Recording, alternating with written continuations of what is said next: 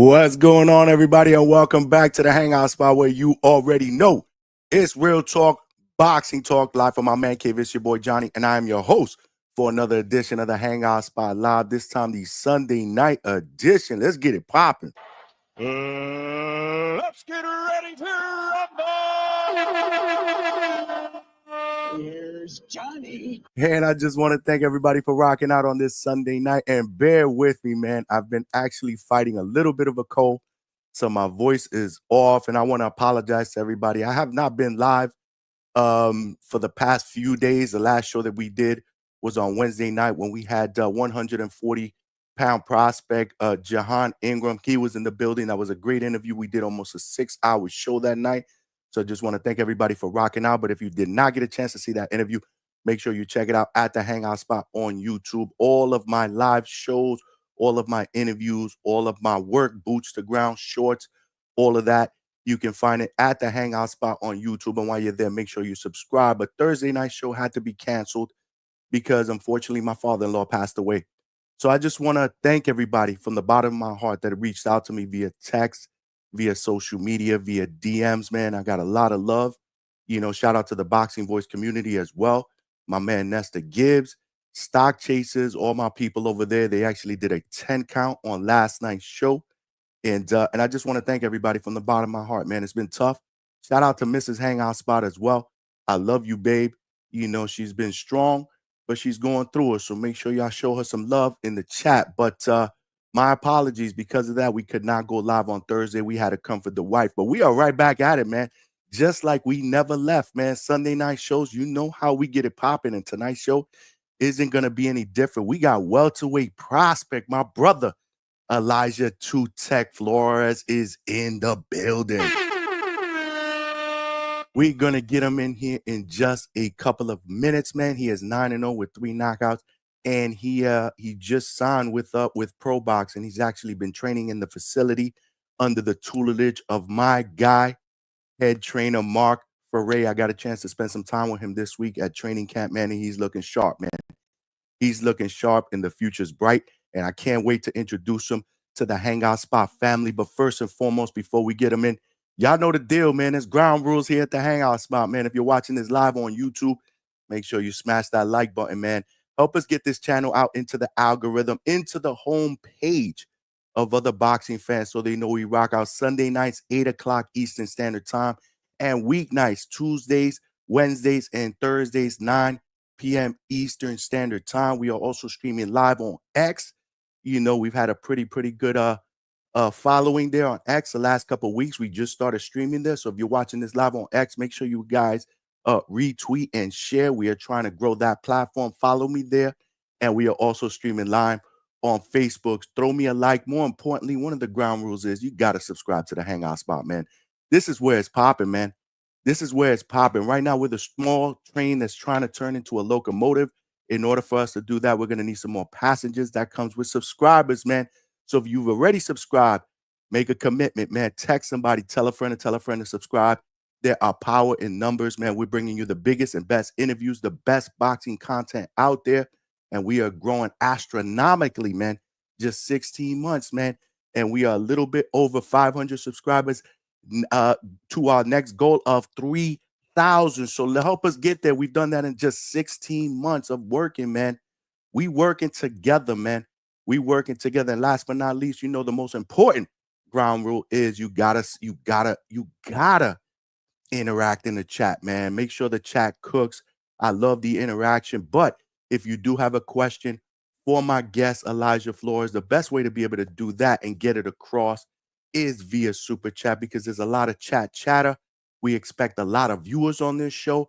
And in order for me to be able to see those, they come up as a starred message. Super chat is the best way to go. And it also provides your brother with a donation. If you want to make any other donations via super chat, super sticker, super thanks, or Cash App down below, that's the best way to do that, because we are putting in the work.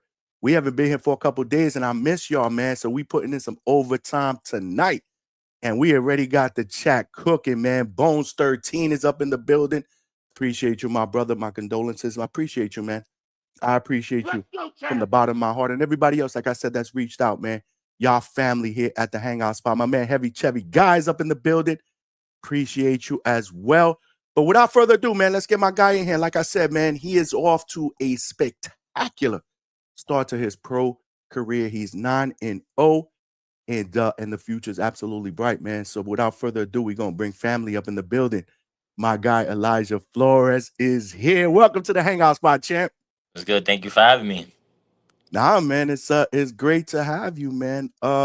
We had a good time. We had a good time last week, man. I'm glad I got a chance to hit up the gym Yeah, you and checked out a little bit of your work, man. And you was looking sharp, man. You was looking sharp, bro. I am trying, just working on, the fundamentals. That's it.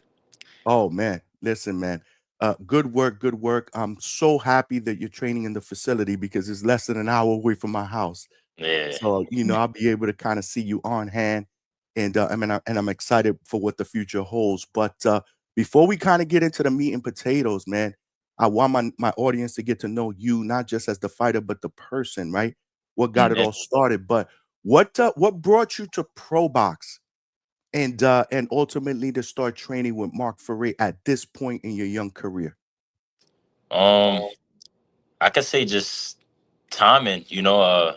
I fell out with my manager at the time, and as I fell out with him, I was kind of just, you could say, scouting, and Pro Box. I think it was their first show throwing outside of Florida, and they landed in my city.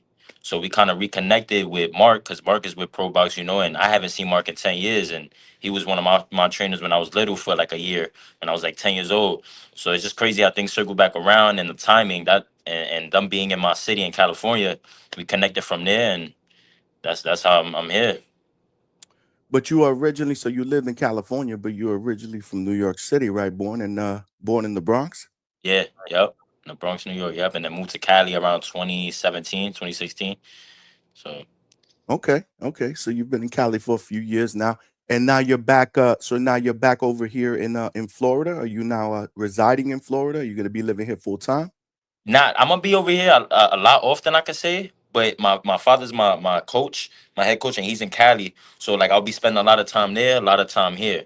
So I'll be getting best of both worlds. Okay, okay. That's what's up. That's what's up. And how long have you been in Florida now? Training with Mark. It's been, I say, a solid month already. This is going on the fourth week. So yeah, it's been like 3 weeks, 3.5 weeks. And how's it been so far? I mean, Mark's got a lot of young, excellent talent over there, man. I think you're in a good spot, man, because you're going to be able to get some good work with a lot of great young fighters. Yeah, yeah, it's been going extremely well. Like since the day I got here, just the environment, the fighters here, the sparring. Obviously Mark with his knowledge. Just tuning up my tools and my assets, and I'm just like destined to be great here. Like you got everything you need. From food to recovery, from trainers, from sparring.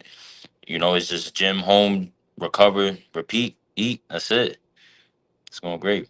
That's what's up. I want to circle back on that a little bit later because Pro Box, shout out to Pro Box. They are family to me, and it's a top-notch facility, man.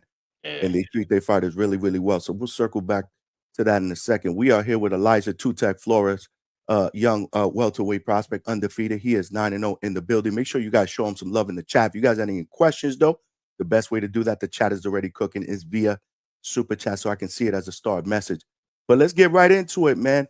I want you to kind of take us back a little bit to where the journey started, man, and tell me, what inspired you. When did you start boxing? More importantly, but what inspired you to be a professional fighter? Um, well, we started in the Bronx, Morris Park Boxing Gym. My father, he kind of paved the way for me. My uncle's box. One was signed with Top Rank back in the '80s, so the boxing was already in my blood. And I started around like 8 years old. Um, and it was kind of just that. My started in Morris Park. I had some trainers. Mark was one of them, and then I had another trainer in Morris Park. Um, and then my dad just picked up on it and learning from them, learning from me. I'm his prodigy, so it's kind of been up since then. Yeah, but did you at that age? I know you were young, but did it click at that age that you wanted to become a professional fighter, or did that happen a little bit later on for you, like in your teenage Yeah, I years? think I think it started to click for me maybe yeah, teenage years kind of. As a kid, I was all over the place. Like not as far as like but I was in sports. Like I was doing baseball. I loved basketball. I loved boxing. So I was just super athletic. But as far as boxing is knowing like if I was gonna be pro or this is what I wanted, I'll say like maybe 13 years old. You know, that's when it's like man. Especially I had that pro style, so it was already like in like I knew what I wanted. Do you have other siblings or whatever? Any other siblings or anybody else in your family ever boxed or dabbled around in the boxing community?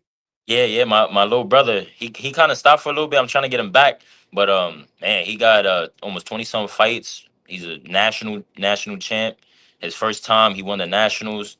Um, yeah, and then my little step bro too. I have he's amateur right now too. So we got a little stable of siblings and boxing going on. So it's good. That's what's up. Are they in Cali or are they in New York City? Well, my brother that did box, he's in Florida. I'm trying to get Okay. him back. I'm about to bring him over here, let him see the environment. And then my stepbrother, he's in Cali training with my dad. Okay, that's what's up. Yeah, That's so what's up. Yeah, man. Elijah TEC Flores is in the building, man. That's what's up. what's So, up? so talk to me a little bit about your amateur career because unlike other fighters, I don't believe that you have that extensive of an amateur career. How many amateur fights did you actually have? Total 12. Total 12. Total And 12 fights. was that by design? Because I do hear from a lot of young fighters, obviously, that turn pro that they feel like people around them with the way they fight that they're more suited or their style is more suited for the pro game as it is for amateurs. Talk to me about that whole dynamic. Is that why you decided to turn pro after so little bit of an amateur background? Nah, it was so more of like, I not that I kept losing, but I had 3 wins as an amateur, non-losses. Um, but what really took a turn with the amateur thing and just boxing in general was that in 2019 when my parents split up, my mom moved back to New York and I moved with her. And you know how the Bronx is, man. You chill around the wrong people.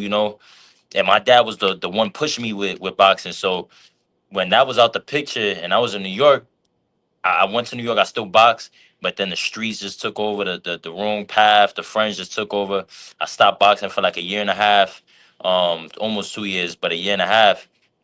And yeah, I was just in the streets. I dropped out of school, so I kind of just put down the gloves. Boxing, turning pro wasn't even really a thing for me till I moved back to Cali when COVID hit. That shit sat me down, and I was like, what am I doing with my life? And I just felt it in my spirit, like I gotta get out of here. Boxing is all I know. Let me shoot back to Cali, and we decided not to do any amateurs. We just decided to throw me in there with the wolves, with top of the top sparring with pros, and I even came out here for a year with my management team at the time. They just had me for a whole year, just training with the pros, being around the environment, sparring with Olympians, just around that environment. And I stuck with it. We turned, long story short, we turned pro in 2021 of Christmas on PBC. I know. December 25th, Christmas Day, your pro Yeah. debut. You won by second round stoppage. That's what's up. Before we get into that, though, I think I want to commend you. For a young guy to be able to just realize, I'm on the wrong path and I got to change myself. Was that just you? Or was that a lot of other people that were just telling you, "Hey, man, you got the talent. What are you doing with yourself, man?" To be honest, I feel like at first when I first stopped boxing, people was telling me that, but like after a year, nobody. It was a decision of my choice. I felt like COVID came and it made or break you for a lot of people. And that COVID just it made me. I made that call to my friend, who was a good friend and still a good friend of mine, and I was like, yo, I need to go back to Cali. Like I'm trying to do this. I'm trying to give this another shot. I'm trying to box. And I just went with my gut, and I wasn't perfect. I was still, messing up, but it was like it was a change, and I went back to boxing. I told my dad. My dad started training me again, and it was up from there. Shout out to you, man, for refocusing, man, and getting it Yeah, right, brother. Because yeah, I know the deal. I grew up in Brooklyn, yeah, and there's a lot of shit around you, like peer pressure and shit that could potentially go wrong if you're not focused. yeah, It can lead you down the wrong path. So shout out to you, man. yeah. Um, It's hard thinking outside the box you know cluttered and you used to that same cycle. So I'm glad COVID made me and it sat me down like yo I got to do something with my life. You feel me? I can't keep doing this and boom, it's out of there. So yeah, Nah, man. Shout out to you, man. Shout out to you. We got our first shit. super chat of the night is from Coach Hector Bermudez with the $5. Coach Hector Bermudez, his family here at the Hangout spot. He trains Rohan Polanco. He trains Yo-Yo Hernandez, Kurt Scooby. So Hey, world class, man. And his question is, what would you say is the difference in training style between Mark and your father? What would you say is your best shot? I would say your stab, jab, and liver shot. that as my favorite shot. Yeah, well, he said what? Well, answer the first question Oh, first. okay. So why would you, Um, what would you say is the difference between the difference in training style between Mark and your father? that's a good question. To be honest, they have a lot of similarities, like as far as boxing, um, movement, just sharp technical work. But I'll say the difference, like I say Mark, he has more experience. He has a lot more experience. My dad's he just turned 43. Um, you know, Mark I think is a few, like 8 to 10 years older. So I feel like as far as experience, knowing certain things, just mostly like tuning up, man. He has a great knowledge of of just when it comes to boxing skills and with my dad is more so like a boxing, like a real boxing footwork, just hit and move, shot selections. But with them two together, I feel like I really got a dream team. I can't really compare and say what's the difference because it's like it's not so too much as far as like experience. Mark has the experience. He's been in there. He had a lot of chance, a lot of guys. So it's I feel like it's a dream team, man. I got both the best worlds. Absolutely, absolutely. And he said the second part of that is what would you say is your best shot? So his point of view, he says it's your stab, jab, and your liver shot. But what would you say is your best? Yeah, yeah. He literally called it out. My jab is one of my best punches, and then my hook, my left hook, whether it's up top or to the liver. But yeah, that's like my left hand is lethal. I feel like I'm really starting to like, not that I'm starting to see that, but like I'm starting to see that and use that more. Before I feel like I'm not really using my left hand, my jab as a like I'm trying to throw 30 jabs around 20, so I know my left hand is my hitter right there. So That's what's up. And your nationality? Are you from Puerto Rican descent? yeah, so my mom's Puerto Rican and my dad's Panamanian from Okay. Panama. Okay. So would you say you got that Puerto Rican, your mom's the left hook, the Puerto Rican left hook? Obviously, the Puerto Ricans possess that big left hook. Yeah, yeah, facts. I think so. And then with the Panamanian side, I got that heart. Like I really got heart. I got balls. I got just the will to win. Just everything. I feel like I'm just a dog. Roberto Duran, bro. Yeah, facts. That's It's what's up, gone. man. Coach said Boricua in the building. Yeah, yeah, man. Half Boricua, half Panamanian. He got the best of both worlds, the left hook and the dog, like the legend Roberto Duran. Thank you for the super chat, Coach. Appreciate that. We got Elijah Flores in the building. If you guys got any questions, shoot them out here. Listen, I just want to shout out to your dad because again, was it so the decision to go with Mark, was it a joint decision? Was it more him? Because again, usually when a father trains their son, it's kind of hard for them to be able to say, you know what, maybe it's better for him to get the tutelage of somebody else, right? Because they're usually, it's your dad. They're Yeah. always going to think that they have your best interest. So was that a joint decision? Was it you? Was it him that pushed you with it? Nah, it was a joint decision. And what I love about my dad, man, is a lot of fighters and they coaches, which is they dad. A lot of father and son duo, they don't really work like that. They let their emotions get to them. They feel like their pride is too high. And me and my dad, man, we both young. We both want to learn, whether it's coaching and fighting.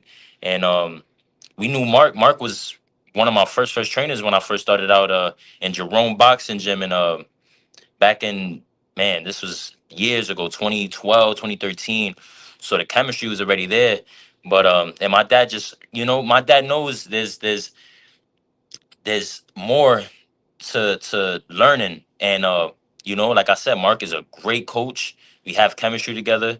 And my dad is not a yes man. He's not, you know, he knows his stuff, and he knows that he could learn from other coaches. I could learn from other coach, and it's not like I'm getting passed around. I don't even like working with other coaches, you know. So it was kind of a joint decision, and you know, it's I feel like it's the best decision. It's like a dream team. I got my pops and Mark, like, you know, and helping me. It's been a blessing. It's been great. That's what's up. That's what's up, man. Great stuff, man. Really, really great stuff. Actually, Coach Bermuda just put in the chat that he's a fan, man. Nah, it's He like, said yeah, he. yeah, nah, I Yeah, know of Hector, yeah, because Anthony Velasco, that's my guy, and I think he trains at your gym or trains with you sometimes. So I like your work too, man. I appreciate it, bro.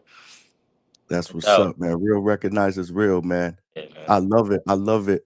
So so what I would say with you, and correct me if I'm wrong, what I always consider you when I first saw you is you don't have the amateur background, but you have what I would call the experience equivalent because you Yeah, you sparred with a lot of big names, yeah. in the sport of boxing. I mean, you sparred with Pacquiao, you sparred with Tank. I mean, you sparred with Ryan. But talk to me about those experiences and how that helped you, prepare you for the pro game. Yeah. Um, that's really what did it for me. You know, I didn't have the experience as an amateur, so sparring these big names like Pacquiao, Devin Haney, Tank, Ron Garcia, and the list goes on and on.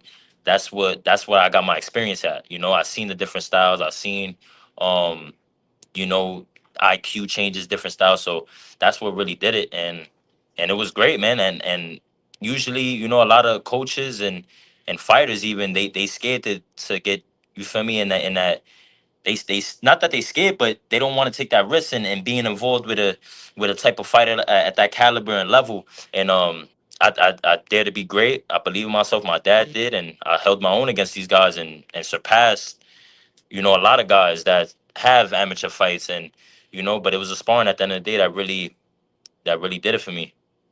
Right, but how did that whole dynamic come about? Like, was it at the right place at the right time? Like, again, you're a young guy. Not many people could say that they shared the ring in any Yeah. capacity with a guy with a legend like Manny Pacquiao, with guys like, Devin Haney, with guys like Tank Davis. I mean, how did that whole dynamic come about? Was it just being in the right place at the right time, knowing the right people? How did that whole thing happen?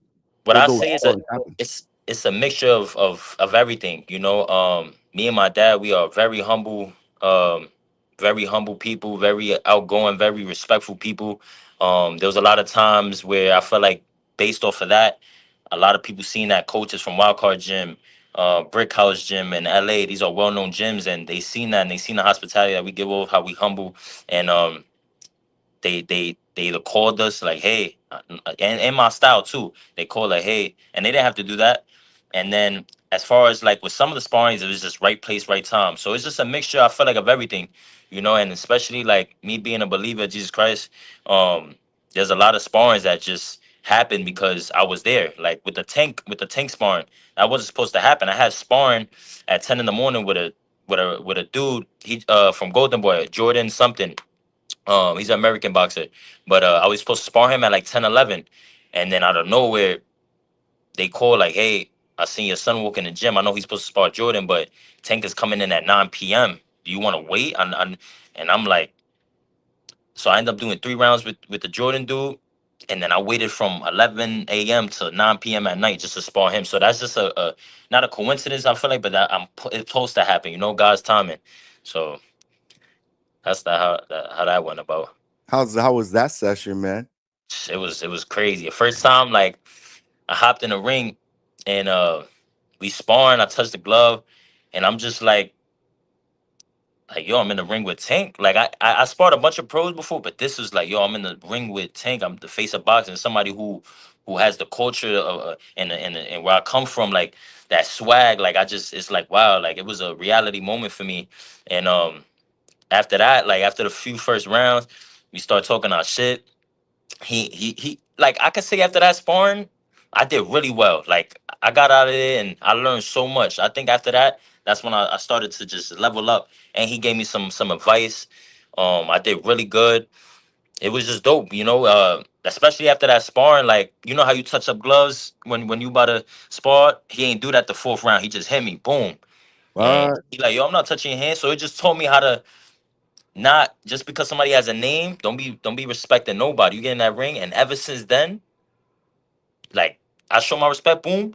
But it's I don't care if you could be you could be Floyd. I'm in there me. You know, I'm not because you Tank or you know what I'm saying. So and he told me that we was talking our shit. I'm like I'm from the Bronx. Like, what's up? While the sparring session was While the going on? sparring said because he was talking That's his shit. what's up. You know, so it brung me. You know, it brung that like my character out of me, regardless of being a name or not for him. Like it and he told me, you don't sit on my shots. Like he's a real genuine humble dude for being at that level. Like and we was chopping it up. That was a great experience. One of the best experiences I had.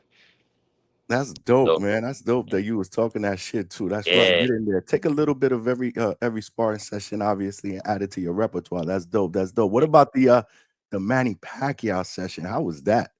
that was even that was like on the same, if not more. Like even though we did 2 3 rounds, like I'm like this I Tank I face a boxing right now, like you know, but this is somebody that's not even in my era, who wasn't in my generation. This is somebody I watched. My first pair of boxing shoes was Manny Pacquiao. I was like, so when I'm in there, it's the same thing. Like the first round, I'm just moving around because I'm like, yo, this is Pacquiao. Like he's his signature moves, and it was dope. Like he got the speed still.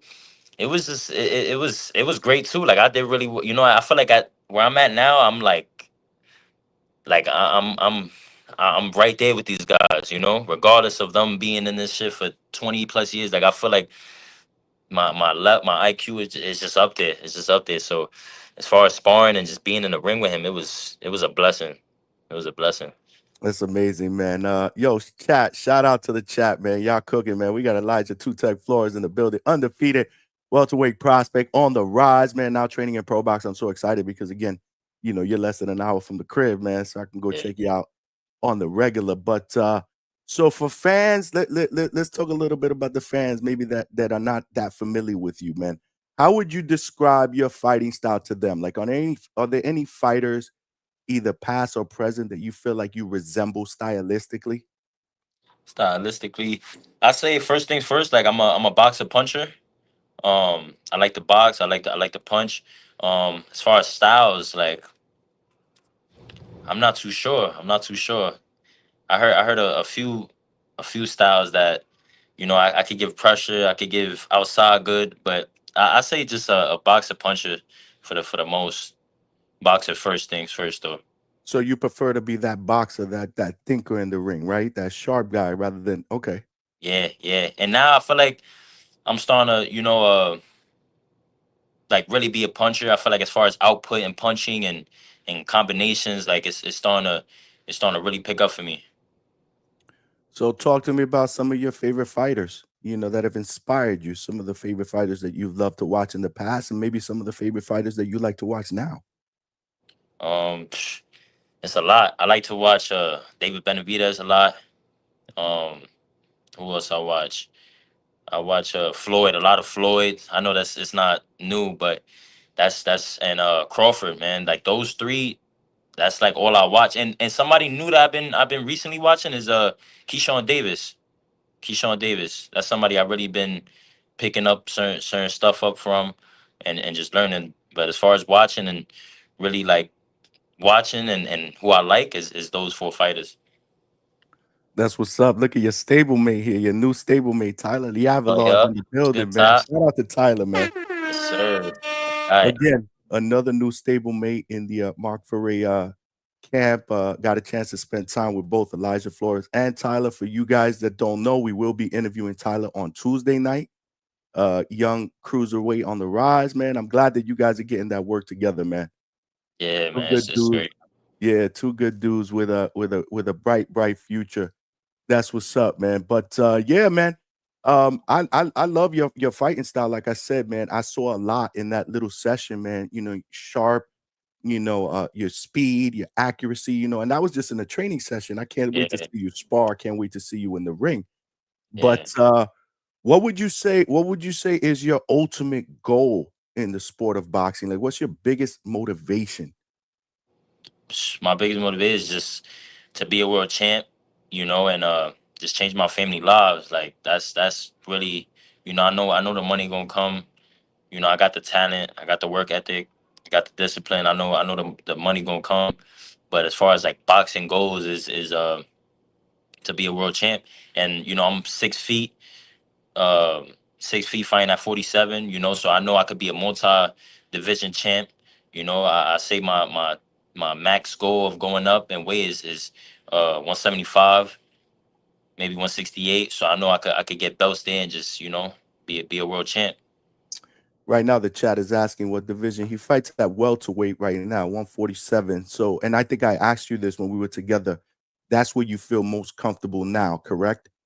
Yeah, welterweight. Yeah, my first few fights, it was 140 plus three, plus four, plus two.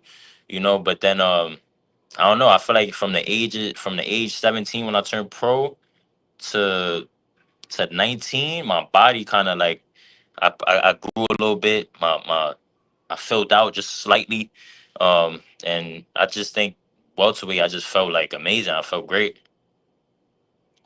How long do you see yourself in that division realistically? I mean, you're still young. You're Yeah, 21 years yeah. old. I say another probably a few years. Another, I if I lock in, not if, when I lock in and I keep my body intact and shape and recovery and just eating right all year round.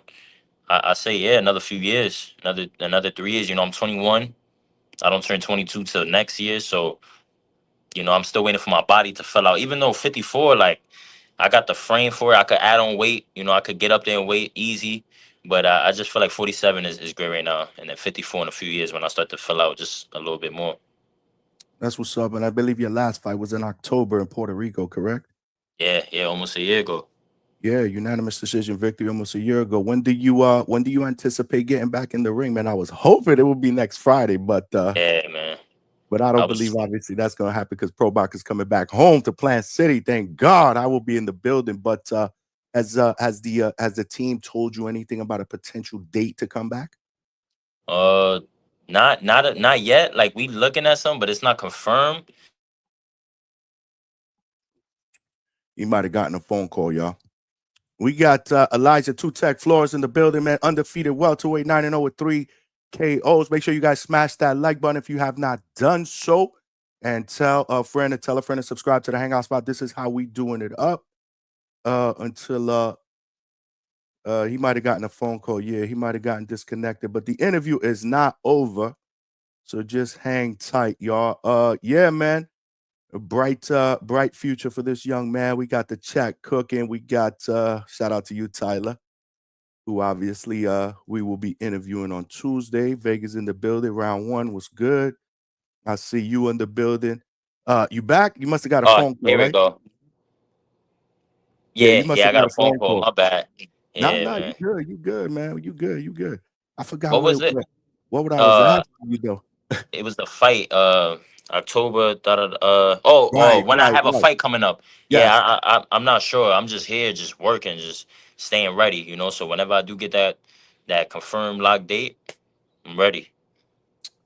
That's what's up. That's what's up. Tell me what's the best piece of advice someone has ever given you?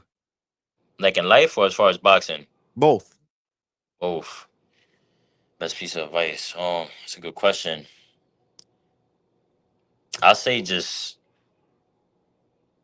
more so like it's more so of a godly thing, like just devoting my life to the Lord, that everything else will come after. Like just give your all to God, give him the glory, and you're gonna see how things open up for you. And then um as far as boxing advice, like I pick up advice all the time, so it's hard. Like especially being here with Mark and my dad, it's just a lot of Coach Ray got a lot of knowledge, bro. He dropped a yeah, lot of man. knowledge, bro. Shout It's out to Ray. just it's just a bunch of advice that like I get from everybody that it's hard to even, but it's just So tell me, right? A young kid in the Bronx that wants to become a fighter, but obviously is fighting through a lot of different things that you did, right? Peer yeah, pressure, the stuff in the street. What advice would you give that young kid? man. I'll say, you know, be around the right people. I feel like you could definitely be a product of the environment so fast by being around being around the wrong people. So, first thing first, I'll say just, choose your friends wisely, stay focused on what you got to do as far as school, sports, and by you doing that, you'll pick up a lane that that good kids that you'll be around, and you'll start to pick up some. So that's what I'll really tell. I feel like it was not so the environment. Obviously, the environment had a big thing, but it was just so much of like of being around the wrong people. So I'll just say pick your friends wisely, be around the right people, and just stay focused. That's what's up, man. Great advice. I figured that would be a good question, like I said, because you've Yeah, that been was a down that great road. question. You've been down that road, and look at the path that you're headed right now, man. Yeah, You got stardom, written all over you, bro. It's yeah. super, super exciting. Let's tap into your Puerto Rican side, though. What are your top three favorite Puerto Rican fighters of all time? I say Hector Camacho. Mm, Um, Subriel is one of my favorite Puerto Rican. And I was able to spar him. And my top three, Hector Camacho, Subriel. Um, I need like an old school. Who's my? You could say Felix Trinidad. I okay, like the Trinidad a lot. that's Trinidad was what's up. just he That's fought a lot of, yeah, man. Those three that's is like my favorite top. dope, dope. And that sparring that you did with Subriel, was he all about that pressure, man? Just Yeah, applying that yeah. pressure? I could see how like he where he at right now. Like when we sparred, it's like, and I always like, yo, all right, you got to be in dog shape, right? Like even for him, you got to be in tip top shape. But I'm just like, how is he throwing this much punch? And I guess in Puerto Rico it's 18 ounces, so we sparring 18-ounce gloves Tuesdays and Thursdays, like whatever, 2-3 times a week. And yo, that builds muscle, endurance, that builds strength. I could see why he's able to just nonstop. So it was different. It was fire. That's what's up, man. That's what's up. Give me one fighter that you haven't sparred that you're like, yo, I would love to spar that guy. Shakur, Oh, and Tio. I think those are like the only champions that I really that's like that was in the 40, 30, and Jerron Ennis. Like those three, and even Hitchens, those four dudes is like the only champions that I have. Like every champ I spar, every is there's a few missing still, but I sparred almost every world champ from like 35 to like 47. So yeah, but those four, like especially Shakur, I feel like I'll be able to learn so much, like so much off of that sparring. Like that's what I'm about, just learning. that's dope, man. Yo, you got a lot of great experience with a lot of great fighters in the ring, man. 21 years old. That's Yeah. absolutely tremendous for you. Tremendous. What do you like to do when you're not fighting, bro? When you're like boxing, we got to put that on the back burner a little bit. I need to do something to relax. What do you like to do when you're not fighting? Now, fine. I love the game, man. I've been gaming since a kid. That's always been an outlet for me. Um, Gaming, playing ball. I kind of chilled out on ball because as being a professional boxer, like you can't afford any injuries, especially outside of boxing, that you'll be damned. So, but it's been that, yeah, basketball, gaming mostly, and in the studio, I'll be rapping. I'll be rapping from time to time. I don't really put Say none out word. at all, but yeah, I'll be rapping, a You little gotta melody and send me stuff. something, man. What's Got up? you. Send me I something. Let's got you. we No gotta doubt. represent, man. We gotta Facts. represent. That's what's up. That's what's up. Yeah. What do you play? What do you like to play? What games do you like to play? Right now, it depends on the season of you feel me, like the games that's coming out, but mostly 2K, Call of Duty, Warzone, and yeah, those two games is just my main games that I be on like from years. So So I used to play a little bit of Warzone. I don't have any time to play it anymore with all the shit that I got going on. But I used to play Warzone. So you a camper? Are you a camper or not? nah. For a boxer, like I'm willing to put my money where my mouth is. I think I'm the best. Um, I think I'm the best boxer to ever touch the sticks What? and play ball. Like I don't know. I just genuinely feel like that. I don't know.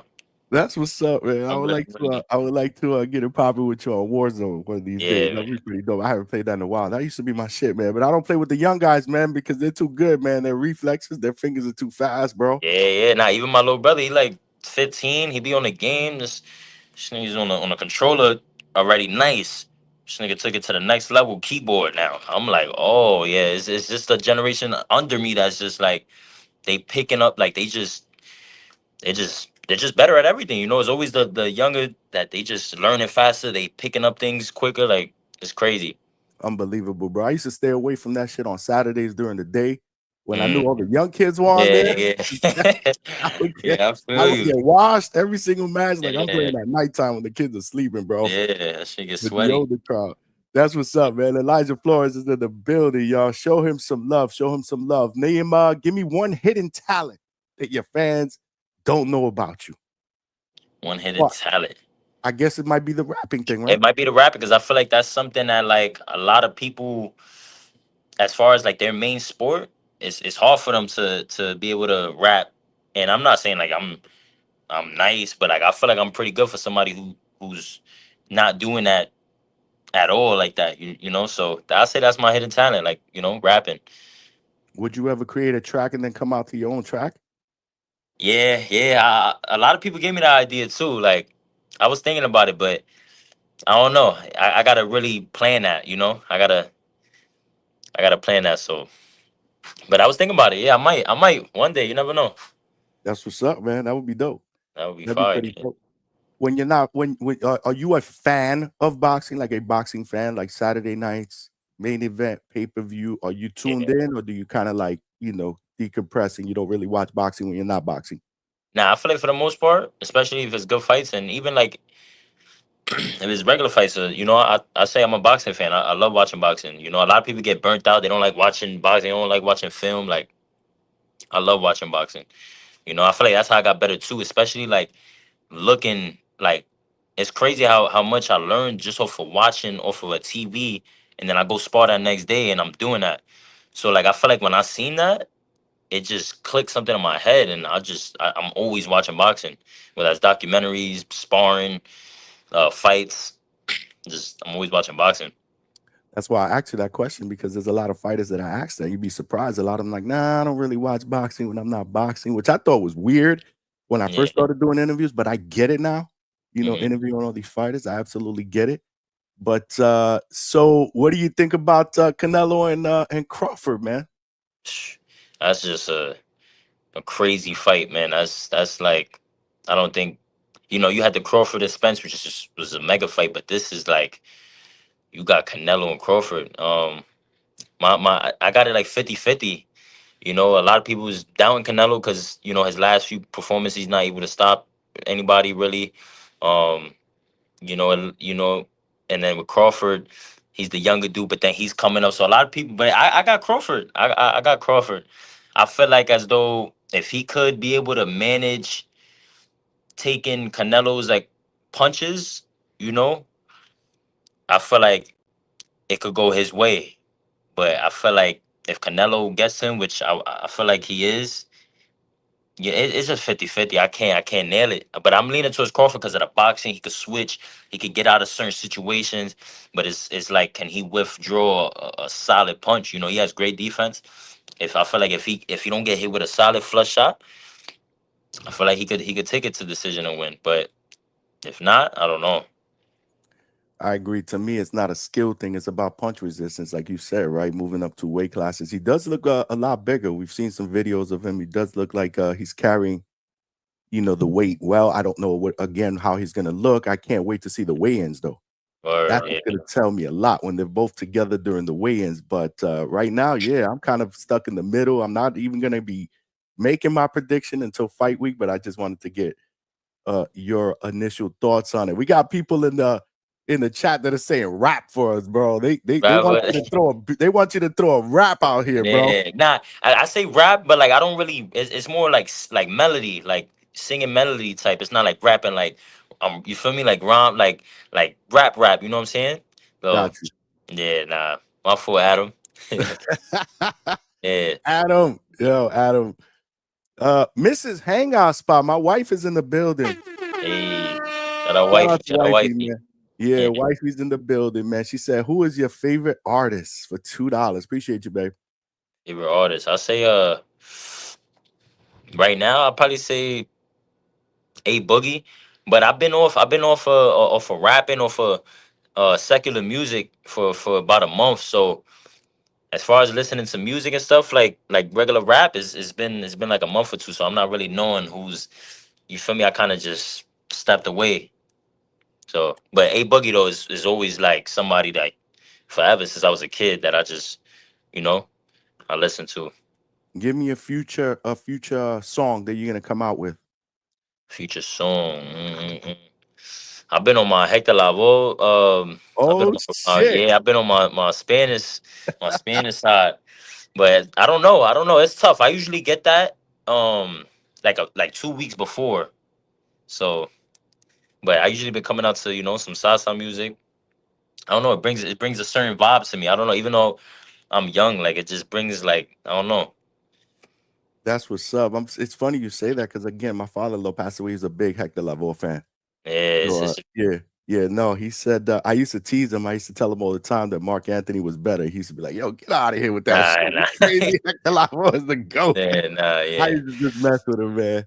I used to just mess with him. It's funny that you say that, but nah, that's dope. That's yeah. absolutely dope. Absolutely dope. Let's play hypotheticals, man, and give me your three future dream fights. Three guys that you would say I would love to fight down the road if the opportunity would present itself.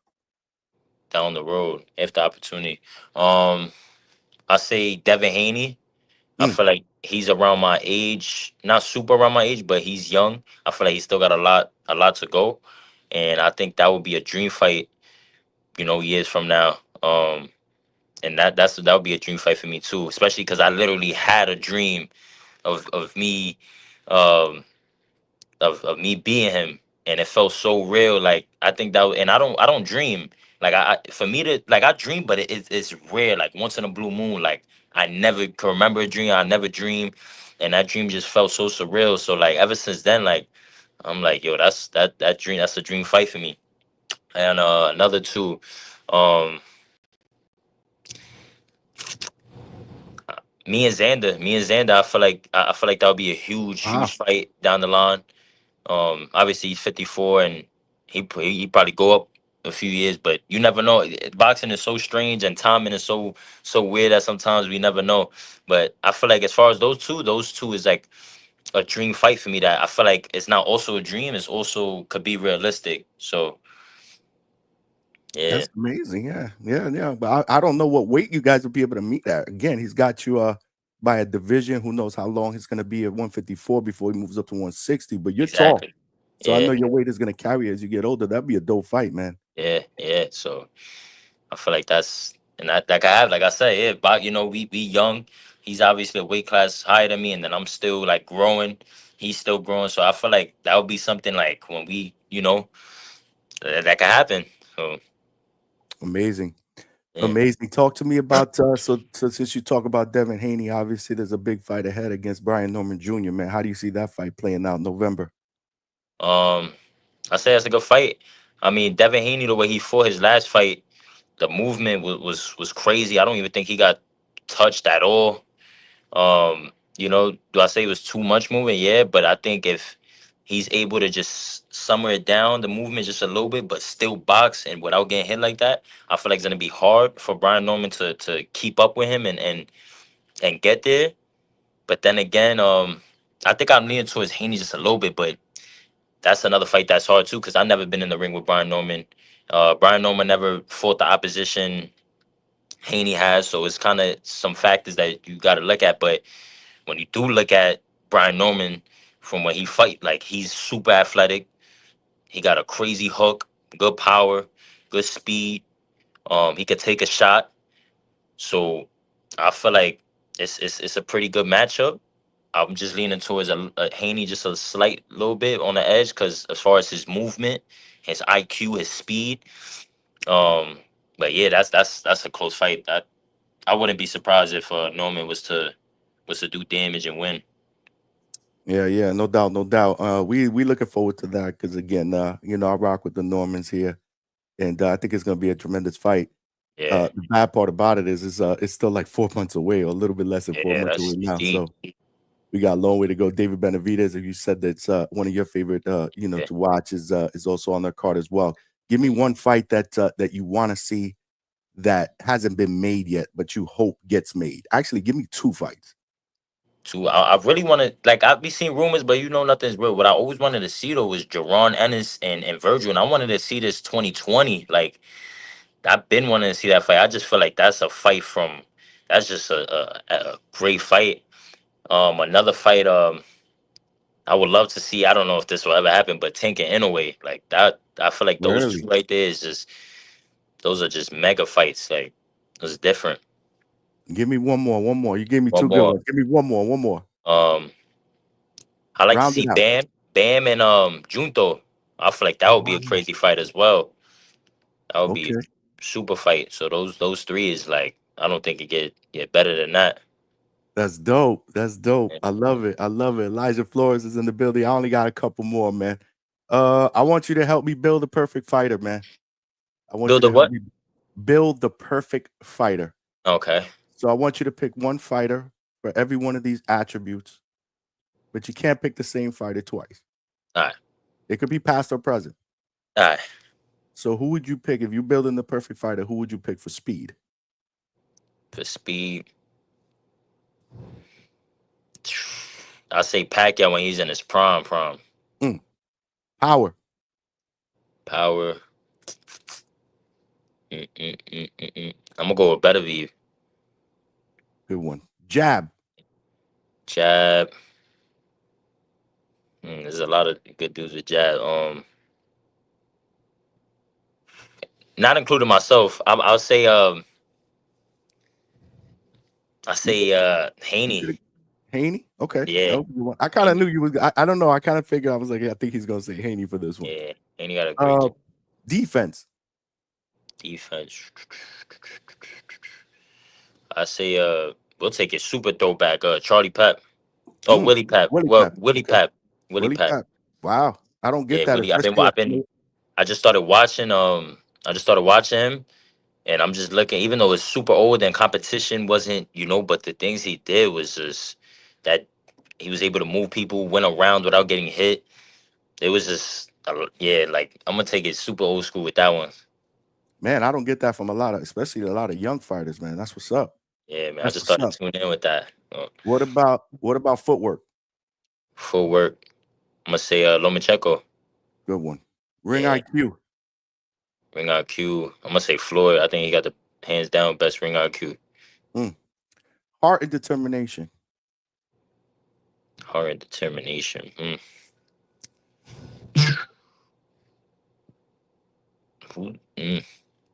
I say Arturo Gotti. Wow. That was That's what somebody that's who what I just, would say. That's what I yeah, would say. That's dope. yeah, that was just somebody who was just, I feel like a lot of fighters willing to die every time they step in there, but Of course. that just he just had a different kind of grit and heart and determination to just win and get back up. That was dope. And last but not least, obviously, we live in a day and age where you got to be able to market yourself. So I'm saying star appeal. Star, like, who's Just a star appeal. Somebody that, I say Tank.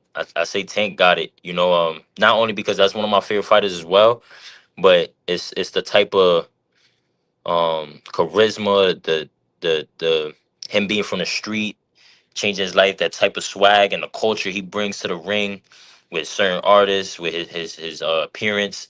It brings a certain type of energy, like, yeah, like, So I say and he got all the marketing. Every Tank, gotta say Tank. and you just build a perfect fighter, champ. Yeah, I love it. I loved your I, answers, man. I loved your answers, man. Last I, but not least, I want you to finish this sentence for me. You're 21 years old now. yeah. I will be a world champion by the age of. I'll say 23. Mm. And I would say 20, I would say 22 even next year, but I know that'll probably be an interim or something. Like, I'm talking about a real belt. I say 23. Nah, that's dope, man. That's dope. This was absolutely amazing, champ. Absolutely So amazing, man. thank you for having me. What do you want to say to your fans, man? Just keep rocking with me, man. I'm a people's person. I love giving entertaining fights. I love fighting the best, even though I haven't got the chance to fight the best yet. I know that time will come. I'm gonna be one of the the greatest fighters in my division. I feel like I'm a hidden gem that nobody knows about. So just stay tuned to Elijah Flores. I'm up and coming. Um, and yeah, man, that's it's sky's the limit for me. So just tune in. Listen, man, we're excited, man. We're excited. Let my viewers know if they ain't following you yet, they bugging out. But where can they Mm. follow you on social media, champ?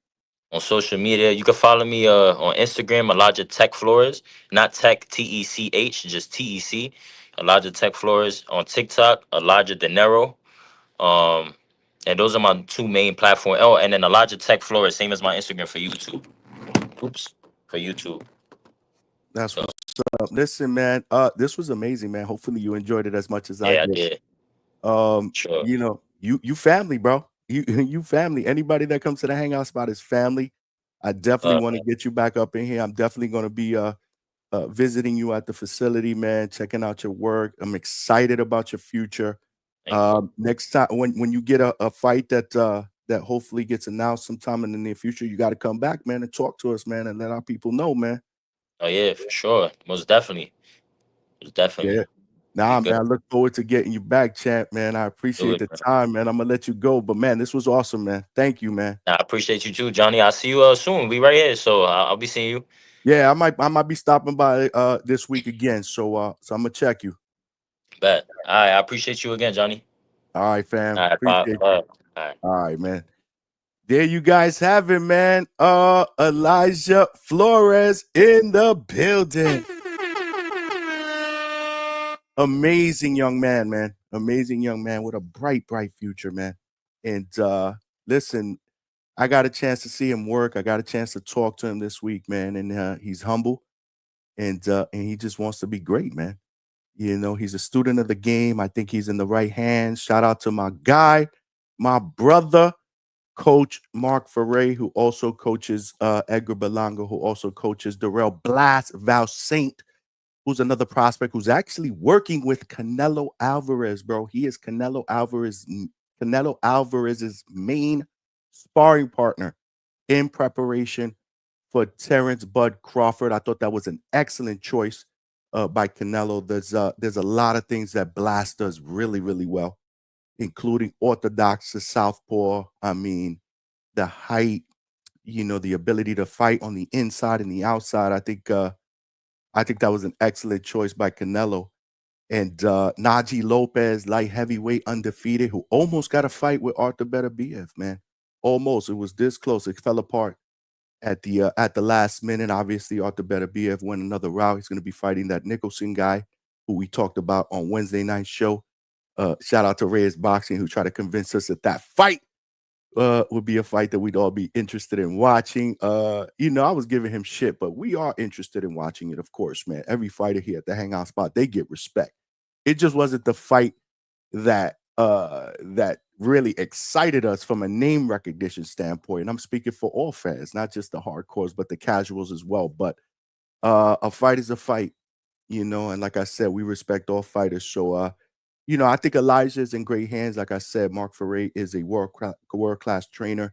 Shout out to all his fighters. Obviously, the Valle brothers, Dominic, Marcus, and Kenyon, who is making his pro debut. They're fighting next Friday at Pro Box. Pro Box returns back home to Plant City, Florida, man. So we will be live and direct from Pro Box. The Hangout spot will be there, putting in that work, boots to ground, trying to get those live shorts, live interviews, contacts so that we can bring people here on the channel.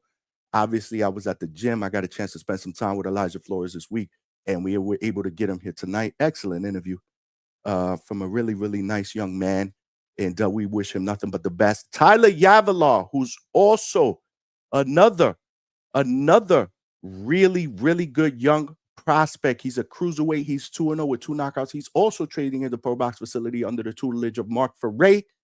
I got a chance to see his work. Make sure you guys check out the channel, man. Make sure you guys check out the Hangout Spot channel on YouTube. We put some shorts out there, with Elijah doing some shadow boxing, so you can see a little bit of the skills. We put a short out with Tyler Yavalaw doing some heavy bag drills under the tutelage of Coach Ferre, and we will be having Tyler Yavalaw on Tuesday night, 9 p.m. Eastern Standard Time. He will be here. We got to introduce him to the Hangout Spot family. Again, man, 2-0, 2 knockouts. All these young guys are, we love to interview the young guys, right? We love to interview the young guys. They have a lot of energy, a lot of, promise. And, we want to be able to say that we were rocking with them. We were rocking with them since day one. All of us, not just me, but all of y'all, man. Hopefully you guys enjoyed that interview as much as I did. My apologies, man. My voice is shot, man. I've been sick since Wednesday. It's been a long couple of days, man. It really has, man. Shout out to all of y'all again that have reached out. Send me text messages, DMs, man. Shout out to Mrs. Hangout Spot, man, who's watching and send that super chat a little earlier. Her dad passed away. My father-in-law passed away on Thursday morning. We found out Thursday afternoon, and it's been a rough couple of days for her, obviously, and for all of us. But he's up there looking down on us, man. Shout out to you, father-in-law. We love you. We here. Have a Budweiser up there for us. Play that Hector Lavoe music, man. He loved his old classic salsa music, man. Play it up there. Play it loud. Play it proud. And shout out to all of y'all in the chat that were showing love. I saw that during the interview. You guys were sending your condolences. I appreciate y'all. Appreciate the guy, Coach Bermudez for sending that super chat. Good questions. Yeah, man, there's a lot going on in boxing. There wasn't really a lot of activity as far as fights. We kind of got spoiled. Excuse me. We kind of got spoiled in the month of July. We had fights on Friday and Saturday. It seemed like every single weekend. And then we got off to a good start in the beginning of August with the Duarte and Kenneth Sims Jr. card, and we also had the co-main event between Regis Prograis and Joseph Jojo Diaz Jr. That was a great fight. A good competitive fight against two guys that we thought we may never see the loser back again, but it was such a good fight. Chances are we probably do see Jojo back in the ring again. So August was off to a good start, and then this weekend was a little light as far as boxing. There was some good fights that took place on the zone. Excuse me. On Friday, Albert Ramirez won. Mirko Cuello won. I mean, so some good fights there. And then this weekend, we got the fights over at Riyadh, Saudi Arabia. This is this Saturday, the 16th. We got young heavyweight undefeated sensation Moses Otama. He'll be fighting against Dillian White, veteran. That's on the card. Raymond Ford, who's going to be fighting against Abraham Nova, who has been sparring in Springfield or was there making a stop to spar in Springfield with Coach Hector Bermudez, who was in the chat earlier. Shout out to the coach. Nick Ball, man, the WBA featherweight champion, is going to be facing Sam Goodman, two undefeated guys going for that title. Let's not forget Philip Herkovich. Heavyweight will be fighting. He's 18-1 against David Adelaide, who's 14-1. So a good card on the zone on Saturday, Riyadh season. We'll get into that card later on in the week, and we'll get our previews, our picks, our predictions, and we'll get Coach on at some point this week as well to kind of give us his lock pick. For those of you guys that are betting, we are doing weekly picks by Coach Hector Bermudez, who gives us his, I believe, 2 or 3 picks, and then he gives you that one lock, that dead bang, that one, like he says, that you could bet the house on. You know what I'm saying? So more to come on that. We'll do that as we get closer to fight night on Saturday. Friday, like I said, I will be live at Pro Box. Some really, really good fights at the Pro Box facility on Friday. Really good, entertaining main event. But yeah, man, we are here on Sunday. Who do you got in the chat, man? We got over. What's up, man? Make sure you guys smash that like button, man. If you haven't smashed that like button, do so, man. We got over 70 some odd people here. We got another a bunch of other people on X live. If you're watching this on X live, please retweet and share. We are trying to grow that platform. We just started actually going live on X about 2 weeks ago. I think it was about 2 Sundays ago. We decided to do live and stream simultaneously on there. So we are growing, our family, right? Because this is a family here at the Hangout Spot. We are growing our family as we go. The other day, I believe the last show that we did, we had over 100 people watching live. We went till almost 3 o'clock in the morning. Wednesday's show was about 6 hours long. This is how we do it up here at the Hangout spot. We are the late night spot, baby. We got to give love to the third shift and the overnight workers. They need their boxing talk too, man. You know how it is, man. We keep it a buck. We passionate. We share our opinions. We throw different perspectives. It's a safe place for all of us to be able to talk the sport that we love, man. We vent. We talk a lot of shit. We laugh. I mean, this is where it's at the Hangout spot. There's been a lot of shit going on over at the Boxing Voice as well with Border Wars. Just, Border Wars was actually what, 2 weeks, about a week ago. I believe Border Wars 16 took place in Watertown, Wisconsin. The main event winner, Lobo, actually beat Tip Bayless. We will have El Lobo on here in just a little bit. I just sent him a message. He will be here in less than 10 minutes. There's been a lot of shit going down. If you are a member of the Boxing Voice community, make sure you spread the word right now. Tell them to tune in because we got a Lobo here. And there's been a lot of talk. Is there going to be a rematch? Lobo put a lot of stipulations, said if there's going to be a rematch, he wants shit done. Namely, guys that are normally not fighters, he wants them to fight like Two-Tone the Superstar. So we're going to get Lobo's take on why he's putting all these stipulations in place, why there won't be a rematch. Will there be a rematch? What was his take on Tip Bayless's performance on that night? So in just a little bit, we will have Lobo on. And who knows? You never know who's going to pop up here at the Hangout spot, man. Even though we're a little bit sick, we're a little bit under the weather, we pull through, baby. This is what we do. We fight. We fight through it, man. We fight through it, man. Appreciate y'all. Appreciate Bones 13, Heavy Chevy. I appreciate you. Black Ray Donovan was good. You know it. We live. We live. Will said my favorite boxer. That was for Elijah Flores. That's what's up. Cam, what's good, Cam? My man. First off, Johnny, welcome back. Second off, condolences to you and the family. We are glad to have you back. Stay strong. You know it, baby. You know I appreciate you, and it's good to be back, man. It's good to be back with the family. Big Money was good. Salute to you. Salute to you, my brother. Unlaced was good, my brother. Hit the like button if you're here for the Lobo Tone face-off. Lobo will be here. I don't know about Tone, though. But Tone know what time it is. If Tone want to jump in, he can jump in. He could jump in. But we're gonna get Lobo's take first, right? We're gonna give Lobo his airtime first. Again, the victor in the main event, much anticipated main event between him and Tip Bayless. As you remember, about 2 months ago, we had them both on the panel. We did an interview with Tip Bayless, and we had Lobo come and crash that interview. They went back and forth, man, hyping up this fight. So a lot of trash talk on that day. The fight lived up to the expectations. It was a really good fight. Lobo wins by split decision in a fight that many feel like Tip won the first round, but then gassed out. And, shout out to Lobo, man, because my man trains every single day, man. He lives the life of a professional fighter, bro. He may not be a pro, but he lives the life of a fighter. He's always in the gym, and obviously there's been some talk about how committed Tip Bayless was in his training, right? Saying that he just sparred like 2 weeks before or started, ramping up his training just 2 weeks before the fight, which explains more than likely why he ran out of gas, in the second and definitely third round. So we'll see. A lot of people in the community, though, if you watch the Boxing Voice, feel like Tip won that fight.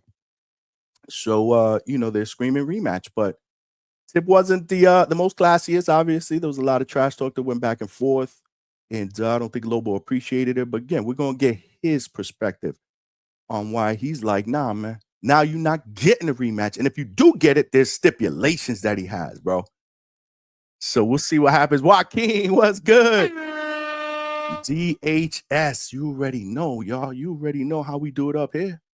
You already know. Great interview by Elijah Flores. If you guys are just tuning in and you did not see that interview with a young up-and-coming welterweight prospect who is now training under the tutelage of Mark Ferre at the Pro Box facility here in Plant City, Florida, go back and check out that interview as soon as this live show is over. That's where all my live show goes, right on the Hangout Spot channel on YouTube. While you're there, I know you guys have subscribed. And if you haven't, shame on you. Subscribe. But more importantly, man, text somebody and tell a friend to tell a friend to tell a friend to tell a friend to subscribe to the Hangout Spot. We're trying to get to that next goal of 3,000 subscribers. We're about a little bit less than 500 away. Help a brother get there, man. Let's help a brother get there. There are power in numbers. We want to continue to do these interviews with the biggest and best names in the sport of boxing. It's not just fighters. We do trainers. We do referees. We do broadcasters. We do legends. We've had Jim Lampley up in here. We've had Tony Weeks. We've had Claudia Trejos up in here. We've had champions. Let's not forget. This is how we roll here, the Norman Spot. We will be live and direct at training camp with Brian Norman Jr., the WBO welterweight champion, probably at some point in September. That's when the camp starts. We'll be in and out of that training session. We will be doing live shows from there. Shout out to the Normans. Shout out to Coach Brian Norman Sr. We will be boots to the ground, man. We putting in that work, man. That's what I'm saying. You guys have to tell people to subscribe. Smash that like button, man. What's going on, man? We got over 70-some odd people here, only 50-something likes, man. What's up? It's free, man. Subscribing is free. It helps the channel grow. You guys have been watching the last couple of weeks. We've had callers. We've had people in the chat that will say, hey, man, you know, I saw this show pop up on my feed, man. On my homepage, I decided to give it a look. I love what y'all doing there. Good, chill, laid-back boxing talk, bro. No controversy, no hate. Only way for us to be able to continue to do that, get more viewers, get potentially more callers, is to smash that like button, share, and subscribe, man. Do the same on YouTube. If you're watching this on Facebook, like, come on over, subscribe. Let's get it popping. Roger that. What's good? My condolences, Johnny. Keep your head up, champ. Nah, appreciate that. But more importantly, show Mrs. Hangout Spot love. I think she's in the chat. You know, she needs the love as well, man, because she family, man. She family. Chad from Canada was popping. We got people from all over Canada. We got people from Africa, the UK, New Zealand. You know it, bro. You know it. We got my brother OC, the boss. Yo, Johnny, I'm just tapping in fam mode. Condolences to you and the fam. Heads up. Salute to you, my brother, and good performance in Border Wars.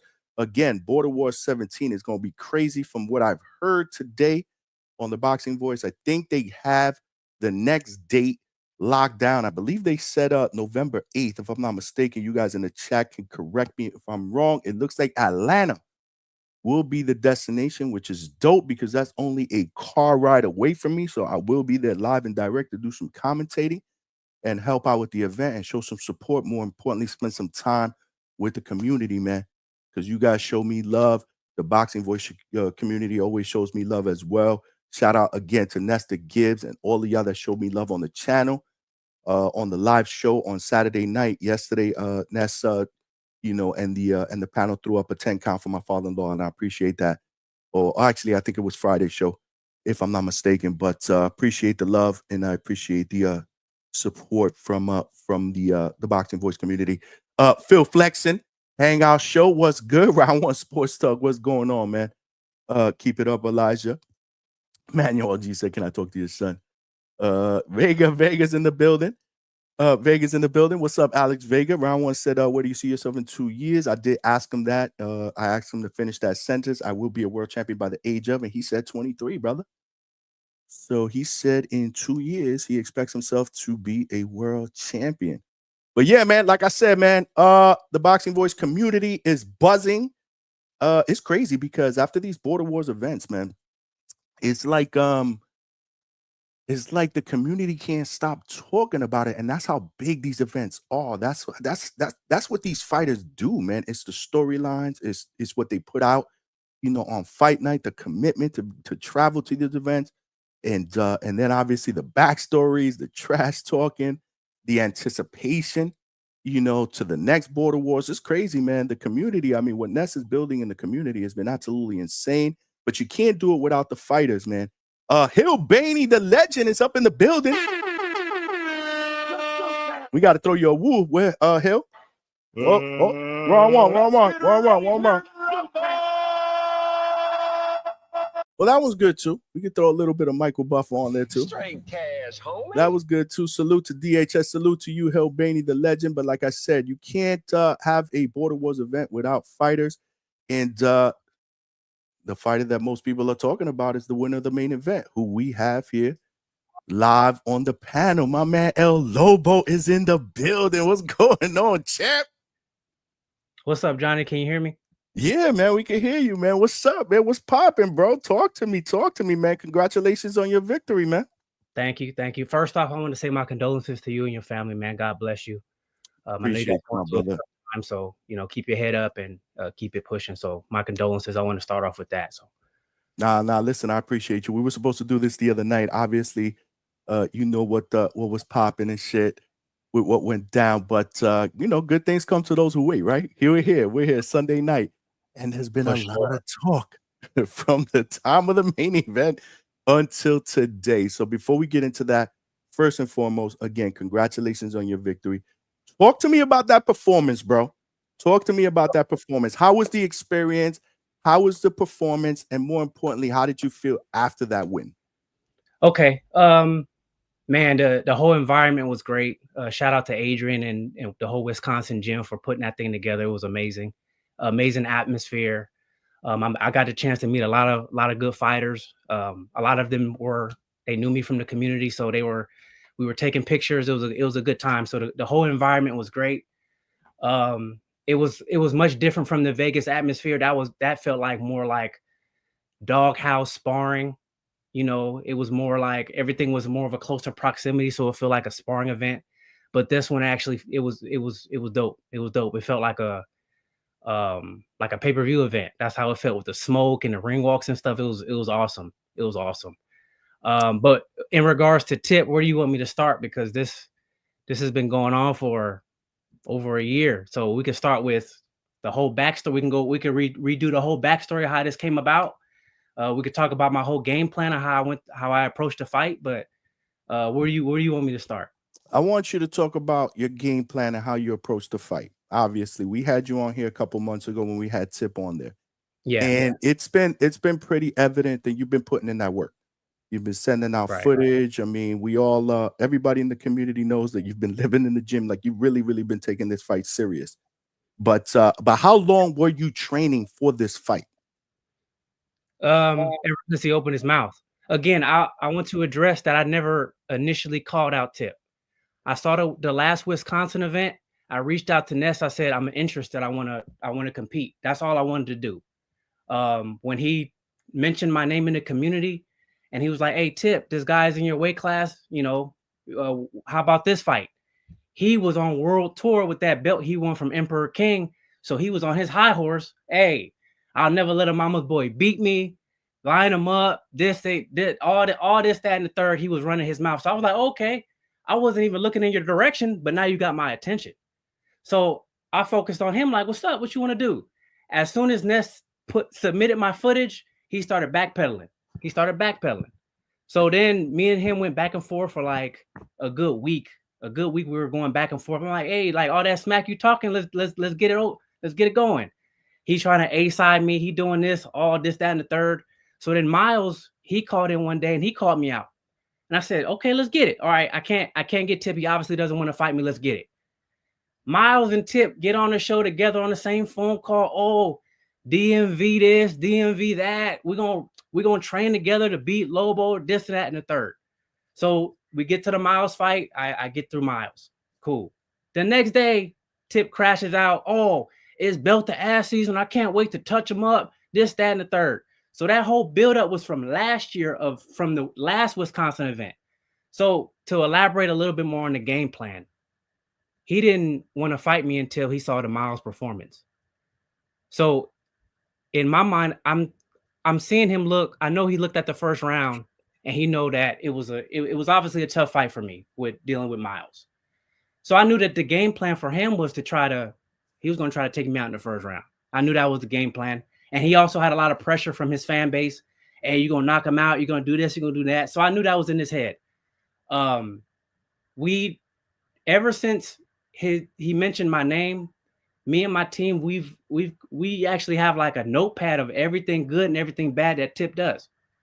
So we can get into that of the whole game plan of what he did well, what he didn't do well, and that kind of formed how how my game plan went. Let's get into that. So you say you were taking notes of everything. So you mean prior fights? Yes. Prior like sparring, he had submitted sparring for the Emperor King. So we went back. I backtracked and looked at all this, everything that he submitted for the Emperor King fight. We downloaded. We looked at everything. Wow. Okay. So you said you weren't surprised that he came out in that first round guns blazing, because he came out strong. We knew he was going to come out like that. And then it was like, okay, he's going to come out this way. He's going to come out. We had different game plans on how he was going to come out.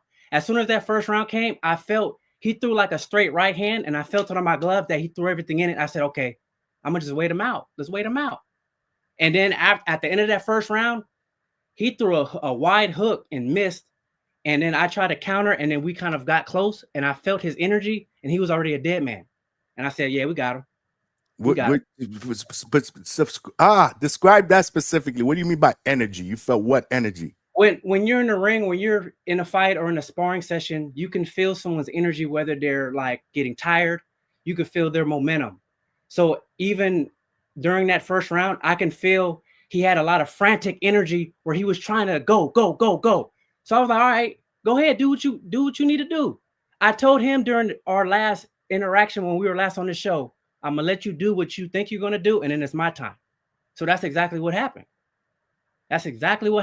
So again, at the end of that first round, he swung real wide and missed.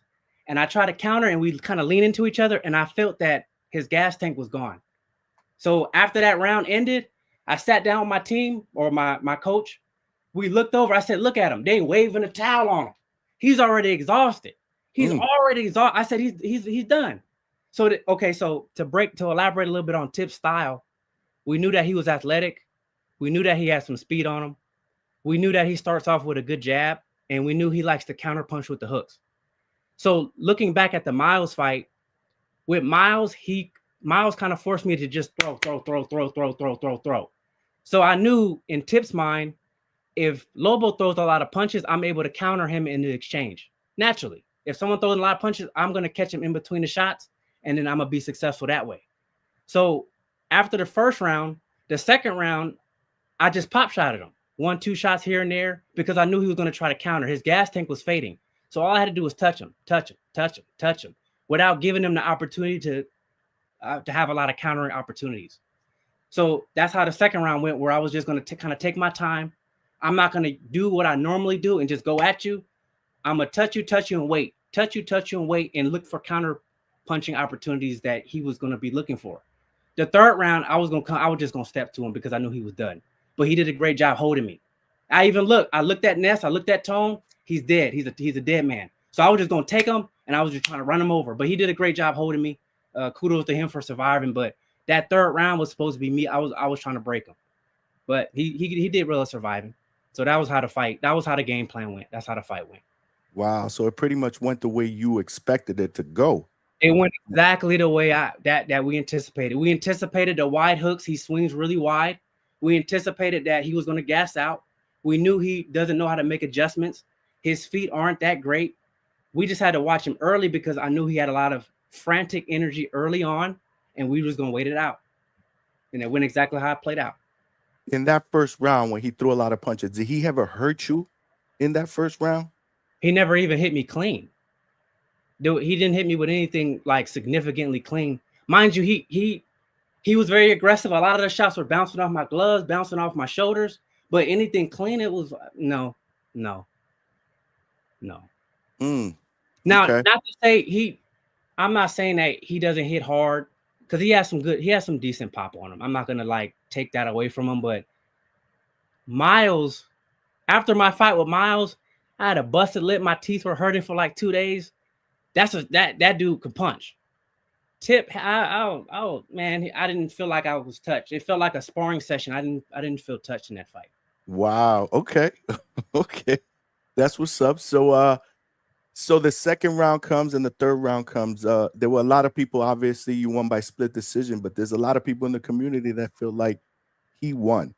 What do you say to those people that feel like that he won? That's fine. That doesn't pay me. I feel in my heart that I won. I know that I won. So I don't. Those same people thought that I was going to get knocked out.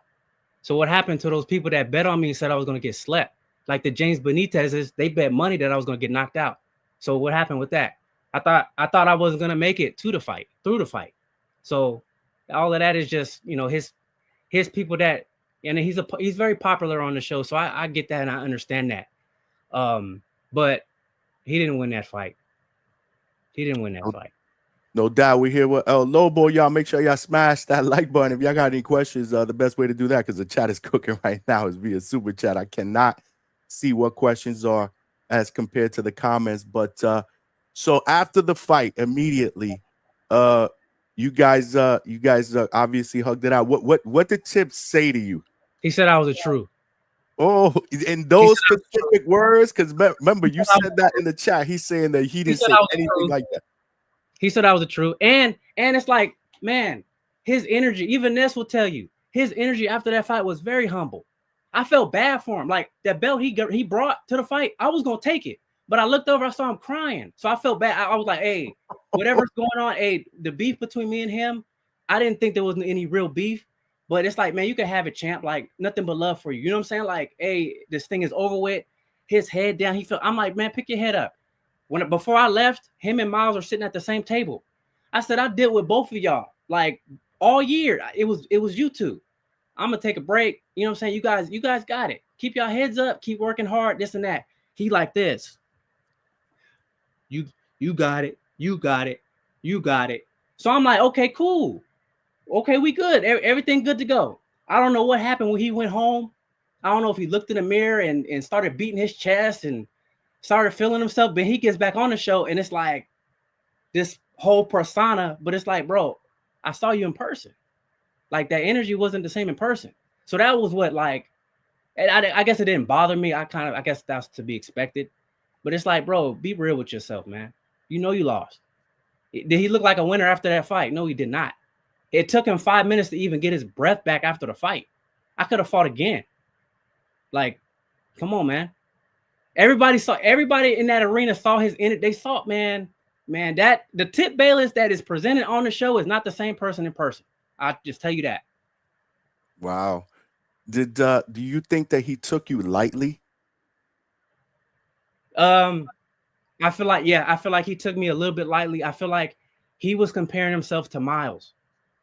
And I told him, you're not. Miles was bigger, Miles is stronger, and he's a little bit more rugged around the edges. Like Miles is tough. He's very tough. And I think that he saw the success that Miles had and he took it and like ran with it. And it's like, oh, I'm gonna do the same thing.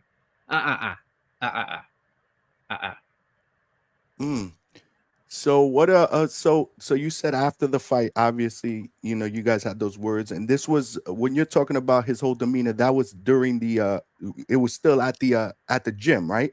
Yeah, even prior to the fight, his energy is not the same as it is on a show. He all quiet, shoulder slump, and I'm like, you good? Like I'm like looking him in his eyes, you good? And he like, you know, trying to like ignore me. He go over here, I go over there, I'm warming up next to him, he leave. I'm in the back, boom, boom, boom. I'm like, well, I'm walking around comfortable, like a lion in the jungle. He avoided me. So the energy was never, that was one of the indications where I knew I had him too. He showed up to the weigh-in a little bit late. He did that on purpose because we were waiting for him at the weigh-in. I thought we were going to have a little face-off for the show. He'd show up 30 minutes late, straggling in with that little belt. The energy was never the same in person. So I'm looking at that. This is my first time meeting him in person.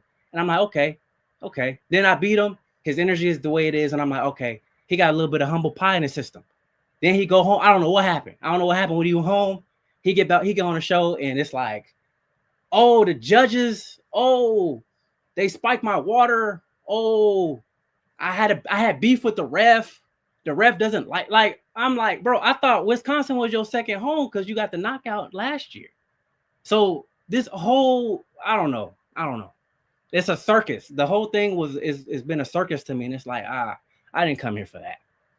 So did you see him like in the after party? Because I know that there was a place. Did you go to that after party or whatever? No. I after the fight, I just said bye to everybody. The fighters that were still there, you know, I gave everybody their kudos, their respect. Even like Makai was there, and I gave him my respect and stuff like that. And You know, he said he wants some down the line, so you know that could happen in the future. Yancey, I had a conversation with all of them because I respect everybody that came out, everybody that showed out. I wanted to show respect. But no, I didn't go to the after party. I just said bye to everybody before I rolled out. Got you. We're here with Lobo, man. The chat is cooking. Tim Bayless is in the chat as well. But before we get to that, Mrs. Hangout Spot with the $2. Appreciate you. She said, thank you, DHS family, for all the love. Yes, from both of us. We thank all of you guys, including you, Lobo, and everybody else in the chat that has showed me and my wife a lot of love throughout this tough time. So thank you all for that. Thank you, babe. And BGG with the $2. Because what you call yourself, the TBX Grim Reaper. Sure. I guess you could say that. I said before, some of them TBX members be in my inbox, congratulate me. Think, you know, what they are on the show is not the same in person, is what I've been trying to explain. So I don't have any issues with, you know, TBX per se, because a lot of them are fans of me. So I can't really bash them, but I'm Tip's Grim Reaper. We could say that. Oh shit. Okay. You heard that, Tip. I know Tip is in the chat. He's saying that you lying. You know the deal. Yeah, crying and whining. But he was lying all camp about his training camp and all this. And how come you guys are demanding a rematch from me, but you're not mad at him for lying and not taking the training camp serious? Well, hey, listen, he did say that. What did he say specifically? That he only trained for what, 2 weeks before the fight? Yeah, he 2 weeks before the fight, he made all these excuses about, oh, my work schedule. Bro, we're adults. We all work. He made these excuses about how it's hard for me to get in the gym and all this and that. But the whole lead up to the fight, oh, I'm training with this guy. Oh, we in the gym. He calling the show. You hear the bell in the background, the boxing bell in the background. Oh, I'm really working, hyping the fans up. So now after the fact, oh, I ain't been at the gym. Stop lying. So why aren't the people that are rooting for you mad that you kind of you played us for a fiddle, but they want me to rematch you for what? The rematch would be worse, because I know the game plan that you're gonna have the next fight, and I'm gonna have an answer for it. So this is like a never-ending cycle. Like, you're not knocking me out. You had that chance. So the people that are back, oh, he's gonna knock him out the next time. What happened to the first time? Where was all the energy the first time? So I beat him the second time. Fight him again. You're gonna knock him out the third time. Third time's a charm. No. Wow. H-Town with the $2. He said Lobo acting like he stopped Tip with the laugh out loud when he lost. So Lobo, H-Town thinks you lost the fight. Who took the belt home? You heard that, H-Town. So did he in after the fight? I know you said that he said you were the truth. Did he mention anything immediately after about wanting a rematch? No, there was no talk about no rematch. And to be honest with you, in that moment, if he felt like he lost in that moment and he approached me and he's like, hey, I want my get back, I feel like I won. Sure, no problem. But I looked him in the eyes and he knew he lost. He's doing this for the show. Again, he's juggling and doing these magic tricks for the show, when deep down he know what happened. He was in there with me. We feel each other's energy. He know what happened. He's playing these games and making animal balloons for you guys to hype up the fight again. You guys don't want to see the fight. You guys want the build up to the rematch. But if the rematch happens and it's the same, third time's the charm. So speaking of the rematch, obviously there's been a lot of talk on TBV about it, right? The fans want it, but you've made it clear that you're not interested in that rematch. Is it solely because of the way he acted? I mean, I think you probably answered that question, but you also put a lot of stipulations on a potential rematch. I don't think the stipulations are that hard, to be honest with you. Walk us through the stipulations for everybody that's in the chat that did not see that show and did not see your super chats. What are the stipulations for you to give Tip a rematch? James Benitez, CYP, Jonathan Sims, two-tone need to get in that ring, especially two-tone. Two-tone is the loudest talker in the room with the least experience, and y'all let him get away with it. How is this guy on a boxing platform? Here's how it started. So I don't know the history, like with Two-Tone and my mom, when my mom was on the show. and my mom stopped being on the show because of two-tone. I don't know if you know. No, I know a little bit about it, but for those of us that don't know, walk us through that if you can. So my mom, she was she was adamant about being on the show. She was a supportive of the show. Two-tone gets on, and all he spits is negativity. He doesn't grow the boxing for a boxing channel. All he does is make people laugh and spit this negativity. So we're here for the boxing. We're not here for the disrespectful of women boxers or anything like. We're not here for that. So my mom had an issue with that, and my mom left the show. This was before I even chose to compete. So when I came onto the scene wanting to compete, I did the best I could to even I didn't even associate with two-tone. I ignored him. I kind of let him be what he's gonna be. I didn't agree with his takes or how he acted, but whatever. Like, he's gonna do him. I'm gonna stay over here. So with the whole buildup of Tip, did you see the fight? Did you see his commentary? Did you hear his commentary? Mm-hmm. Yeah. Come on, man. He's been the whole buildup. He's been very disrespectful, which is fine. You're a tip guy. It's fine. So I beat him. It's still like, oh, Lobo lost, which is fine. That doesn't bother me. The day before yesterday, he called me a coward. He called me a coward for not taking a fight with a guy I already beat. But he's never gloved up ever. What sense does that make? You have callers that call in and y'all give them hell. Hey, where's your book at? Oh, you need a fight. If you're gonna talk smack, why does that dude get a pass? He's just a content creator. Nah. He does not get a pass. What value does he bring to the show other than making y'all laugh? Who goes to him for boxing advice? What does he bring to the table? But in reality, that's who two-tone is. A personality. He's not really a fighter. Like, he gets no passes here. No passes. So stop being disrespectful to the fighters. There are fighters and he also said, I'm not representing Arizona. He called me a coward and he said, I'm not representing Arizona well. Whoa, we do things differently in Arizona. So glove up and show me how Arizona do business then. Simple. But Lobo, reality is, two-tone is not going to fight. No passes. He gets no passes. I don't. No passes. No passes. Huh? No passes. So on today on his, obviously he did a show today and we spoke, and he feels like you're utilizing him to duck a rematch with Tip, because realistically, he's not going to fight. He's not a fighter. No passes. He's not getting no pass. How are you going to be you're the most disrespectful person on the show. You disrespect women fighters. You disrespect other fighters. How do you get a pass for that? Why do we let that slide? Oh, because he's funny. Oh, he talks about yams. No passes, bro. No passes.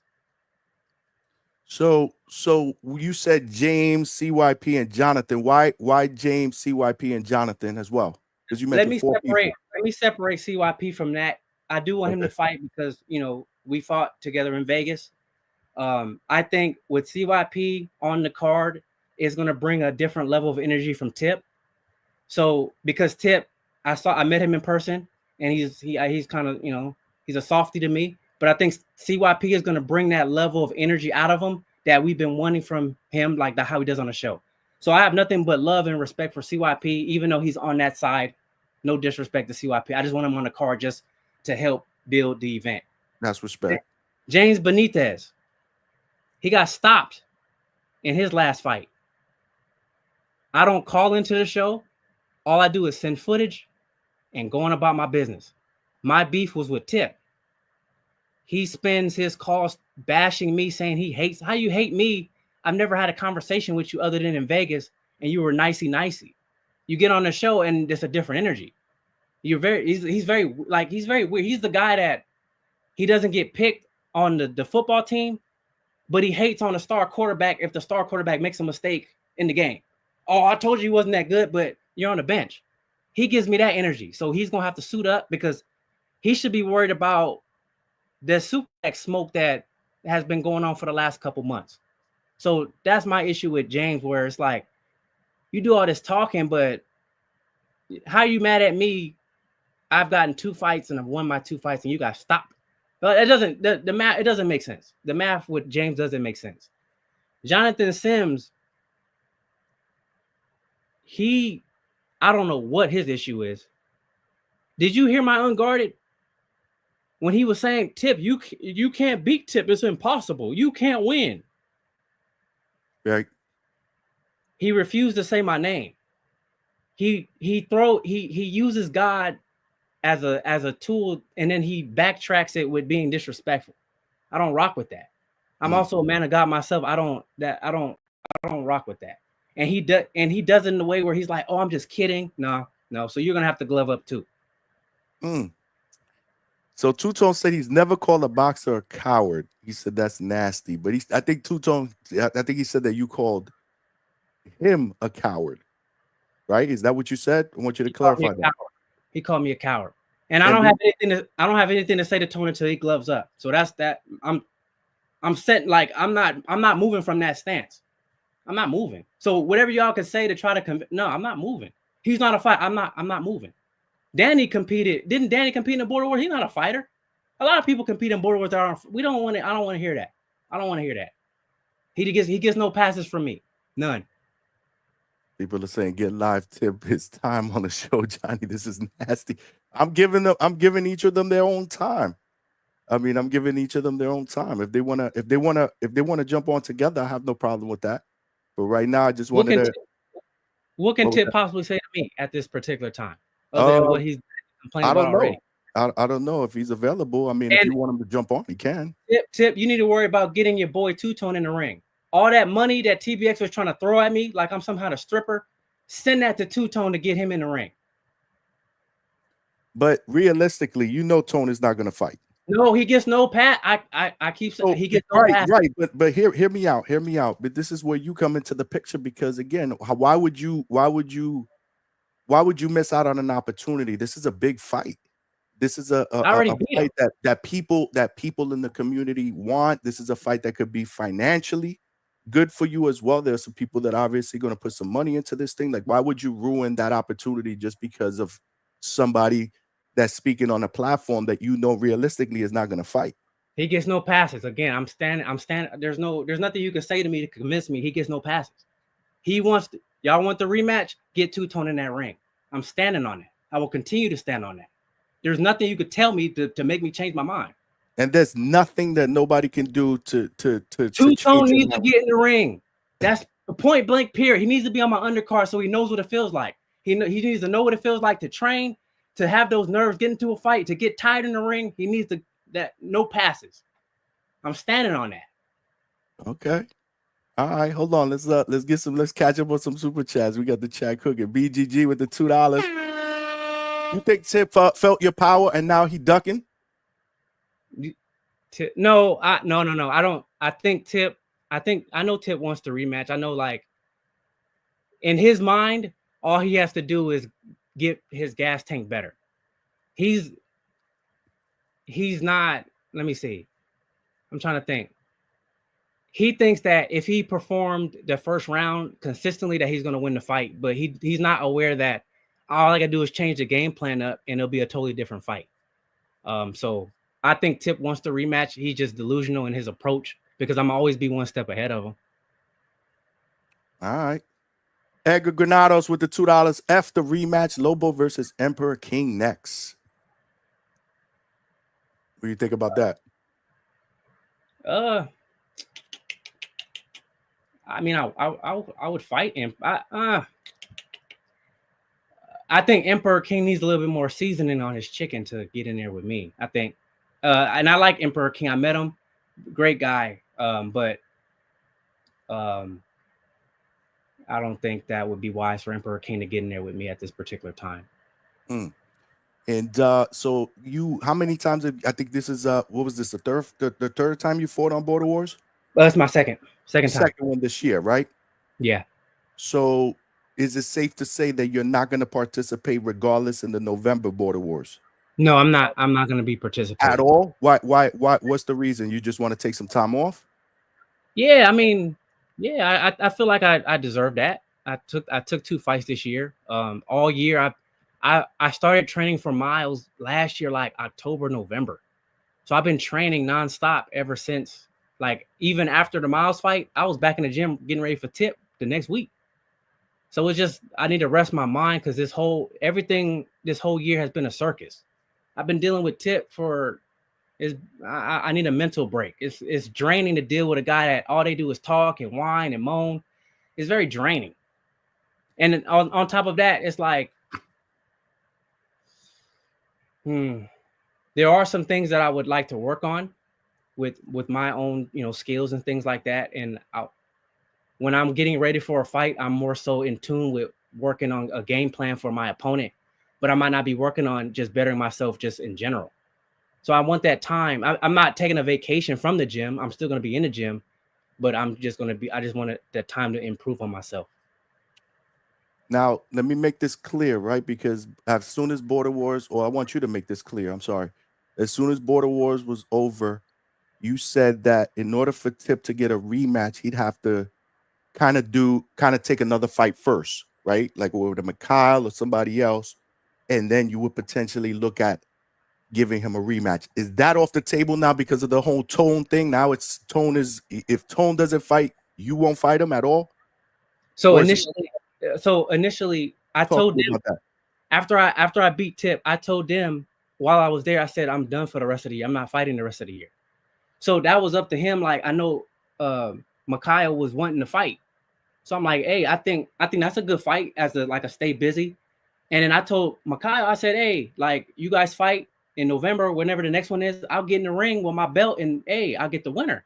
That was like kind of the idea in my head. And then the whole Tone situation happened days after that. And it was like, you know what? No, Tone's going to have to get in that ring. So I'm standing on that. But what if the other three get in the ring and not Tone? CYP, James, because it looks like James and Supermax are looking like they're going to fight in November. That's what it's looking like. I don't know about Jonathan Sims, but there's a possibility. Obviously, CYP will also fight against Adrian. I'll even reverse it. I'll reverse it. Just Tone can get in that ring, and the other three, they can go on about their business. I'll do that. That's crazy. I'm telling you, I'm standing on what I'm saying. So this is just something really, really personal. Like you're taking a conviction against Tone. I never said anything. I've never targeted that man. For him to go out of his way, make rap videos and talk about me, I don't even follow his platform. For him to go over there and tarnish my name for what? For over a fight? Nope. You're gonna have to see what it feels like. I'm standing on that. After that fight, though, you had some words. You yelled at Tone. What did you tell Tone after that fight? I told him. He was the one that was like, oh, he's getting and I heard everything he was saying in that fight. I heard everything, Ness, and I was very alert with everything that was going on during that fight. I heard him. I heard his biased commentary during that fight. At any point in that fight, did he give me any type of credit for anything? None. None. Yeah, I mean, but listen, but going into that fight, you kind of knew that the whole thing about him promoting Tip. I mean, he jumped on the live when Tip was on there, that you jumped on there as well. He was on the panel as well, so he kind of made it clear whose side he was taking. Like it couldn't be a shock to you, is what I'm saying. No, that's no problem. I ignored that when he got on, call in, saying whatever. I just ignore him. Like I didn't pay him any never mind. But then when he gets on there disrespecting me, calling me a coward, saying I'm not representing Arizona, a guy who's never gotten in a gym. Nah. We not. What would you do if you was in my place, Johnny? You got a guy, you got a co-host. He's not a regular dude. He's a co-host, bashing you, going on his channel, bashing you, disrespect. And he never fought. How would you react to that? You just gonna ignore it? He has I don't call it. I don't have a voice. So he's creating a negative narrative on his side. Nah.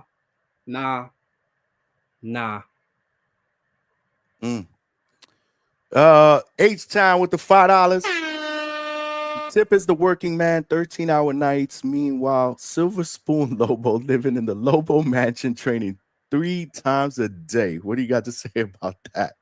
What's wrong with that? He should have been more prepared.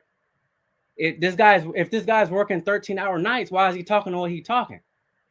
Get on him for lying. He lied to y'all. He played the fiddle for y'all, and now he wants to pity because he didn't do what he said he was doing. Blame him. As a friend, if I'm Tip's friend and I saw the way he fought, I'm like, Tip, bro, come on, man. Why didn't you perform the way you performed? I wouldn't be mad at the other guy. He did what he's supposed to do. He's in the Lobo mansion training 3. He's doing what he's supposed to do. You didn't. Take some accountability. I hear you. I hear you, man. Appreciate you, H-Town. Adrian with the $2 said Lobo 1, 2, and 3. You address him by Big Lobo now. So Adrian got you winning the fight. Okay. Okay. We got H-Town back with another 5. We all know $1 Million Mama Lobo respectfully. Then all of a sudden, little Lobo pops up and got all of Turkey a la Ness support deeper, darker criminal link. What's wrong with that? What's wrong? I don't know. That's what I'm saying. I need you to reply what you think. I mean, there's a lot of people that are in the community that say that about you, you know? Who took home the belt? That's the only thing that matters. Who won the fight? Opinions are just opinions. So does any of that stuff bother you? Not this stuff, but any of it bothers you? Like, for example, there are people in the community that read the chat all the time, obviously during the live shows, that are calling you like the Tank Davis, right? You know, you win, and now it seems like you're being a diva. You don't want to. Does any of that type of stuff bother you? No, I'm not. I didn't come here to like please people. Like my credit comes from God and my family. So anybody, I don't know these people from H-Town could walk down the street. I wouldn't know who he was. Like, you know, that doesn't, those things don't drive me people's opinions. So I can care less. I knew in my game plan for the Tip fight, I knew that the fight was going to be close, but that was my game plan. I wasn't worried about whether it was going to be a split. As long as I get the victory and I execute my game plan, and I did that. So the people that are like, oh, you lost or this and that, it doesn't bother me. Okay. Sean King James, $5.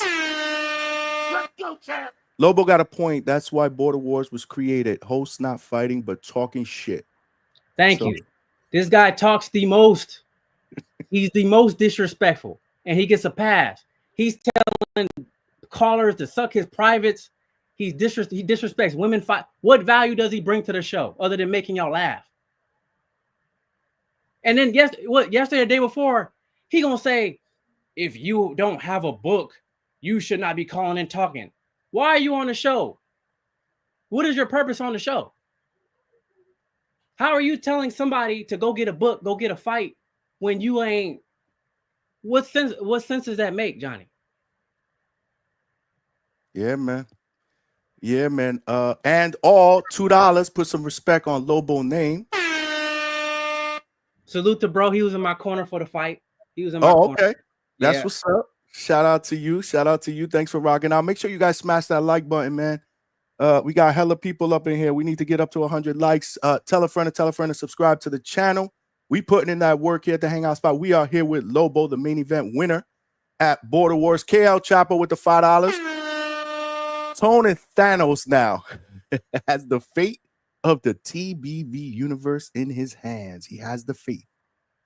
With the laugh out loud. Lobo, we supporting you, and we not gonna and you not gonna give us the rematch. Shaking my head, A-side tactics. So I want to touch on that, Lobo, because there are a lot of people that were supporting you or that continue to support you, but they're still disappointed because they want to see you guys back in the ring.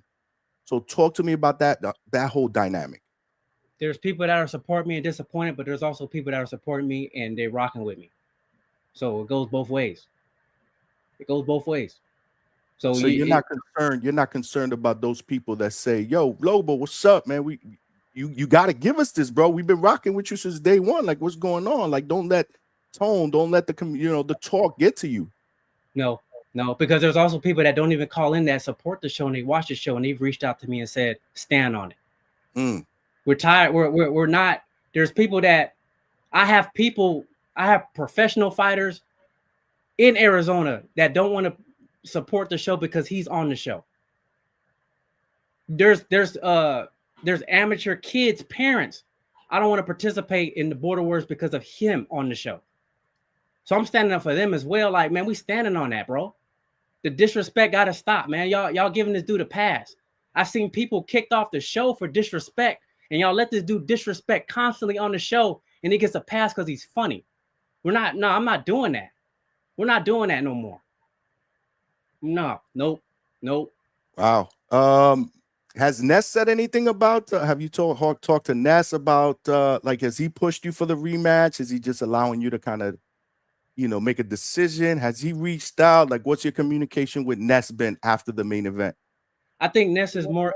Everybody knows that I'm not fighting next, so I think Ness is more so concerned about the next one, and I'm not fighting on the next one either way. Regardless, like, it doesn't matter who. Like, it could be somebody else. You are done with 2025. I'll tell you what. If two-tone fights, I'll fight on the next one. I'll tell you that. Ooh. I'll fight on the next one. So if tomorrow, if he agrees to fight, you will fight in November. I'll be in Atlanta. Wow. Holy smokes. Okay. But back with Ness, I think Ness is more so focused on who are competing, who are like set in stone, like the like OC and them, and I know Marvin is back. I think he's more so leaning over there. Me and him haven't really had like a conversation as far as like what's been going on. But I think we probably will in the near future. You want to take some calls from the yeah. All right, I still got a couple of super chats, but let's put the link out there. If anybody wants to call in and talk to Lobo real quick, let me put the link up in there. But while we're doing that, make sure you guys smash that like button. Make sure you guys smash that like button. All right, hold on. So I just put the link in. Let me pin that for a second to the top of the chat. So if anybody wants to call in with questions, comments for Lobo, now's the time to do that. Let me just pin that.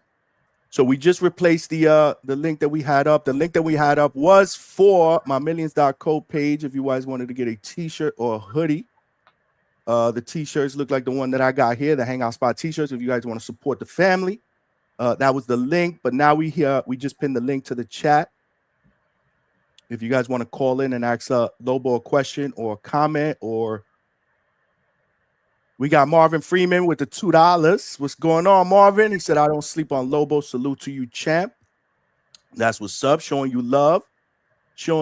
Old school boxing, $2. Wisconsin is riding with you, Lobo.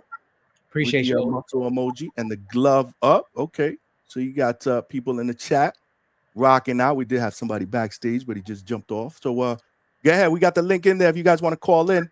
Again, if we get a lot of people, we'll make it pretty brief. We want to get to everybody. CJ Rich with the $5. The Sunday offering. Let's hit the Let's Go Champ. Talk your shit, Lobo. Let's go, champ. Let's go, champ. Let's go, champ. We are here live with Lobo, the main event winner. Let me see who we got backstage. Hold on. Let's see what we got. Hold on. Smash that like button, y'all. We got Mikhail up in the building, man, who got a question or a comment for Lobo. What's up, Mikhail? Man, chilling, man. Lobo, man. What up? he got. I ain't gonna lie though, like I can't be mad either way it go. Like, cause for me, like he not capping as far as how things went after the fights was over with. You know what I'm saying? Like everybody was just kind of milling around or whatever. I pulled up, you know what I'm saying? We said our whatever, you know what I'm saying? Good fight, cause it's that. I'm like, sure, what's up? You know what I'm saying? You know, we could get a fight in off dribs. It wasn't no issue. That's the thing though. You could have a good promotion and a good fight without being disrespectful or being you know what I'm saying? You could both just take it serious and want to go put on a good show. That's the one good vibe that I got from Andreas and stuff. And that's like that was the vibe here. He said, bro, I ain't gonna lie, you know, it's just been draining. I want to take some time off. So I'm like, all right, shoot. We'll just put it together. And that's all I'm being like I've been getting frustrated. I ain't gonna sit here and lie. Because it's like I can respect you saying I want some time off or I don't want to fight right now, but we'll get to it. All right, cool. But to Yeah. tell me like who is you and like, you know what I'm saying? Because I'm kind of going through like a similar thing that he was going through, and I'm like, but that shit is lame, bro. Right. That Exactly. shit is lame. Everybody's so Exactly. tough. Everybody can fight. Everybody, man. All right, show me, bro. Cause that's the thing. I'm in the gym 2-3 times a week.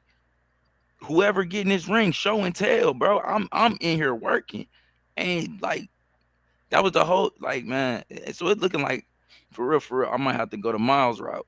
You know what I mean? And go the same route that Lobo went. So I'm cool with that for real, cause I want me and bro to be able to build a good, solid Yeah. fight. You know what I mean? So it's like, all right, let's have a common opponent at that. You know what I'm saying? Yeah. Like, let me get through that. So that might be what goes on, because it's crazy. Like the fact that, okay, no matter what's going on with Tip, is this guy gonna ask questions or tell passages from his diary? Is you gonna fight, Vega? That's the question. Soft ass nigga. These niggas be soft for real, bro. Like in real life, bro. Do you even You teach in saw public that. school, You cuz? saw that. Okay. He Like back. the He bro, that's backstage, what I'm bro. talking about. These tough He internet backstage, bro. personalities. Is this a thing? I'm cool. I'm respectful. Like you could speak to my energy, Lobo. I'm like, bro, I don't come off trying to be a tough guy. Yeah. But I mean, anybody that's around me and can tell my demeanor and know anything about where I've been, I'm beyond tough, bro. Yeah. You can sit here and look at the work and where I got my ink from. I'm beyond tough, buddy. Yeah. Like, you know what I'm saying? But I don't give off that type of energy because I know who I am. So you see these insecure, weird ass dudes, like, bro, it trigger me and make me want to get on my old shit. Yeah. Like, Yeah. let me show you. Let me show you, because I make grown men like you niggas cry for real, bro. Y'all niggas is corny. What we could do is later on, after we'll get you on, we'll get Vega on. I don't want to put him on here because this is about Lobo right now. So I just want Nah, to for get the sure. And question all I for wanted to say Lobo. was, that's all I really wanted to get through is, bro. You know what I'm saying? Eh, I wish that he was in a position where he wanted to fight this year. But I respect somebody coming in at least saying, okay, look, give me till next year, but I'm gonna still make the fights happen. Still Right. gonna make fights happen. Like, I'm still willing to get in there. You know what I mean? And we gonna get it on. I And know you gonna do your research, and I'm doing mine I for already sure. started, brother. Man, as soon as you came on the scene, I'm already dissecting you. I'm I already. already know. Mm. And that's what I like. That's what it's about. Is this true competition warrior? Like, bro, I want to bring out the best in him. I want him to bring out the best in me, and let's have a great fight. Man, the best man win. All Yeah. the other weird stuff. And if he win, guess what? If I want a rematch, I'm not about to cry about shit. I'm about to walk up to that man. Every fight that I ever felt that I wanted a rematch, I told Andreas right after the fight, hey, that fight was dope. Let's do it again. You see? I won You one see that? judge. I want to win two. Let's do it You again. see It that was too energy? close to a fight. Huh? That same energy. That Tip didn't have that same energy. If he'd have came right after the fight, hey, let me get my rematch. Hey, we could talk about it. He went in the shadow realm for 2 days. Shadow realm. I Mm. can't speak Hey, to hey, how these didn't dudes is built, bro. didn't Because y'all this have a is getting weird to conversation, me. Michael? Didn't y'all have a conversation about possibly making a fight? This was like a while ago. This was How? when y'all first came on the hangout spot. He came with his A side shit. Yeah, when I get done with Lobo, if you have a good performance, I'll give you a shot. Nigga, I had a better performance than you. Fuck is you talking about? Mm. Fought all Man, 3 rounds, nigga. Fuck is you talking about? Now all niggas right. don't want to fight. That's what's up, man. Let's get somebody else up in here, Mikhail. Let's All right, get hold it down. Salute y'all. yeah. You could come back on later on. For sure. All right, man. Appreciate you. That's Mikhail. We here with Lobo. Now we got Vega up next. Yo, whose interview is this? It's I thought it was it's Lobo's. Lobo's interview, bro. God damn, nobody want to hear your crybaby stories, man. Jesus Christ. The man over here talking about nobody wants to fight me, but the dude's asking to fight dudes 30 pounds heavier than him. Why won't he say yes? Like, motherfucker, you just lost. Fuck out of here, man. Nobody want to hear your little bitch ass story. Fucking pussy. Anyways, I'll be there November 8th. What's up, Okay. Lobo, man? What's Congrats up, on your man? What's win. up, Vega? What What's you up, got bro? for Lobo, Vega? No, so I'm wondering when it comes to this whole tone situation, basically, you won't rematch. What you're saying is you won't rematch Tip unless two-tone fights, correct? All I'm Not yeah, not all I, that. Go ahead. go ahead. No, I was just saying not that you won't fight on Border Wars until two-tone fights. It's more just a Tip rematch. Yeah, the rematch. Yeah, the rematch.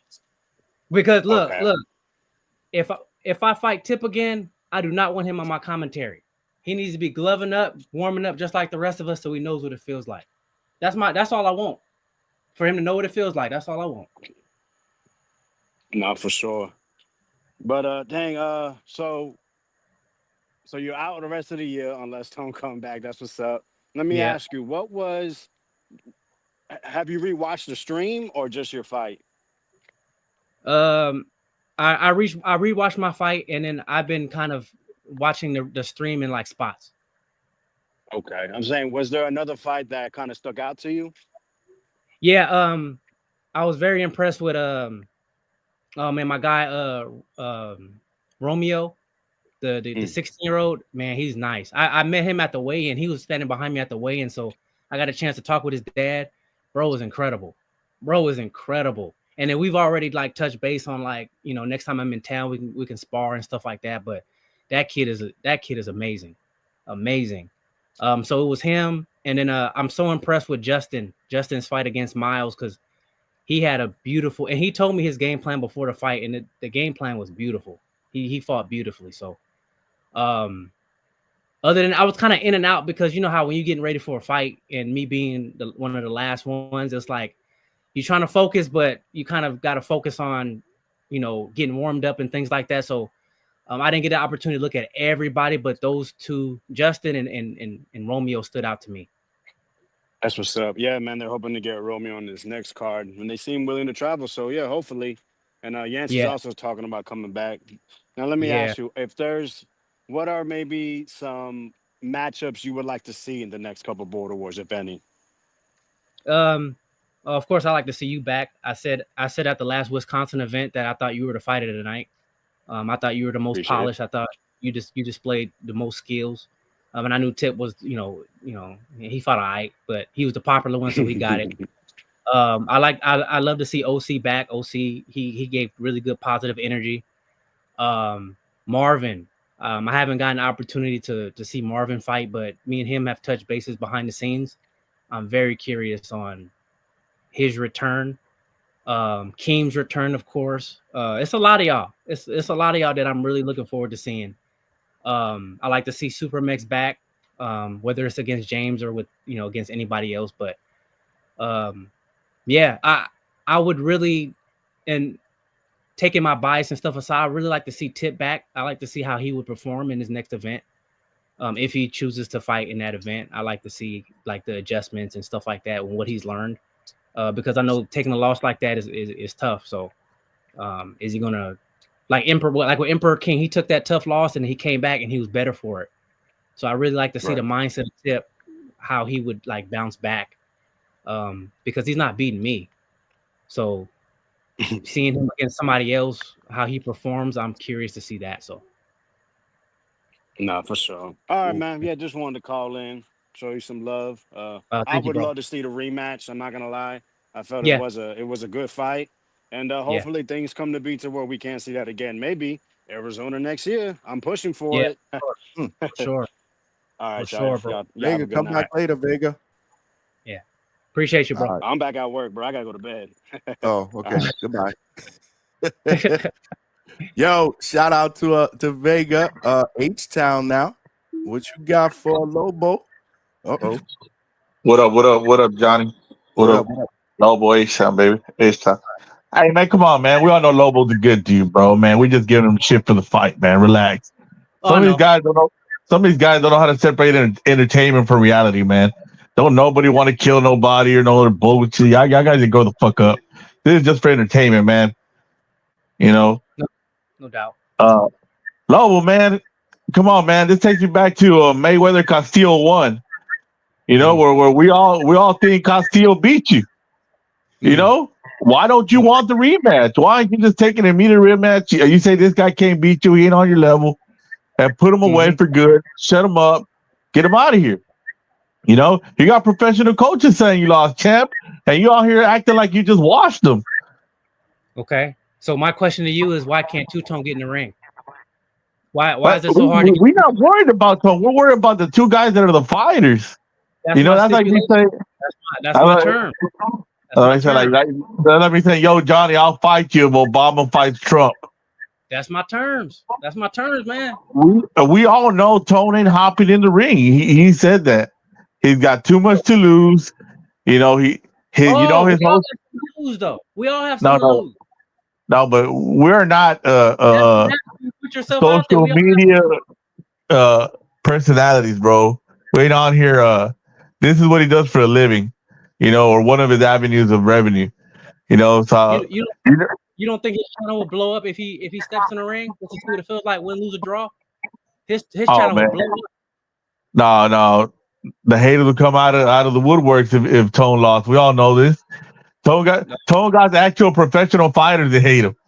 Well, he needs to train to win then. Like, come on, man. Like, get off of that, man. Like, I understand. No. You're not gonna get on this show and tell me what to do and not to do. I dictate this. I stand on what I'm saying, bro. I don't care what you My brother, you could just fade in. You could just fade into the win because we all know Tip and them are the stars. And I'll fade into the win. No problem. It's all good. It's all good. But you can't come on. You can't come on here acting like you washed the man when you got 70% of the community saying you lost. Did I say I washed him? You got professional coaches saying you lost. Okay, and tell those professional coaches to work with Tone to get in the ring then. Well, why? Tone's not the one fighting you. We talking about you and Tip. That's my turn. You're not H-Town. You're not gonna make me change my mind. I'm standing on it. I'm standing on it. Just stand. It don't make no sense, man. But whatever, man. I mean, you is you. It is what it is. Yes, I guess we're gonna forget about this rematch. We can't even. Hey, Johnny, we can't even get the fucking rematches we want on Border Wars. This is what fucking boxing is now, bro. That's crazy. We can't even get about Border Wars, Johnny.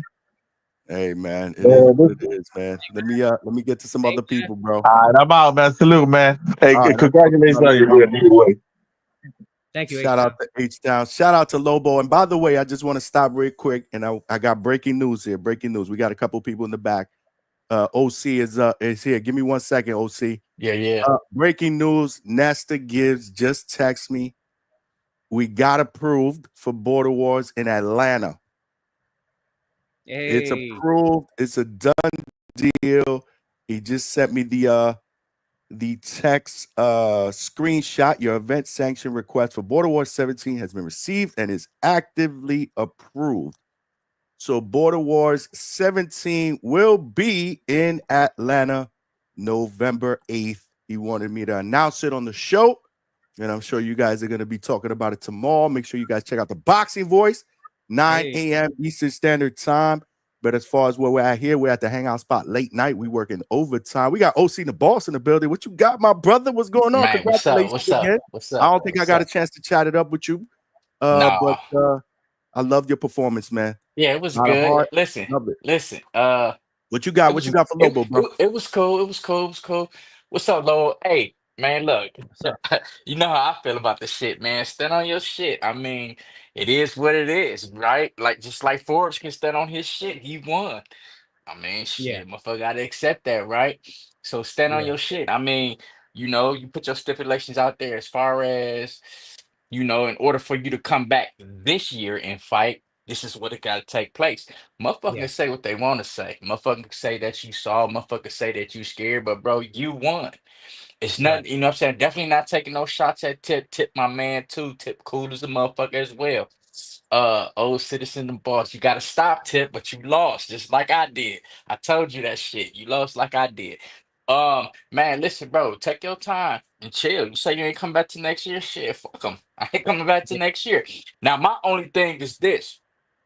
Say next year roll around and none of your stipulations have been met. Are you still gonna fight someone outside of Tip? Because you just said plain as day, if Tone don't fight, no matter what, you're not giving Tip the rematch, regardless, right?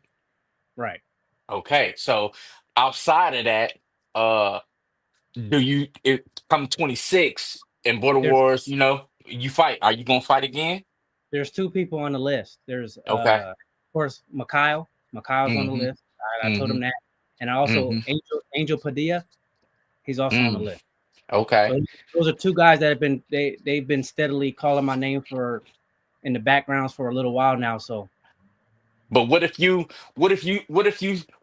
this Border Wars you see somebody else? Or what if a new person come in the game and they see your fight with Miles and they see your fight with Tip and now they new to the community and they yeah, call you out. Long as it ain't Tip, right? You fight any motherfucker long as it ain't Tip, right? correct. But like I said, Tip and Tone, that's a package deal over there. Get him in the Yeah, ring, yeah, yeah. I you get get it. the match you want. I get it, bro. I get it. I respect it, man. Listen, it's the game, bro. It is what it is. You know what I'm saying? This shit didn't just start with Border Wars. This shit been going on in the boxing game for a while. So you know. And as far as the Tone shit, bro, I look at it like this. I get it. You don't. You ain't gonna rock with Tone no matter what.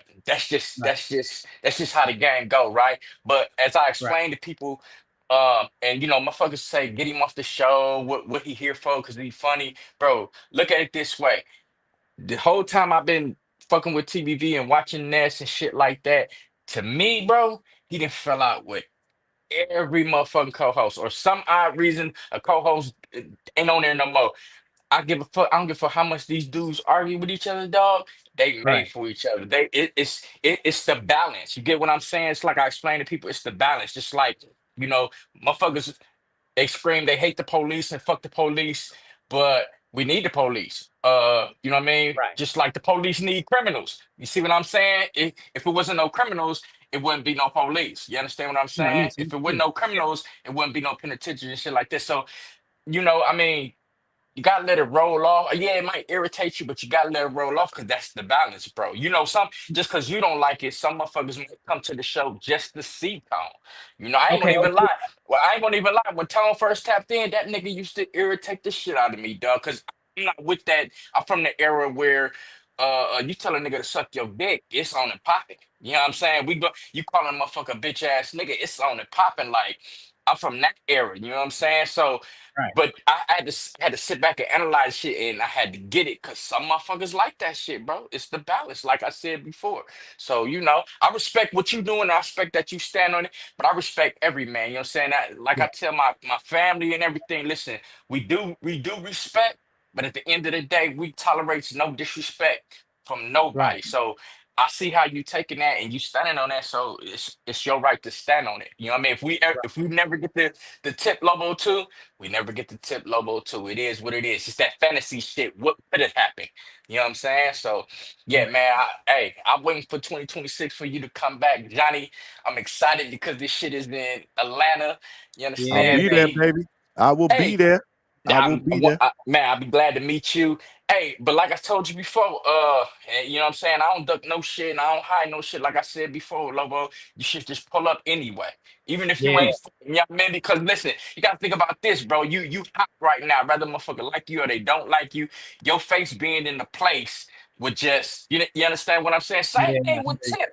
Same thing with Tip. If he could pull up, man, pull up to that motherfucker. Man, y'all might face off again. Y'all might it yeah, might be something different. It might be a whole different. Listen, if we're gonna take this shit like some serious boxing shit, bro. I get it. We amateur still, but shit, yeah, let's make it different than any other body's amateurs event they put on. You know what I mean? Next time he want to be bigger than Sugar Burt, man, we gotta do some shit that make us bigger than Sugar Burt. You for feel me? sure, for So sure. yeah, You that's all I got, Johnny. Man, I appreciate you for letting me on, man. Shout out to know you it, bro. again, Lobo. You Shout out to the family, brother. community, bro.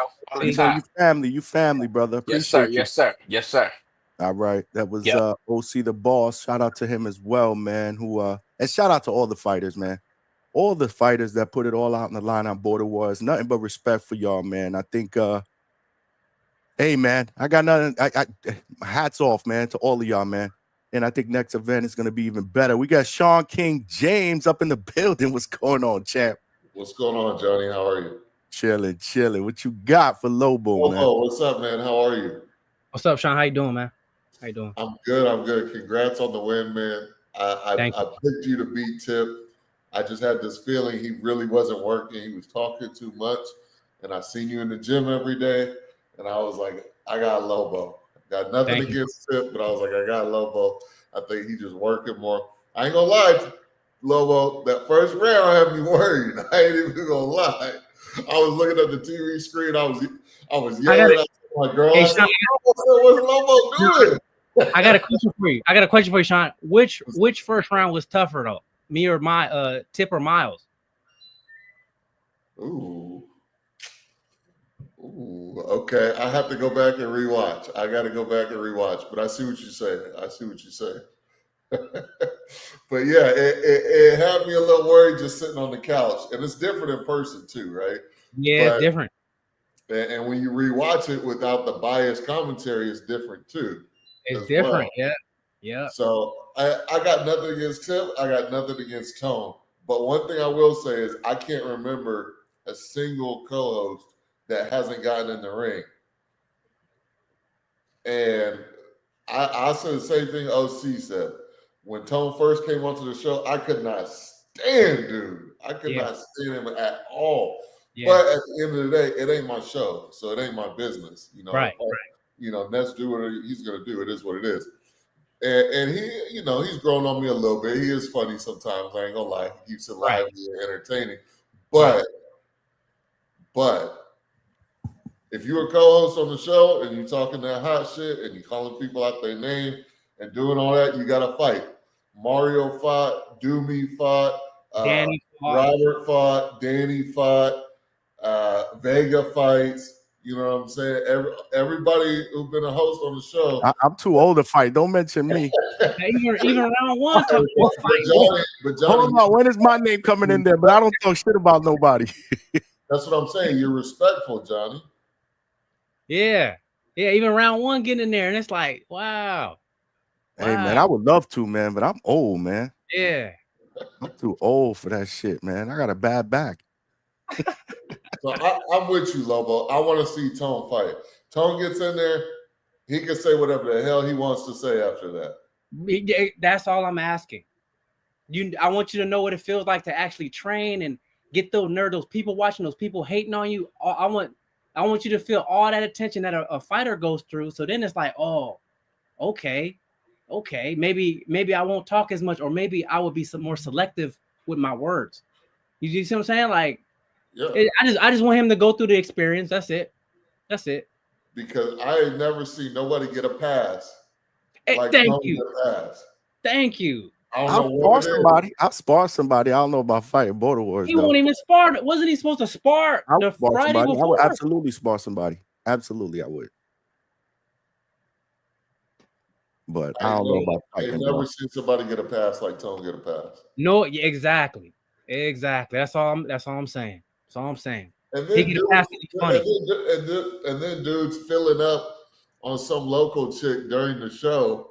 I'm like, dude, you're supposed to be commentating, bro. What you doing, dog? Just say, man. Tone is good at what he does, man. You know. And what's that? What good? What good for a boxing show? What value is he on a boxing show? Hey, man. I mean, listen, there's a lot of people that fuck with Tone, man. Okay, in the chat, what value does Two-Tone bring to a boxing show? What boxing knowledge does he bring to a boxing show? Other than talking about womanizing them on their weigh-ins, being disrespectful to what value does he bring? What can we learn from Tone on a boxing channel? I don't know. Is Tone in here? I don't even know if he was in here. He was in here a little while ago. He was in here. I don't know if he's still in here. He's the TBV clown. That's all he's doing. He's the juggler. That's all he's good for. That's all he's good for. Look at that. Look, you see, you guys, they got people calling me out now, man. Ordinary M said, I will fight the Norman spot, bro. Oh, snap. You got look at it, Adrian. I'll spar you in where? WHBG? Where's that at? I'll definitely do a spar. Hell yeah, boy. Tone got to fight. Yeah, which I wish for though, bro. I agree with you, Lobo. I agree with you 100%. Tone got to fight, and you don't owe nobody a rematch. It doesn't matter how close the fight was, because number one, the judges gave it to you. Number two, they came at you from all angles, all TBX. Jonathan Sims, by the way, Jonathan Sims. Can I curse on the show, Johnny? Yeah, go ahead, man. I don't know Jonathan Sims that well, but from what I do know, he's kind of a bitch. If I'm being honest with you, that dude was so disrespectful to Lobo during his Unguarded. So disrespectful. Lobo talked about that earlier. Yeah. I mean, he had me feeling some type of way listening to that shit. I'm like, and Lobo just sitting there, calm, cool, collected, listening to this dude talk like that. I'm like, man. Ain't no way. Yeah, somebody in the chat said a gambling pastor. Exactly. So I don't know everybody a part of TBX. You guys could probably list them out, but from what I know, I don't know nobody good from TBX. They all busters. To be honest, they all busters. All of them. Name everybody from TBX. I don't know everybody. I know CYP, Tip. Who else? Is a CYP, Buster. Tip, Buster. Jonathan Sims, Buster. Is James Benitez a part of that thing? That's a good question. I'm not sure. James okay. I know he's Team Tip, but I don't know if yeah. Look, now OC want to spar. Everybody want to spar, man. I know you shouldn't spar you, OC. I got no problem sparring you, bro. I'll definitely be up in Atlanta though, man. That's what's up, man. I don't know if you Sean, you heard a little while ago before you jumped on. Breaking news, man. It's official. Did I hear? I already submitted my fight fees. We in there. Oh, you in there? Okay, right. No, but again, the venue today, as of the show earlier, Nestor's show, it was looking like Atlanta was gonna get it. It's official. It's actually official. Nest just texted me a screenshot of the message that he got, and yeah, it's official. So it's going down in ATL November 8th, Border Wars 17. That's right. It'll be my fifth. Border Wars fight. Let's go. 3-1 in Border Wars. It'll be my fifth. I'm on a 3-fight winning streak. They calling you a legend in the chat, bro. They calling you a Border Wars legend, bro. Let's go, Sean. Hey, man. Come on. Hey. They know what it is. I'm coming off a 4-year layoff, and we're ready to go. Lobo that motivated me. What can I say? That man been working. That's what's up, man. Let's go. That's what's up. I don't know. He said something else too. He said only 15 slots. That's right. If you want a slot, you better send your fight fees and get with Ness. Like I said, I know OC the boss already. OC the boss already submitted his fees. I already submitted my fees. We in there. That's actually right. No. Marvin knows what it is. Heavyweight boogeyman. # Team Texas. You already know. Team Texas. We ready. Actually, no, it's 13 slots. He just retexted me, said 13 slots left for Border Wars. So if you guys anybody want to get locked in, man, now's the time, bro. The date's official, the venue is official. It's going down in Atlanta, November 8th. That means get your slot now, man. That means there's 13 slots. Two-Tone got to take one of them. Yeah. Oh, I don't know, man. Listen, I threw the link out there. I was thinking that Tone, where you at, man? Tone jump in, but I don't know if he's in the chat anymore. I don't think he's in the chat, man. But yeah, who else we got? We got another caller back there. I appreciate it. Now, bro, I appreciate you, bro. I appreciate you, man. Thank you for rocking out, man. Thank you for calling in, brother. Yes, sir. I'll stay tuned. All right, you got it, man. We got Sean King, James up in the building. If you guys want to call in, the link is pinned to the top of the chat. Call in for Lobo. You want to call in, comment, question, talk about Lobo's interview. If you want to talk about Border Wars, anything related to Border Wars, I just announced it. We are officially good to go. G to G, November 8th in Atlanta. Who we got up in here? Who's this? Who's Kings of Comedy? Identify yourself. Always lying. Why you always shit. Lying? Lobo.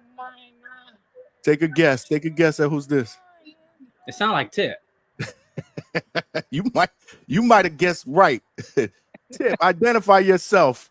Bro, this is disgusting, man. I'm just sitting here listening to all the cap. All the cap is crazy. This is Why, crazy, why man. can't you put your camera on? Hold on a second. You wanna Oh, no, I'm comment walking. or ask question or I'm walking debate outside. anything? Oh, You now gotta he put want to your camera on, train. bro. Hey, Tip, Nah, now he want to train. bro, I'm in a motherfucking. I'm in Hey, a now he We want crew got neck to run. Tip. Yo, walking. we got Tip I'm about to and walk to the Lobo store. on the panel right Hey, now. What's going on? Kings of comedy over here. let's go, Tip. I'm walking Training. to the store. Oh, you. Yeah, man. Never Niggas mind. just be lying though, man. Like, why you lying like that, bro? Like, that's nasty. Who's That's What I lie? lying? nasty. What I Who's lie Like about? that lying? shit. Who's lying? Hold That on, hold shit on, went. hold on. Yo, he know who lying. Like, come on. The man said I walked up to him after the fight and said, "You the truth, You didn't nigga." hug Why me would and tell me the truth. You didn't I? say When that. the fuck did I say that, You didn't hug me after the fight and say I'm the truth. bro? I said you the truth. You didn't do that. I never once did those words come out my mouth. I still have my mouthpiece in. Damn, that's crazy. That's crazy. The fuck? You was too tired to say it away. Oh, Did you see my body language? The Yeah, fuck? you was tired. Right. So how the fuck could I get anything out if I'm breathing hard? So you just sitting here lying. Like this the shit I be talking about. You know what I'm saying? Like it just be weird. Then you saying, then you got 50,000 stipulations. Like I'm not even worried about the fight no more. I'm off it. I'm off it. I'm off it. so But hold it's on just a the fact second. that Hold on. What do you mean you're off it? You no I'm longer I'm, want this I'm off rematch? it. It's Johnny. I was just in the house burning sage. I was just burning sage in the house. You know what I'm saying? You know we gotta protect our energy. I was just out there burning white sage, man. So you know what I'm saying? I had to come with better spirits. You know what I'm saying? But look, yeah, man. The 30,000 stipulations. Two Tone got to fight. CYP got to fight. James Benitez got to fight. Supermax got to fight. The Super What's wrong? Friends got to fight. What's wrong with The that? motherfucking United Nations got to fight. Everybody got to fight just for me to get a rematch. Oh, The hold on shit a second. nasty. Hold on a second. He did specify a little while ago that it doesn't even matter about everybody else. It's all about Two Tone. He did Nah, say that. bro. Nah, Talk bro. to your Bro. man. At the end of the day, Johnny, what he's basically saying is he knows Tone ain't gonna fight, so he knows that's his way of saying I'm just not fighting Tip in general. You know what I'm saying? Like Why, he why you just guys doesn't giving want to up fight. He fighting? just doesn't want to fight, and he doesn't want to say that, and that's cool. That's cool. If you don't want to fight, I already know you don't want to fight, so I'm cool off it. Like I don't care anymore. I don't Why? like. Why I just wanted to fight again, and it's cool. You don't want to fight. All right, that's cool. That is cool. So we gonna let it be. It is what it is. You know what I'm saying? are you crying But about it every don't day? but don't come on here saying there's 30 stipulations in order to make a fight happen, knowing you don't want to fight. Like that's just it's a waste of time. You know what I'm saying? But Let him we, come back. Let him revert. Go ahead. Go ahead, Lobo. Oh, I done forgot my question. Why don't you think I want to fight? hey man, just listen to yourself. Okay, so why do you think I don't want to fight? I just stated it. You got 50,000 stipulations. It's not I me. narrowed it It's to one. listen, I listen, narrowed it to listen. one. It wasn't me that jumped on TBV and said, "Yo, we not having a rematch unless it's 3 minutes." I just said I wanted my rematch. I I didn't do want complain 3 minutes. about. I did Hey, say that. but I do want 3 minutes. I yeah, do. I like you said a lot of things. You know what I'm saying? But it's gonna fly. People wanted to see me lose, so I just gotta rock with it. But you know what I'm saying? Like we can't ignore the Three facts. minutes The isn't a facts are the facts. I think as a champ, I should get 3 minutes regardless. Like that's I'm just me not open, personally. so I'm not open, so I can't fight 3 minutes. I'm not talking about you. I'm talking about me as a champ. I think me as a champ should be entitled to 3 minutes. That's just me. That's just my personal opinion. And everybody agreed to it. Even Angel, Michael, they agreed to the 3 minutes, but you started crying about it. So I don't know. I don't know. So you wouldn't want the 3 minutes Tip? No, he wouldn't. Bro, Johnny, it don't matter. It doesn't matter to me. That means no. He like That means when he that, start doing that, Johnny, Johnny, that means no. Johnny. Like he said, right? That's It's his yes or no. psychological. That's his It's yes or no. psychological. If he thinks that's his psychological It advantage, means you no. know what I'm saying? And that Like means you heard what he said. Like, yo, we've been studying Tip. You know what I'm saying? I seen what he was coming with. We was just gonna wear him down. We seen how Tip fought. Even though the way I trained, you know what I'm saying? Like it wasn't for that type of fight. You know what I'm saying? It wasn't for that type of fight. I like me jumping on him, that wasn't like, you know what I'm saying, that wasn't intentional. It's just what I seen in the ring. You know what I'm saying? I seen the dead headlights, you know, so once I seen the dead headlights, I just jumped on the dead. You know what I'm saying? I just jumped on the dead and tried to take the dead The out. deer gassed you So out. Deer gassed you hey, out. I mean, I gassed myself out. So you know what I'm saying? Like it's like this. If I was to get myself in a situation like that again, you know what I'm saying? I just know I have to train just in case that shit happens. You know what I'm saying? But Your I'm still trained the way I was training beforehand. training will never match what I'm doing. It'll never match. Hey man. I'm always going to be steps ahead I of you. mean, like, Always. what did you do though? Because you won off a split. I beat But you. you said you won off a split, right? But I beat you. And you had more opportune time to train than me. You know what I'm saying? So it's like, what did you really do? If it was that close of a fight, like it wasn't supposed to be close if you was training like that.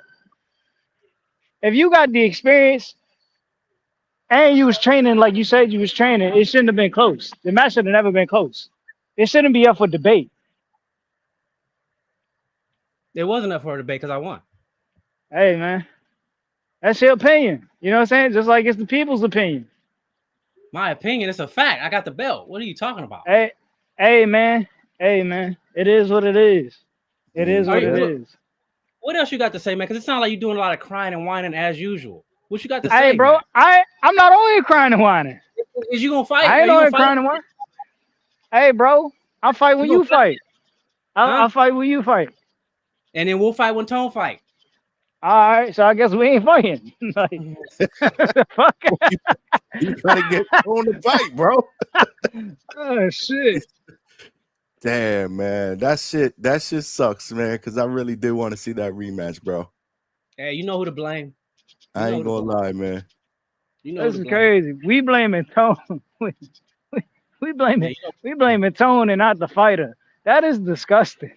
That is. How about Lobo? That is Lobo. Yeah. Let me ask you a question. So if things would have been a little differently, right? If things would have went a little differently, where Tip would have been, let's just say, gracious in defeat. No, look. It was never about Tip being gracious or whatever have you. It's the whole circus event that I had to deal with the whole year. Oh, this dude's been bashing me since last year. Bro, you talking about Tip or you talking about Tone? No, I'm talking about Tip. I'm talking about Tip. Right. And that could be considered as build up for the fight. You know that, right? Trying to get in your head, whatever. Sure. But let's say again, things would have been different. Because remember, before the whole thing with Tone or the stipulation with Tone, you had an issue with him not being gracious, right? You said it. You know, he was quiet after the fight, but then got on the show, was talking, making all these excuses, and it got on you again. It pissed you off. You were like, you know what? You could cry, baby. I don't even want to fight. So if it would have been different, would you have agreed to fight him regardless of the thing with Tone? Yeah. No doubt. So there you go, Tip. No doubt. Because all his people all year, I'm gonna get stopped. All this, all that. So all of that. Yo, I remember everything. He over here lying. He over here lying, bro. Cause he just super chatted the other day. Yo, all this crying ain't no rematch. He said that before Tone even started talking again. Like, this is crazy. This is crazy. This is crazy. The cap got to stop, man. We seen the super chats, bro. That's your seen problem. the super chats. That's your problem. You don't listen. He was talking about you. You came on. On to that's what I said. I said about you. That's no, Johnny. Oh, they spiked your water bottle. You came on the show talking that talk. Who spiked? Somebody spiked his water bottle? I didn't hear that part. He's making that shit up. That's just hilarious. Yeah, he's making that shit up. Shout out to Malcolm Emmanuel, man, putting in that work over there as well, man. Appreciate you, man. Bro, I saw you listen, Johnny. Listen, Johnny. If I beat a fighter last Border Wars, right, and it just so happens that, you know what I'm saying, the coach that was working that training, even though it's not his fighter, you know what I'm saying? Listen, let me get on. Even though the coach that was working his corner ain't his fighter, but you know what I'm saying, that coach is now, you know what I'm saying, an official. And you know what I'm saying, I just so happen to look over, you know, and show him up as I'm tied up in the clinch with him. You know what I'm saying? Don't you think there's some type of what the fuck is the word I'm looking for? Oh man, slipping my mind right now, What does that have to do with you gassing out? bro. It was a split, right? There can't be any draws. There can't be no draws. When I asked the referee, when I was talking to the ref, and the dude told me he scored rounds 2 and rounds 3, 10-8. I was like, what the fuck? It didn't make sense. It didn't make sense to me. Like, I don't understand how you win a 10-8 round 2 and then win a 10-8 in round 3, and then they telling me I won a 10-8 in round 1 when the round 1 wasn't even close, wasn't even remotely close. You ain't do shit in round 1. It was a clear dominant win for me. It's clear as day. It was a dominant win for me. You I know, was there's just three too rounds out. of fight. You know, there's three No, rounds of fight. you not understanding. If we're going off the score, if we're going off the scoring criteria, there's no way you were close enough to even win a round. To have it a 10-8 round. You didn't do anything. The activity was just too much for you. I clearly dominated the round. That's why it's undisputed that, you know what I'm saying, I won round 1. You know what I'm saying? Have you been listening to the beginning of my interview when I said that was by design? Bro, Lord have mercy. It was by design, Johnny. It was Yeah, by design. I allowed you We to gas yourself out. you didn't allow me to do anything, bro. All right. You See, didn't allow me to do, like, you do realize you I've could, been dealing with this all year, Johnny. The delusion. bro. You couldn't push me back. Like, you couldn't even push me back. Oh, Like, shit. you do realize that, right? Hey, give me some gummy worms while you in there. You couldn't push me. He couldn't push me back. While Like, you in there. if I'm lying, just watch the beginning of round 2, bro. I literally stood in the middle like this, hands out, just to catch my breath. Like, he couldn't push me back. You know what you Even guys are doing? What you guys are yo, doing is literally making it worse. Because with all this, like, we want to now. Come on, man. The chat is cooking. Like, yo, we gotta see this rematch, and now it doesn't appear like we're gonna see it. So what you guys are doing, literally, is just making this worse. Hold on, let me catch up here. KL Chopper with the $2. Mike had the wheelchair fight. Salute, Gross the boss. Damn. Okay, whatever that meant. Pistol Parkway Mozzie with the $5, and since he the rapper in the group.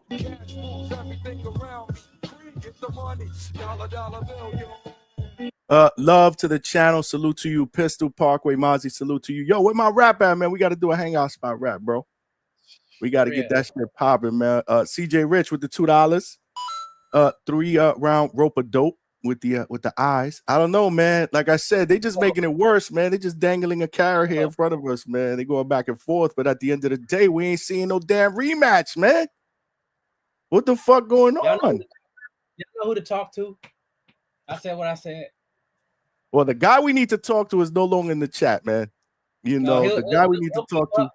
He'll pop up later.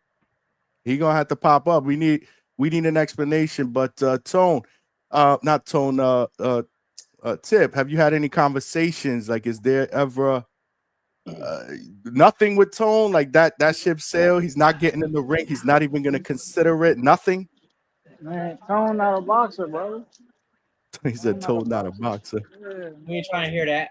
He's a color commentator, man. He's a color commentator, Lobo. Tone ain't had dreams and aspirations of boxing. That don't make sense. No passes. He's making a hard stand, y'all. He's making a hard stand. Tip, I don't know. Well. You have to go in another direction, brother. Yeah, man. Hey, did you get my gummy worms? Because you might have got a rematch if you got me some gummy worms, but oh shit, yo, get him a whole box. Man, trolleys. Get him a whole box. Yo, Tip, you back in training or what, man? That's the problem, man. These dudes are so candy, man. You know what I'm saying? They asking for gummy worms for a rematch. It's disgusting, man. It's disgusting. You should have. You wouldn't do it. You wouldn't give me gummy worms for a rematch. You should have took the dollars like a stripper, bro. That's okay. You should have took the dollars. Should have took the dollars like a stripper. You should have took the ones. You didn't get your ass back in the. You back in the gym? But, yeah, bro, I was back in the gym the day after Border Wars, man. Okay. Okay. Oh shit! Look who joined the party. We got Marco, Oh. Mark KO in the building. What's going on, Marco? What's going on here? What's popping? We're working here, but you know, we hit a brick wall. I ain't gonna lie. Great interview. I don't think I've ever with seen Tip's Lobo. face before. What up, Tip? You've never seen Tip's For real? face? Nah, I don't know what he. Nope, not up close. Nope. Is my camera off? Nah, it's on. It's dark. No, outside, it's on. it's on. Damn. Okay. What's going on? You guys trying to get this rematch popping? Is that what's happening? Well, there's no. Nah, rematch. man, we just chatting, man. We just shooting the shit. You know, Yo, we just Lobo, shooting man, shit. do you and Tone make up? Because Jesus Christ. Oh no. You must have missed the whole interview. All I heard was him coming at you, being from AZ, you going out, you know, Jesus. It's AZ on AZ crime. What's going on? Passes. No? Passes. Nope. You don't forgive him? No, so the stipulation is Tone has to agree to fight. Now, in order for Lobo, us to get that rematch. you know that's not going to happen. No passes, man. All right, so you take your shot, Marco. Go ahead, take your shot, Marco, because I've done Marco, tried for the last how long you been Speak here? the truth. I'm Speak the truth, Marco. I'm gonna tell you, I see both sides. Like, I've been in the ring, right? And I get it. Like, when you see people talk that have never done it, it's frustrating. It's annoying. I understand. I do. I saw the fight. It was close, but you know, Lobo won. So your mind frame, Lobo, if I'm not mistaken, is why we got a rematch. I won. Am I right? I don't know if that's your mindset. Is it? No. Well, after the fight, I would have been down to give him a rematch. But it's everything that came, all the circus acts that came after. That was like, so y'all not giving me credit. Y'all making excuses. And you got this dude, a co-host on the show, being disrespectful, calling me a coward. But let me ask you this: what does that have to do with Tip? Because was Tip disrespectful? Yeah, he had 50 million excuses. Excuses is one thing, but saying you're a cat, like Tone took it to a disrespectful level. Tip was just, Yeah, he did. It's a little Hey, different, man. right? Marcos, all I said was I felt like I won the fight. Yeah, I mean, that's not. Did you find that disrespectful, Lobo? Nah, he can say whatever he want to say. That's what I'm saying. So, like, why punish Tip and everybody else for what Tone did? Okay, I don't feel like he won the fight. I'm going to ask you a question. Why is it so hard to get Tone in the ring? Because he's not a fighter. So? You're asking somebody to go and cook you a meal that's not a chef. What's wrong with that? We give callers. They call we want good food. We want good food. Right? Well, here's the problem, right? If we're gonna go that angle, then we got to go to Jim Lampley. We got to go all these other people who never box. Like, some people are just there to critique it. I'm glad you said that.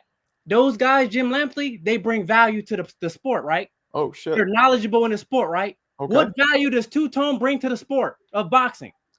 I don't know what he brings to the sport, but he brings value to TBV.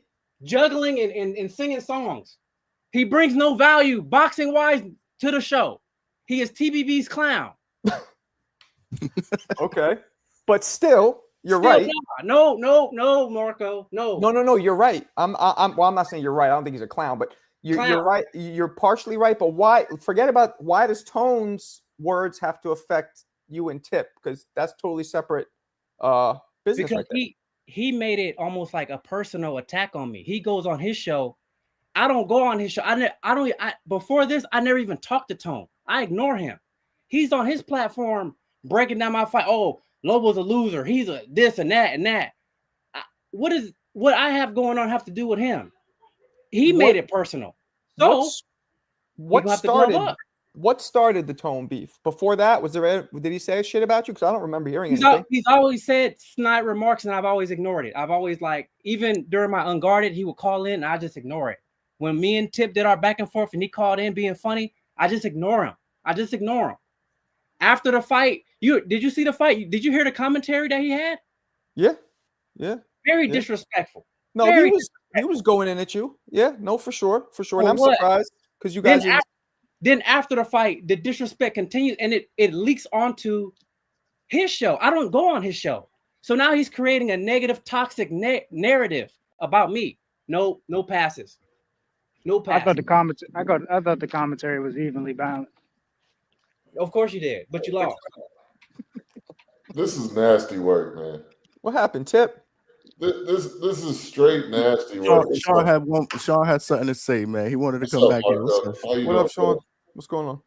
Good. I don't think I've ever met you, man, but Nah. I hope you're doing well, man. But this shit is crazy. They done disrespected Lobo before, during, and after the show. Who's they, Sean? You got to be specific. Two-Tone, Tip, TBX, the whole lot of them. All right, so I got a question. Before, during, and after, and now they think they can pay Lobo to keep disrespecting him. Like he's some kind of working girl or something. Yeah. What y'all doing? Like, y'all not gonna pay dude to disrespect him. He's not gonna have that. That's crazy. So I got a question. What's How up? did I disrespect him before the fight? By not training. Well, that's not disrespect. Not So that taking was the- one. Wait, so that was Not one of taking the the sport reasons. seriously. That was. Lying That, to your people, lying to the people about what you're doing and you haven't been doing it. Lying. do you believe? I mean, Lobo, do you believe he didn't train, or do you think that's just an excuse because he lost? All of above.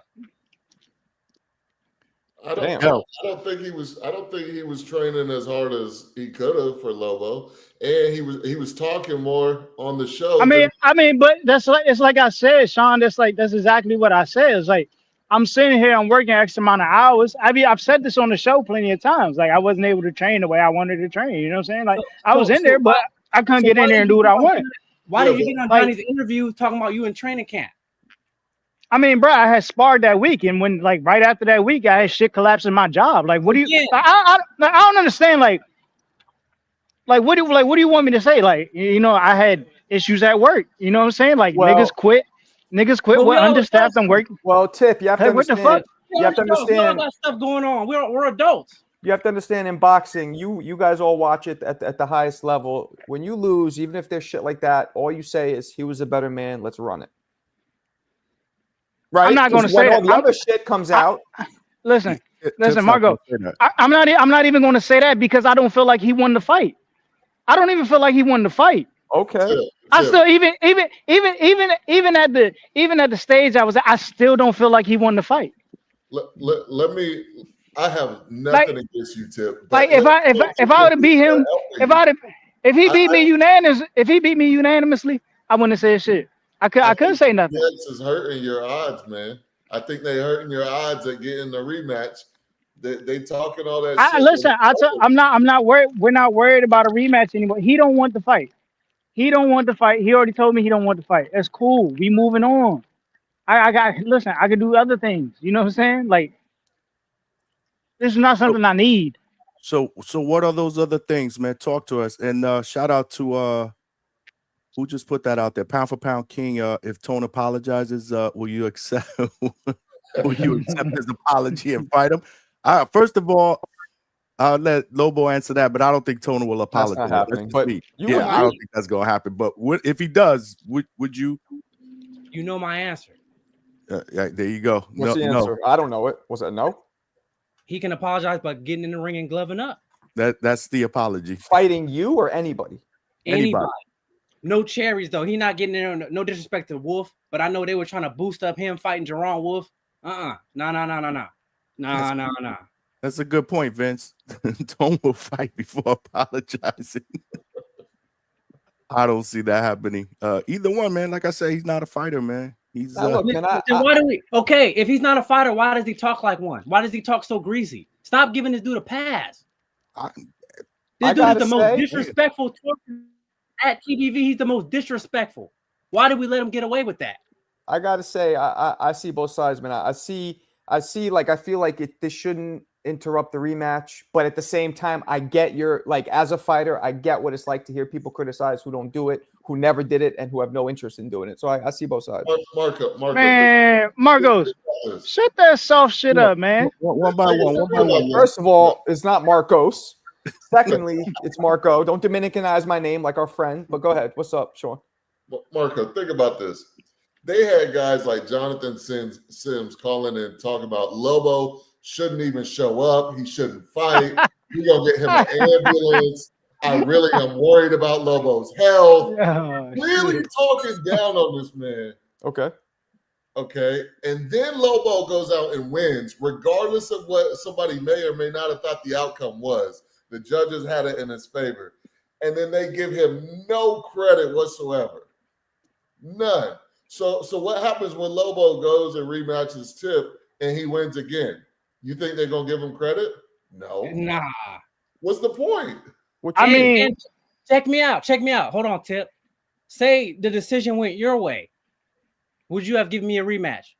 Absolutely I would not. have definitively beat you. But you didn't. You're not I'm answering saying- the question. No, You're he's not answering he's the asking question.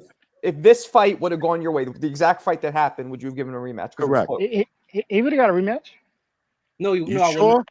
No, Why he not? would have went on tour. He would have went on Why tour not? with that belt. But you gotta think about it. Like, what are the routes to go? What you mean? You got Mikhail. He's been calling our name. Yeah, Mikhail's dying to fight you guys. Yeah, he's been knocking at the door. You would have threw me So- away, and you would have So think of him. that fight doesn't even make sense. If I win, that fight doesn't even make sense. What you mean that the fight doesn't make sense? Why not? It doesn't make sense. Is he in your division? Reason why? Yeah, You're not giving us a reason why it don't make sense. He lost. Oh, Like he lost. Like yes, he lost. But bro, Tip, you told him You're not understanding. Like no. You're not understanding. He lost. I lost in a split, a controversial split. Why But would you I? said you- Why? Like this the thing, right? This is the thing, right? They're telling me. They sitting here lying to you. They telling you that this man went through some fucking gauntlet. The nigga had one fight. The nigga fought Miles. That's it. Then he fought me. I fought What you Emperor mean? King. Then I fought But you him. wouldn't But fight Miles? apparently, but no. But apparently he went through some type of fucking gauntlet. Now they telling me, yo, go fight Miles, as if I'm supposed to fucking bounce back. Like oh no, this is not how this shit goes. No. We're not gonna act like this fight wasn't as close as it was, and I gotta go fight somebody else just to get it. No. It's not how this is gonna work. That's not it's not how it's gonna work. I dictate my own terms. Straight up. No. So you're not gonna It's not how we gonna do it. So in other words, I got to do the heavy lifting and wipe out the division, and he's not gonna do nothing. Hey, but bro, sit on- it's like I said. Listen, I create my own avenues, man. You know what I'm saying? Tip Bayless is Tip Bayless. So what that mean? You Nest fighter. You Nest fighter. I ain't Nest fighter. You Nest fighter. Remember that. Bro, Ness got love for you, bro. Like, I don't know why you keep saying that. Ness don't rock with me like he rock with you. You Nest fighter, man. Hey, didn't he give you a ride to the airport? He didn't have to do that. He should have left you where you was at. yeah, he missed it. And he missed his flight because of it. And he missed his flight. He missed because his of whole it. flight because of you. I told. Hey, he didn't. He didn't have to. What? He didn't have to. But he did though, man. You know how Ness is. It's the same way. I mean, it's the same way. Look, I would have looked if I was in that position. I would have looked out too. You know what I'm saying? Like, you gotta think about it. Like, I assist Ness. You know what I'm saying? I donate. You know what I'm saying? I charitize. You know what I'm saying? It's the least. It's just the least. You feel me? Okay. So Lobo, and we know that you're taking the rest of the year off. But what's your plan? And let me say this. It wasn't like I was ungrateful. I was very gracious of them saying that's giving me the ride. I was very thankful, bro. Because I would have been stuck out there. I would have been on my ass. There was literally, Johnny, let me tell you, there was literally no Uber. I guess it was like a desert. It was a desert town, bro. It shit looked like Mad Max. It shit looked like Mad Max. Sit in the back. You would have had to sit in the back. I would have gave you a ride. Nah, you know what? I would have rather walk. I would have walked to the airport, man. That's all good. I would have walked back to DC. Hey, that would have helped you get in shape. Yeah, that would have help walked back to DC. So like this is my thing. But hold on, my bad. Damn, Johnny. Go See, ahead. y'all be saying that shit. Like, it's not about like niggas don't understand. Like, I could run like a motherfucker, bro. Like Johnny. Like, bro, I could run 6 minutes. I could run a mile in under 6 minutes, bro. You know what I'm saying? Like people act like running is like the part that was hard. No, I didn't get any sparring in until the last 2 weeks. Like this is what people don't understand. This is why I keep telling this nut. I wasn't conditioned to fight the way I fought. You know what I'm saying? Like he doesn't get it. It's not clicking to people's heads. You know what I'm saying? It's not clicking to their heads what I'm telling them. You know what I'm saying? So I gotta break it down slowly. I was not conditioned to fight the way I fought. That wasn't my approach to the fight. It's just the fact that what I seen in the ring, I jumped on it. I let my adrenaline just take over. You know what I'm saying? So the shit burned me out. Had that not gone out, Did you you guys said do what? 2-minute rounds?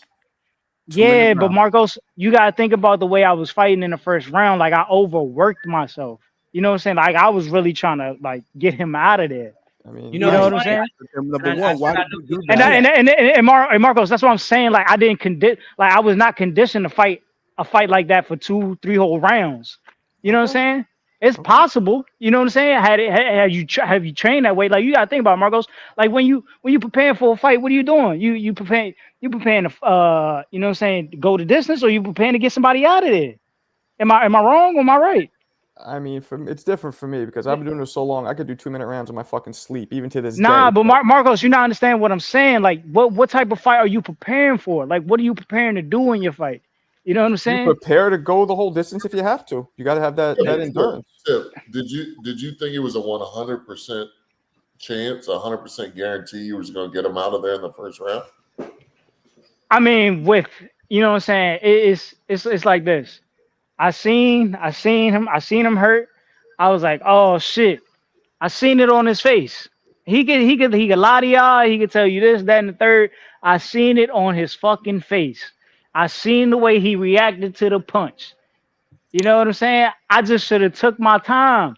That's all I had to do was take my time. You said You know what I'm saying? But he had that oh shit reaction. no, he literally had that oh shit reaction. Like I said, like it look. You know how Michael Jordan's eyes is like they like yellow as shit, and then they like bloodshot, and it's just big as shit. Like that's what I seen, and I was like, oh shit. I was looking like Scottie Pippen if he seen Michael Jordan's son with loss of Pippen. Like you know what I'm saying? Like. But I asked Lobo specifically if anything that you threw hurt him, and he said no. Hey man. Hey, I got a question. Who gave me a tougher first round, you or Miles? Hey bro, I don't know. That's for you to answer. I wasn't in the ring with Miles. I'm asking everybody, who do you think gave me a tougher fight in general, him or Miles? Damn. I gotta look at that Miles fight again. I couldn't tell you. But what I want to tell Tip is like I'm surprised that you would take that route because you knew this man was working. Like you knew he was working, he was conditioned, he was training. We had, the Ness had put out mad footage every time that we talked about him. I mean, you even said it, right? He's not doing his part to promote. And what did everybody in the community say? Nah, He's Johnny. working. He's in the I gym. just got. Why would you take that approach? I just got too excited. I got too excited. That's it. I just got too excited. No, but still, man, I think that you should always not. You know how it is. Boxing's unforgiving. Even if those things are true, nobody wants to hear that. They just want to hear, "I'm gonna do better next time," or "I'll make it more decisive," because you thought you won. You could have just said, "I thought I won. I'm gonna make it more decisive in the rematch," and left it alone. See, E92 with the $2 said he used CYP game plan. That's why he lost. He tried to go for the gusto in the first round, man. Well, yeah, but Tip has experience fighting. TRP had no experience in that first fight. Like that's a big difference. Yeah, but didn't I ask you that question? I asked you that when you came on Thursday. I said, "Are you sure you conditioned?" Because I don't know if you had the amount of time to train because of your job. You had said that a while ago on the show one time when you jumped on the panel, like, I'm having a hard time trying to find time to train. And I'm like, I was like, damn, is he putting in that work? And you say you was good though. Stop using that as we're all adult. We all got jobs. We all have a job to do. We're grown men. That's not an excuse. Stop using that, Tip. Cut it out. All right, bro. Do better. I got a job. I work long hours. Like, what's the future look like for Tip Bayless? That's a good question, Sean. That's what I was gonna ask. I was actually gonna ask them both that, but Tip. So what's up, man? You think we get this Macau scrap? Both of you guys coming off the loss. What's up? Yo, Macau is fiending. It's the Ammies, bro. like we acting like this. This the Ammies, man. We acting like this the pros. Oh, the amateurs. So what again? Yeah, So but yes, when you have a community tip, when you got people watching, it Nah, doesn't matter. it's This the is way it our looks. version of the pros, bro. Yeah, this is the way There's it a looks. community, yeah. Like, so what you want to This do? is our version of the pros, right? So what's up? What's next, man? Macau, that Macau scrap. He want that smoke, bro. Macau said he got out of jail and he showed up and fought.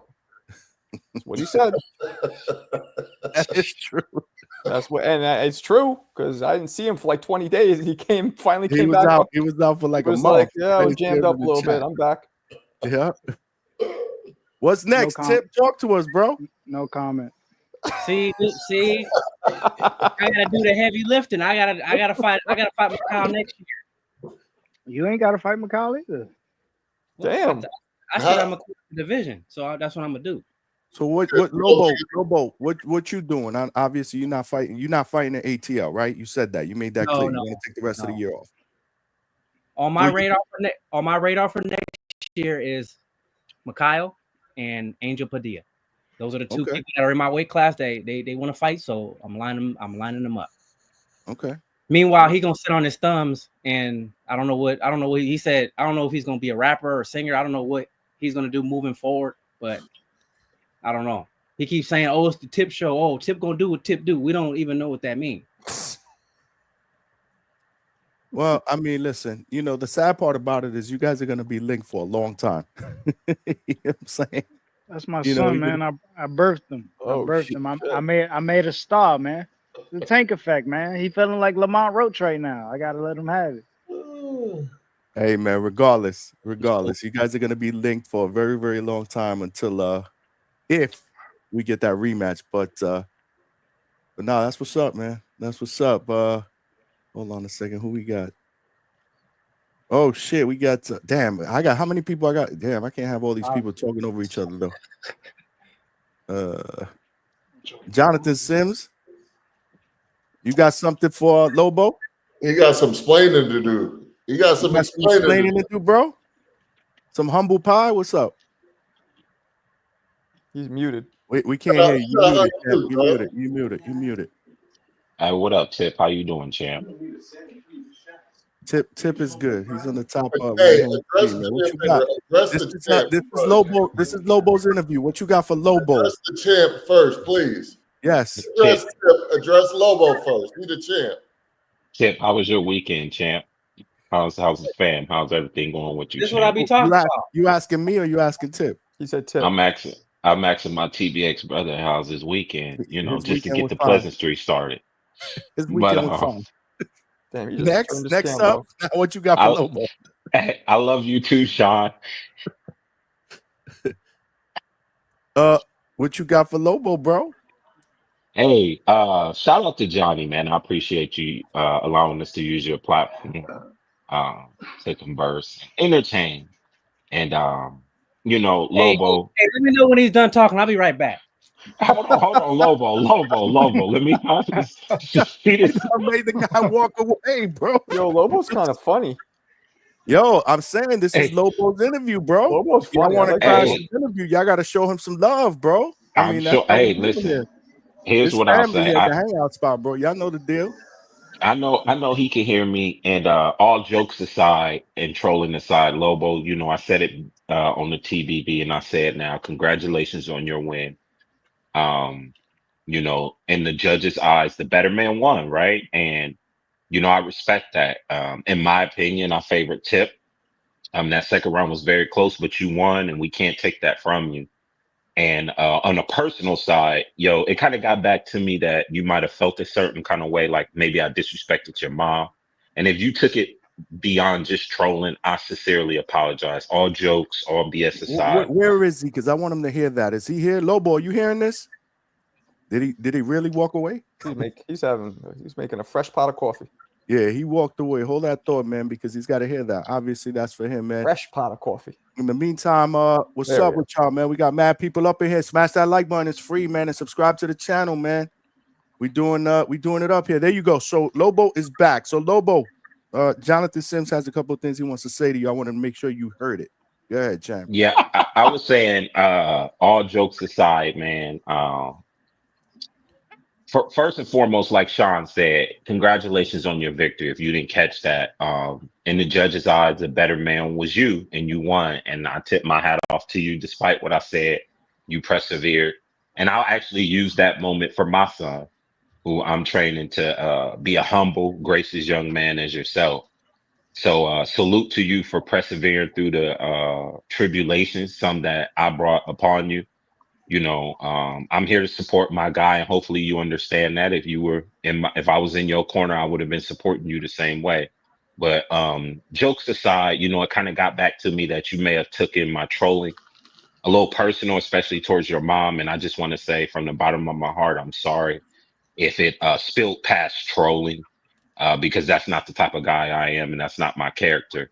So, like, I just wanted to keep it all within the spirit of jokes in the show and not to let it spill over to personal stuff. So, if you or your mom felt disrespected by my antics, I do apologize. Like I said, this is all for promotion and me sticking up for my guy. And I don't never want it to go beyond that because, you're a Christian man, I'm a Christian man, and it's a line that we can't cross, and I didn't mean to cross it if you or your mother took it that way. It doesn't matter my intent, it's how you guys received it. And I'm sorry for that if it did cross over. Um, that being said, look, man, like I said, you were the better guy. I'm always ride for my guy, but whatever it takes for you to take that fight, I'm willing to support that. I get you want a humble approach, but just please understand Tip felt like he won.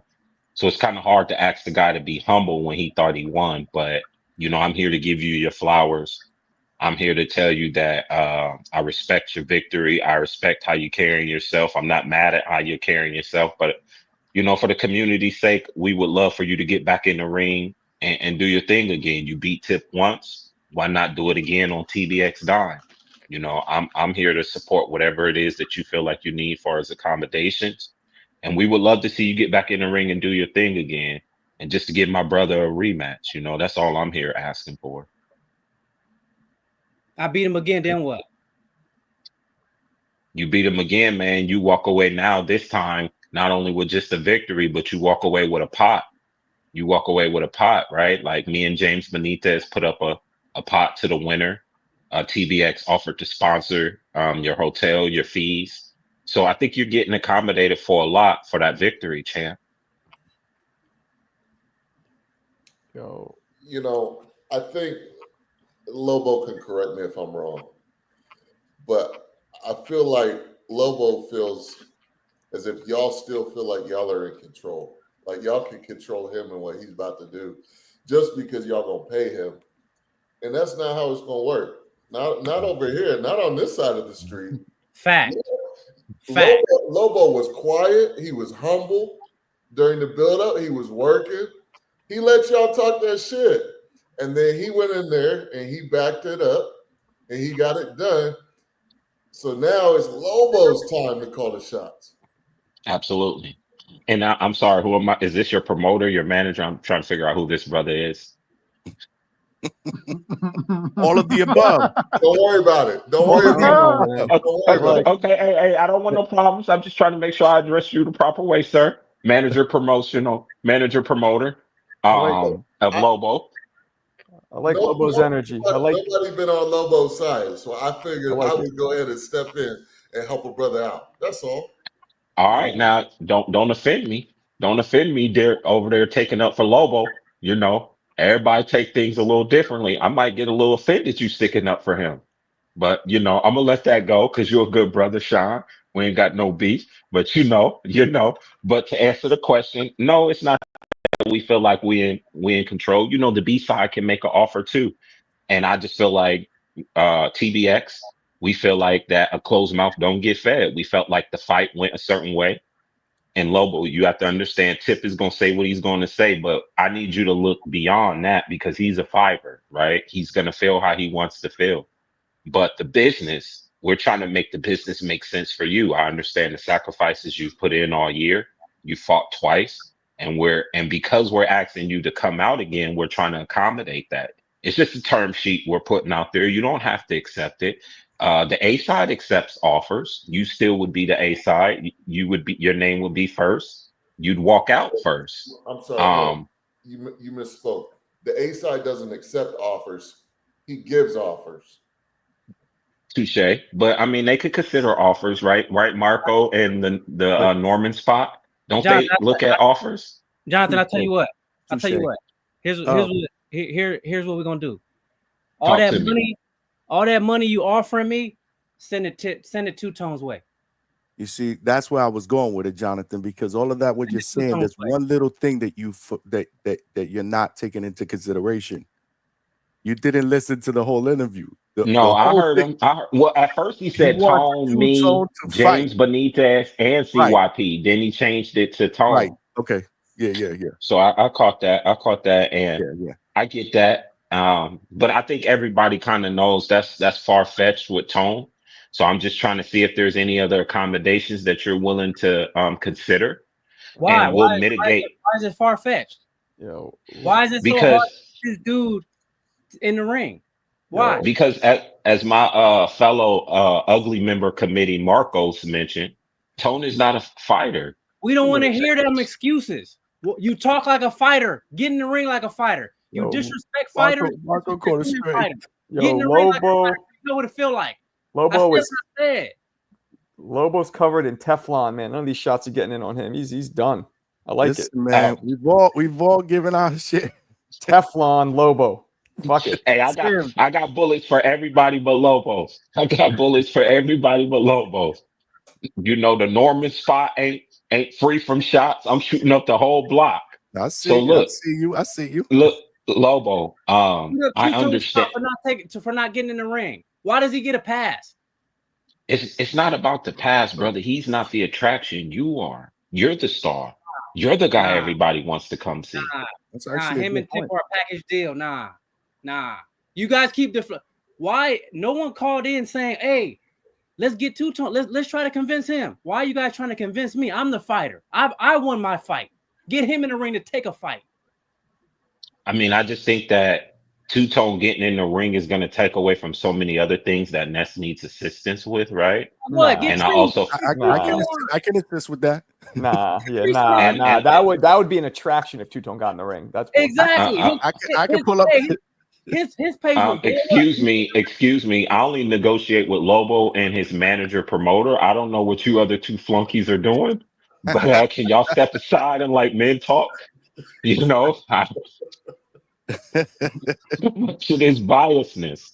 So, gentlemen, can y'all control y'all side? Isn't that how we had a kerfuffle last time?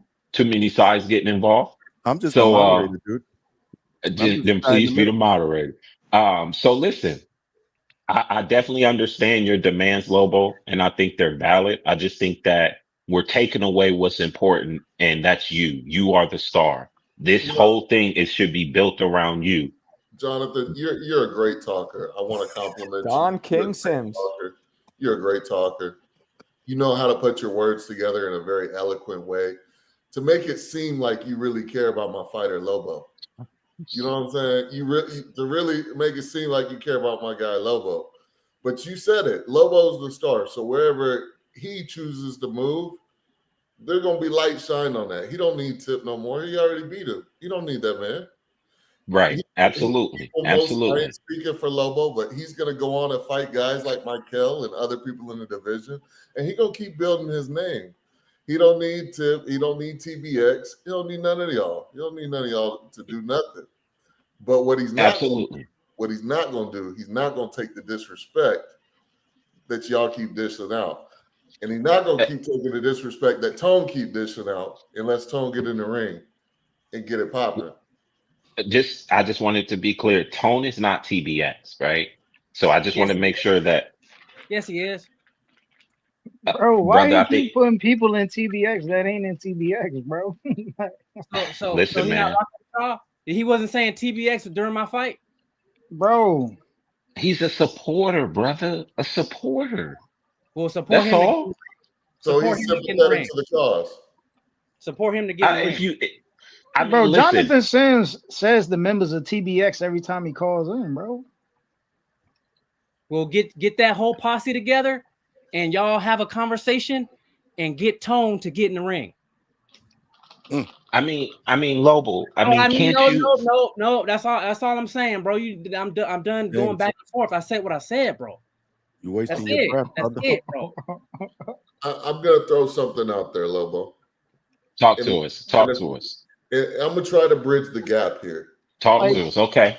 One second, Sean. I just want to say the last member of TBX we added was Alex Vega. Vega was the last TBX member we added. Vegas TBX? Yeah, because we had it was diversity. Really? Equity and inclusion. Equity and inclusion. Yeah. Vega was the DEI member. Vega was the DEI member. That's weird because Vega just said in the chat that TBX is a gay club. I mean that's why we said DEI. He was a DEI hire, so so that's why we said And Vega we're was the very last happy. member. Vega was the last member. He said, "I ain't a fucking TBX lame." Lobo, let's clarify these terms. Lord, would Tone getting in the ring for a sparring wars suffice, or does it need to be an official USA Boxing on his book? Get your book, get your physical, get your EKG, prepare like a fight for a Border Wars event. Sounds like it's official. He going the whole 9 yards. See some footage. Let's Not see even some a footage spar? instead of you Maybe a sitting behind a computer screen. We need all that. We need all that. We need all that. Listen, Lobo, all I'm gonna tell you, champ, is ain't no more talk. I'm done talking to you, Sims. I'm done. That's I said it. what I He's said. done with you, man. He's kicking you off the panel, bro. Okay, listen. I appreciate your time. Appreciate your apology, but those are my terms, bro. And this is his show. He's kicking you off, bro. No, I get it. And before I go, I'll just say this: Lobos, remember the position you're in. In a blink of an eye, it can change. In a blink of an eye, it can change. What that got to do with Tone getting in the ring? You saying all this? What does that have to do with Tone getting in the ring? I'm just saying, be careful. Heavy is the head. What is what you telling me have to do with Tone getting in the ring? With what I'm asking. Stop deflect. Stop. You're going all over the place. I said what I said, bro. Have a good night. Yes, sir. You too. Thank you, Johnny. You got it. My bad, CJ. Thanks for the reminder. CJ Rich with the $2. Macau came out of jail like Tupac, seeking static. Macau wants that smoke, bro. E92 with the $2. Tip couldn't defend his belt. Most important fight. Okay, there you go, Tip. I didn't even have a belt. What belt was I defending? I don't know. The belt that wasn't it the you guys weren't fighting for that WBC strap? Bro, he didn't bring his belt. Remember, Johnny? We was on the show. I told him bring his belt. He kept his belt at home. Because I knew I was gonna win. He kept his belt at home. I knew I was gonna win. And I was gonna take your belt, but you was crying in the corner. So if you knew you was gonna win, you would have brought your belt. What? The belt stays where it's at. The belt still hung up. I knew I was gonna win. Were you gonna ship it via Amazon? Oh shit! All right. E92, $2. Didn't Tip say Sims don't speak for him? What Sims did? Sims tried, bro. Sims tried. They were calling him what were they calling him in the chat? They were saying that he's untrustworthy, bro. He's a snake. They were calling him a snake. Somebody say he's slithering like a snake, I think. Princeton Parkway Mozzie with the $5. Jay Sims, a smooth talking ninja. You gotta watch him. There you go. Look, you gotta watch him. Yo, you know what's crazy? What's up? What happened to what's the dude we put the snake emojis in the chat for? Oh, what was that guy laughing out loud? LOL Pillow. Yeah, what happened to LOL Pillow? Wasn't he supposed to fight? He said he never showed up. He said he got hurt. He said he got hurt. Yeah, that's true. That's true. That he was supposed to fight and he never showed up. Appreciate you, Mozzie. Mozzie, you got to get that track for me, bro. You got to get the DHS track, bro, so we could get it popping. H-Town, did you forget to remember Lobo's kicking people off? I'm surprised he hasn't kicked Tip off yet. Nah, man. Lobo can kick anybody he want off. I can't stand all this. I can't just sit here and y'all talk about my client Two-Tone, what he brings to the show, what he does for the show. What he do for TVV? We know what he does for the show, but I mean, Lobo wants to get him he brought TVV to the top. There was no turkey out of sheep before Tone. Daddy wasn't entertaining. Daddy was boring. Yeah, Come on, we was getting hour Yo, shows with Danny. We was this, getting this, 30. Danny. We this getting is what 30 y'all minutes. need to know, man. Danny We was cat. getting Tone, 30-minute shows with Danny. Damn, Danny catches strays here. hey, this is the truth, Johnny. This is the They All call truth. right. Danny, they call Danny the almanac. Hey, Johnny, What's up? Two Tone is Skip to Ness is Stephen A. Two Tone Or is my dude. Two Tone is my you, guy. You know that? you know, that's what he does on the show, man. He brings entertainment, and he's there to disagree and go against Ness because, like Okay. you said, everybody else folds against Ness. They fold real quick. You got what's the little kid? The Rico.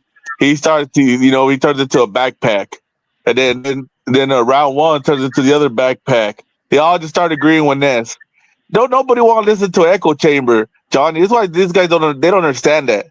They're just all like, oh, what's he doing? What's he doing? He's making the show entertaining. By doing what? You know? What boxing knowledge does he have for the show that we can learn? You don't have to have that, man. Just by having a take as a novice. Everybody wants a novice take too. You know, hey, novices are the ones who pay all the tickets, man. Like y'all act like y'all think, what do you think? Everybody goes to a boxing match is a hardcore? Man, what are y'all? That sounds Come like on, crap. man. No, that's the truth. That's the truth. I can't disagree with H-Town Lobo. I mean, he does provide a different dynamic that people do like. You know what I'm saying? Yeah, like he's the humor, funny. He's comedy. funny. He tells jokes. He makes y'all laugh. He's What different. boxing I want to Lobo. I want to ask you a real question. Go ahead. Do you really just got beef with Tone because your mom had beef with Tone, or you got beef with Tone? Gang, gang. Exactly. See, that's what it is. So just say I'm not gonna like Tone because he had beef with my mom. But Don't use Tip. No. Don't use fighting Tip as an excuse to get at Tone. No, when it now that's the truth. Now the truth is out. The truth is out. Ain't got nothing to do with Tip. When did Two Tone have beef with my mom? How long ago was that? A while back, man. I didn't write it. I didn't write it down on the calendar. I've been here a year and I never said nothing to that man. Yeah, but you could be patiently waiting, my brother, and now's your time. Now is your time. So you think I beat Tip just so I can go at Two Tone? No. But I'm pretty sure you knew if you beat Tip, you got something to get at Two Tone with. I never said nothing to that man until he started being disrespectful. So why not? Maybe he had an issue with me because Two Tone has been this entertainment on TBV from the get go. It ain't nothing new. How you gonna get offended if you already know how the car works? You know the mechanics of it, bro. Like, stop playing. Stop playing, my brother. Is you gonna get him a fight or not? Like I said, you just playing. Like, you don't want to fight Tip. You don't. Tone got nothing to do with this. All right. Y'all just keep bringing Tone up in this as an excuse. If you're not gonna help Two Tone get a fight, we have nothing to talk about. Yeah, exactly. That's the truth. Now you know the truth is out, community. I'm gone. All right, man. H-Town up in the building, man. Hey, listen, man. This has been dope, man. Anybody else got any last minute callers? What you got? I'm just trying to figure out. So, if Lobo chooses not to fight Tip again, is Tip's career over? Because that's what it sounds like. Sounds like Tip ain't calling nobody else out. That's a good question. Tip, maybe you can answer that for us. Yo, you ever seen Tank call somebody out? You ever seen Tank lose? You ever seen him gas out? Oh, Sean, this is just a simple question. You ever seen Tank call somebody out? Does Tank have a loss on his record? I'm a casual. Don't ask like, come on, man. Come on. Does Tank have a loss on his record? Just think about this, right? Just think about this. It's the amateurs, man. Like, you can't have a draw. So let's just think about that. Let's just equate this situation to take Lamont Roach. You know what I'm saying? Let's just equate that. But the judges called that fight a draw. The judges called this fight as a win for Lobo. There's a difference. Yeah, because the judges can't have a draw. They have to pick a winner. 3 rounds. Is what I'm telling you. They have to pick a winner. They have a draw with 3 rounds. Tip. Yeah, but Tip, you keep saying this the amateurs, but you got to be an amateur before you're a professional. Listen. It's like this. But If you gotta take it another fight. if it was in a pro setting, I think I win that fight. But it's I think not. I could. But it's That, not. and that's cool. That's cool. That's cool. But I'm just telling you, that's why I think I won the fight. It's cool. I understand by amateur metrics, he wins. You know what I'm saying? They give it to him based off points. But if we're in a pro setting, if you look at the effective punches, I feel like I win the fight. But we understand that though. What's next for you though? That's the Hey real. man, we just gotta wait and see. You know what I'm saying? You just gotta wait and see. Your name though, bro. I You just know, gotta wait like and see. Vegas said the same thing. I don't understand why Tip won't accept a Macau fight. Like, why won't you accept that fight? Yo, I'm not the champion. Why y'all trying to throw him at me like I'm the champion? Come on, man. I mean, like what hold you mean? It got on. nothing to Hold do. on. It got I'm nothing to not. do with a strap, I'm though. not. Like I'm not. you're a name, and Yo, you're still a no, name. it does, Johnny. It does, Johnny. Because who's next in line for the strap? So what are you trying to say? That Macau should fight Lobo? Hey, listen. If he's not gonna fight me in a rematch for the belt, then he should fight Mikhail for the belt. And who you gonna fight then? And then who you gonna fight? I ain't fighting unless it's for a belt. No. My Lord. I'm just telling you, I ain't fighting unless it's for a belt. Tip, you're 1-1. I ain't fighting unless it's for a belt. Tip, are you 1-1? Yeah, man. Allegedly. Okay, well you got to get back in the win column before you start talking about a belt. Allegedly, man. You got to get back in Be a the good win column. fight. A Macau fight, You for a like belt Vegas unless said. you get a win. Like Vegas said, a Macau fight, the winner can lobby for. How you gonna fight for a we belt? go for lobby for a rematch. Let's see. And he told bro that he would fight him. He told Michael I would fight you. If you have a good fight, I'll fight you. So why? What's going on? Like, why do we keep talking in this revolving circle, bro? How we are talking in a revolving circle. I ain't gonna lie. Yo, don't call that man no tune-up, bro. Put some respect on that man's name, bro. Don't call that man no tune-up, bro. Who said a tune-up? We didn't say tune-up. No. King KO, he called me. Oh, somebody in the chat. Bro, why y'all y'all gotta understand, like, there's nothing to be scared of when you get in the ring. I just want to fight for my belt. They not about to make me take a long route for a fucking belt that I should be fighting for in a rematch, bro. How do you fight for a belt off a loss? Bro, I lost off a split. Like, what don't you understand? Like, it was that close of a fight. Loss is it's a fight. Bro. No, you're not understanding that it's a fight that deserves a rematch. Not right away. Even shit, you shitting me? Shitting me? You even like, even. Hey, listen, bro. Y'all got your own opinions because y'all wasn't the ones in the ring fighting, and that's cool. You know what I'm saying? If y'all want to have that losers mentality where you got to take a long route, then go by all means. Go ahead. That ain't me though. I thought I won the fight. You know what, Tip? I'm gonna give you the benefit of the doubt, and I'm gonna agree with you there. If you want the rematch right away, why did you go about it that weird way after the fight? What do you mean? What weird way? What weird way did I go about it? Yeah. If you want a rematch, you would think you would come to Lobo and be like, look. No. I had the process. So I had to process how the fuck I even lost. Because I didn't understand how the fuck I lost the fight. I'm still trying to process how I lost the fight. Because he ain't do shit. What did he do? Like, what did he do? We going around in circles, man. Tell me, bro. Like, what did he do that was so effective in the fight? He was active. Can't nobody tell? That's the thing. Can't nobody say what the fuck he did to win the fight? Can nobody? I was active too. I was active. I was punching too. So if you say we both active and we both punching, okay, then it comes down to the third criteria: who landed the more effective punches? If we're talking about the first round, arguably you. If we're talking about the second 2 rounds, I mean, you think you were more active than him in the second 2 rounds? Who landed the more cleaner, effective punches in the second round? That's not how pro boxing is scored. Are you shitting me? That's not how amateur boxing is scored. Oh Lord, man. Yeah, man. You see what I'm saying? Just like you had the referee come on TVV and say, "Hey, even if you get a knockdown, that don't mean you won the round."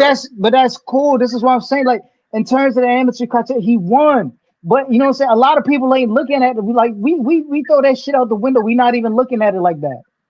You know what I'm saying? But it's cool. In terms of amateur standards, he won. So if that's the case, if I gotta abide by that rule, you know what I'm saying? Then let's run it back. And I have no problem doing it that way. And you know what I'm saying? Beating them in that fashion. If we gonna make it that simple, like what the fuck?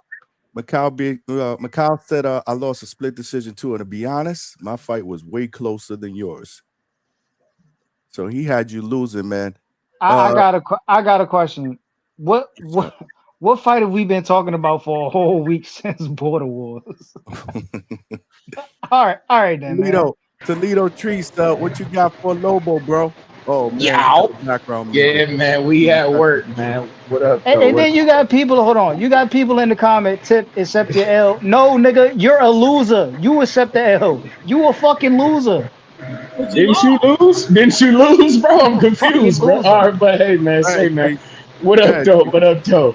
Hey, what's going on, Lobo, man? My guy, man, the Wolf, man. Hey, man, say, man. I like how you mowed through this guy. Third round, I like that. That's gas tank. That's what I like to call endurance. That's all they can talk about is the fucking third round. Excuse me. All y'all get on here. Listen.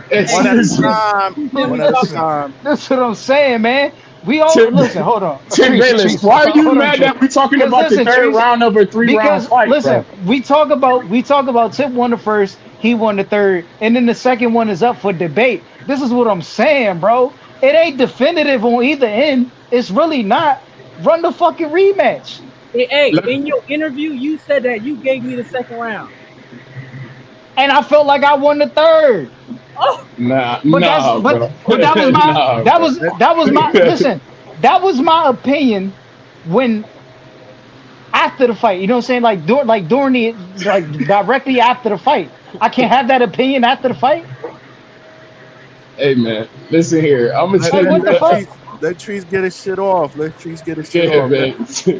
What I saw a guy who came out in the first round. You feel me? And blew his wad. I saw a guy who thought that who thought he saw the oh shit look and thought that this is my time. I got him right where I want him. You feel me? I saw a guy who went out there and let all his bullets go. I saw a guy come the second round. He got off the stool. I saw a guy who was still in the mix. Okay, I'm here. And about 30 seconds into that second round, I saw a guy fall apart. That's what I saw. And from the minute 30 seconds on in the second period to the third, I saw a guy getting pushed back. I saw a guy getting. Time out. I got a question. At the end of the second round, who finished on the front foot? Just a question. I can't. I mean, on the front foot. Who finished on the front foot at the end of the second round? Since you watched the video. Since you watched the video, tell me who finished on the front foot at the end of the second round. If I'm not mistaken, I saw Lobo beating you down. All right, so go back. Trees, I want you to exit out. You know what I'm saying? We're going to give you 2 minutes. Go look at round 2 and tell me sir, and then come back. No, Trees, just go watch the film. Go watch the film. Go watch the film. Did you not watch the film? Tim Bayless. Tim Bayless, you're spiraling, sir. You're spiraling. Are you okay? It's okay. I'm good. You're spiraling. I just want to make sure. I just want to make sure that you actually watch the film. I watched, sir. I watched, sir. I watched but that that's fight. What I'm saying. If you watch the fight, then you know who finished on the front foot. Let the man speak. Settle down, Tim. I watched this fight, and I watched your fight in person as well. If you don't remember, I was there in Wisconsin. I watched you fight Emperor King. And by the way, I must mention that we're not giving my guy Emperor King enough respect. You understand? I would like to see Emperor King versus Lobo on some real shit. Hold on, Trees. No. Don't say we. I wasn't the nigga calling Emperor King a garage fighter. It was the nigga on the panel. It was the nigga on the panel in the middle box who called Emperor King a garage fighter. That wasn't me. I ain't disrespecting Emperor King. You have to let Emperor King. You have to let me get to the one at a time. One at a time. You have to settle down, Tim Bayless. Settle down from each other.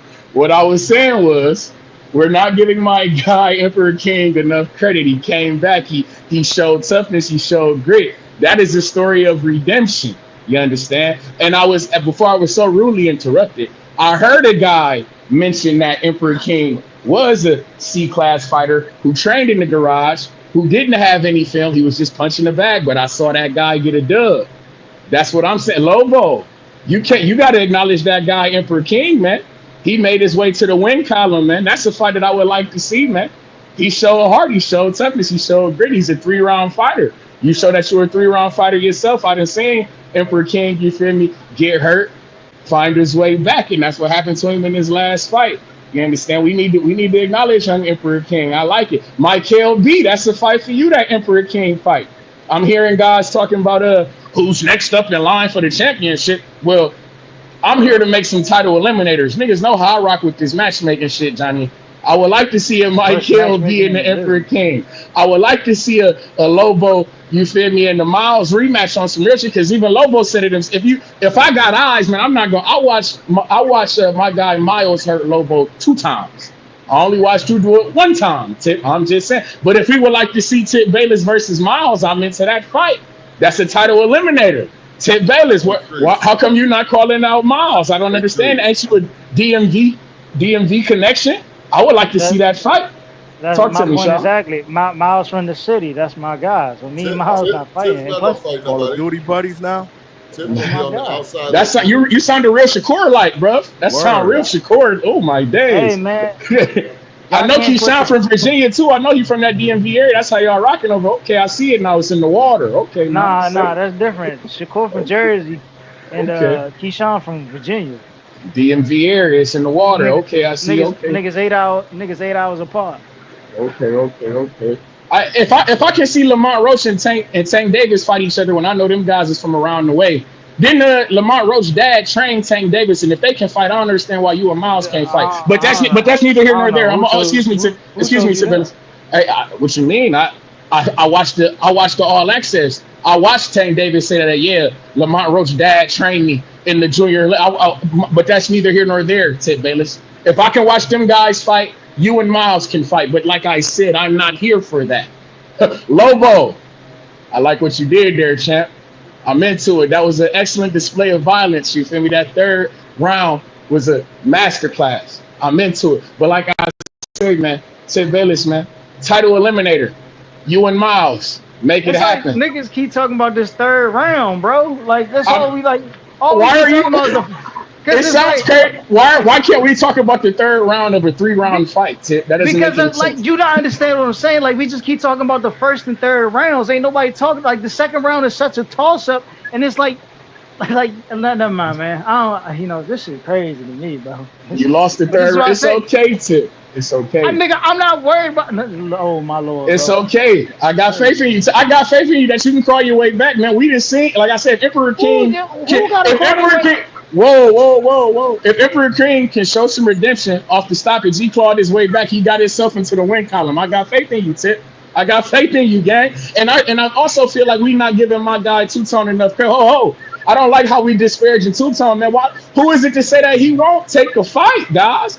I don't like how we just throwing it out there. Lobo, I'm with you. Two-Tone talk all this shit, man. I just heard a motherfucker say that Ness had a co-host who was in a wheelchair, and that motherfucker took a fight. If you can take a fight in a motherfucking wheelchair, Two-Tone, you can take a scrap. I'm not with the shit. Hey, man, we not doing that shit, man. I'm not jacking it. Two-Tone, I got faith in you too, man. I think you can fight. I think you will fight, and I'm here to watch it, goddamn it. Shout out to the Hangout spot. Shout out to Toledo, Ohio. August 30th, Huntington Center, downtown Toledo, Ohio. We got Albert Prince Bell about to put hands and hooves on somebody. But hey, man, y'all be cool. Whoa. That's neither here nor there.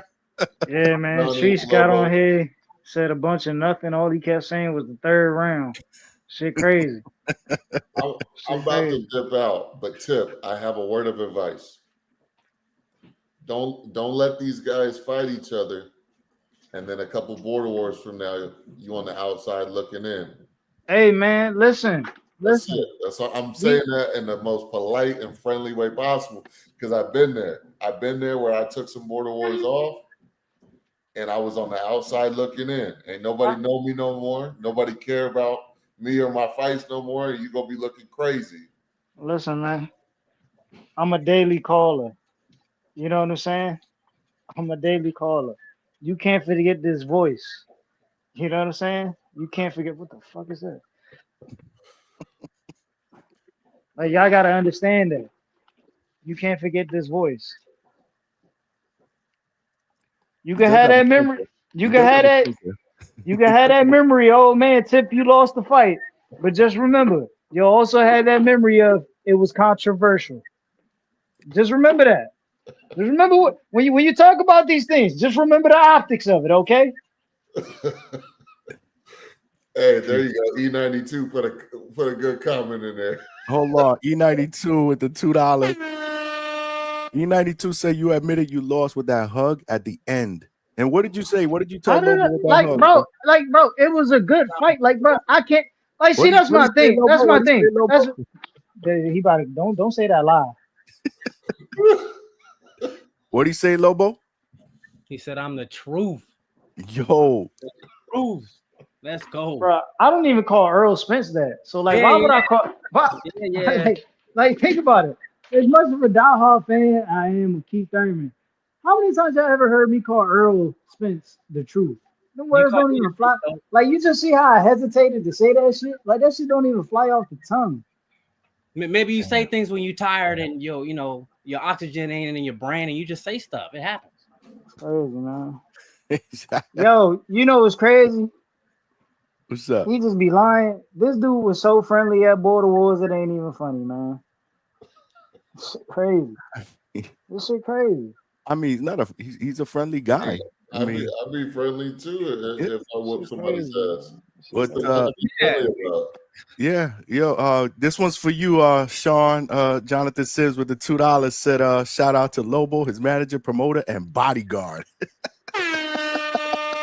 The jack of all trades. Shout out to the face of boxing, man. Shout Sean, out you the Lobo. man. Shout out Sean, Johnny. Sean, you the man, bro. I appreciate you, man. Yo, so yeah, man. So Lobo, since you the face now, man, who next? He just said it, bro. He's taking the rest of the year off, and then Yeah, but you got to see who's next, like who's on the radar. Mikhail and Angel Padilla. Yep. So those your big fights? Yeah, those are what I'm looking at for next year. Mm. I'm a clear out. Since you don't want to fight nobody, I gotta clear the gauntlet. Who's your Super Bowl? Who my Super Bowl? It just happened and I won. I'm the champ. Okay. That's what's up, man. Yo, this was dope, man. This was absolutely amazing, man. I appreciate y'all, man. This was dope. Lobo, last minute words, man. Appreciate you, Johnny, for allowing me to come on the show and discuss just everything in general. Shout out to Tip for being a good competitor. It was a good fight. I wouldn't call you trash. You're a good fighter. You're cool. You're a good little talker. Yeah, that's it. Tip, last words for Lobo and everybody else. Yeah, man, I beat that boy. The whole hood know I beat that boy. Oh, but for the people that don't know, hold on. Boom! Oh shit! He pulled out the belt. Tip, damn, bro. What's that? He pulled out the belt, bro. What belt is that? The belt you didn't get. The belt you didn't get. That shit was stolen. Oh man, I appreciate y'all both, man. Thank you, Johnny. Appreciate you, man. Oh, absolutely, man. Both of y'all my guys, man. Appreciate y'all both, man. Yeah, it's just crazy, man, Johnny. I ain't never seen people, you know what I'm saying, like Berlanga went on he had a parade and then Lobo lose and he got you still talking. That's crazy. Lobo lose and he got a press tour. Like, this shit is insane, man. Hey, you should have won, champ. Should have won. Keep training. Hey, in my eyes, I won, man. But shout out to the Amies, man. Shout out to the Amies.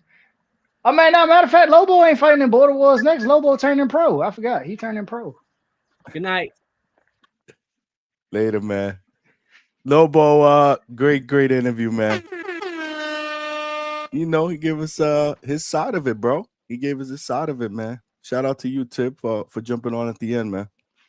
Yeah, man, I had to come on here and get the entertainment, man. You know, do what I do best. Hey, man, we still got hopes out that maybe that fight happens somewhere down the road, man. Who knows, man? Shit changes. You know the deal. Nah, man, we off that. We off that, man. I gotta take that Macau fight, bro. Take that Macau fight. Nah, it's not even that, bro. I just had to take I gotta take a different approach. Like, so border wars be cool. And then I can do border wars from time to time, but you know what I'm saying? Doing border wars and actually competing against other amateurs, you know what I'm saying, is a different story. So Okay. Yeah. I got you. That's the only thing. It's like that's why I'm saying it's like it's two different routes I could take. I understand, you know what I'm saying, but it's just a different level. It's a different level of competition and a different level of, you know what I'm saying, I'm going through versus facing Michael and facing somebody else, you know what I'm saying? Yeah, no, for sure. The Nigerian Nightmare, what's up, Chab? He said we rocking with you, Tip. All right. Alberto said you Tip sound defeated. Okay. Y'all terrible, man. You know, Macau B said that will be my belt very, very soon. So he want that. I hope you win it, man. I hope you win it. You want that Lobo fight? I really do. I hope you win it. Macau, you fighting on in November? Well, obviously not against Tip because he ain't talking about fighting you, but don't know if he's fighting in November. Nigerian Nightmares rocking with you though, rocking with my fighter Tip. Shout out to Lobo, Strap City. That's how we do. Strap City over there. Yeah, man. And then, you know, I also got, before I leave, man, just got to give a big shout out to 2K Bay. Got to give a shout out to Big Bay. You know what I'm saying? He said Alex Vega into retirement, man. Vega, Vega don't know when he want to fight, what he want to do. You know what I'm saying? It's nasty that he didn't pay Big Bay that 2K to get in the ring. I'm just disturbed by Alex Vega all catching that. strays now. I'm disturbed by all that, man. Okay. He said, "Go train, bro. Shut up." That's what he said. Look, go train. Yeah, see, people, shit. This is crazy. That's what we should. The TBX, I think we should put up a pot for Big Bay to fight Alex Vega, because that's the only way that's gonna happen, man. That's the only way that's gonna happen. Y'all gotta pay that man. Yeah, y'all gotta pay him to come in and fight. Yeah. Vega fighting in November though. But I get it. Big Bay can't waste his talents flying out to Atlanta, Georgia, or Florida to beat up on Alex Vega. You know what I'm saying? It's a waste of his time. So I get it. So you think he'll beat up on Alex Vega? I seen Big Bay, man. The dude is an elite talent. You know, Alex Vega. Damn, I don't even want to say it, bro, because I shouldn't be talking like this. But Alex Vega, he fought a mall cop. We all seen the footage. You know what I'm saying? Live. He beat the dude in 30 seconds. The dude wasn't supposed to be in the ring. He was not supposed to be in the ring. He beat the man in 30 seconds. The man got out the ring, put on his security outfit, and left. We all seen it. I hear that. Malcolm Emmanuel said Forbes want his rematch versus Big Bay. Oh yeah, I like to see that fight. But then again, I would love to see that one too. Actually, yeah, I wouldn't mind seeing that. Vega laughing at you, bro. He laughing at you, bro. Yeah, man. Shout out to OC the boss, man. Shout out to OC. OC the boss in the building who came in earlier, man. Appreciate you, man. He getting that smoking.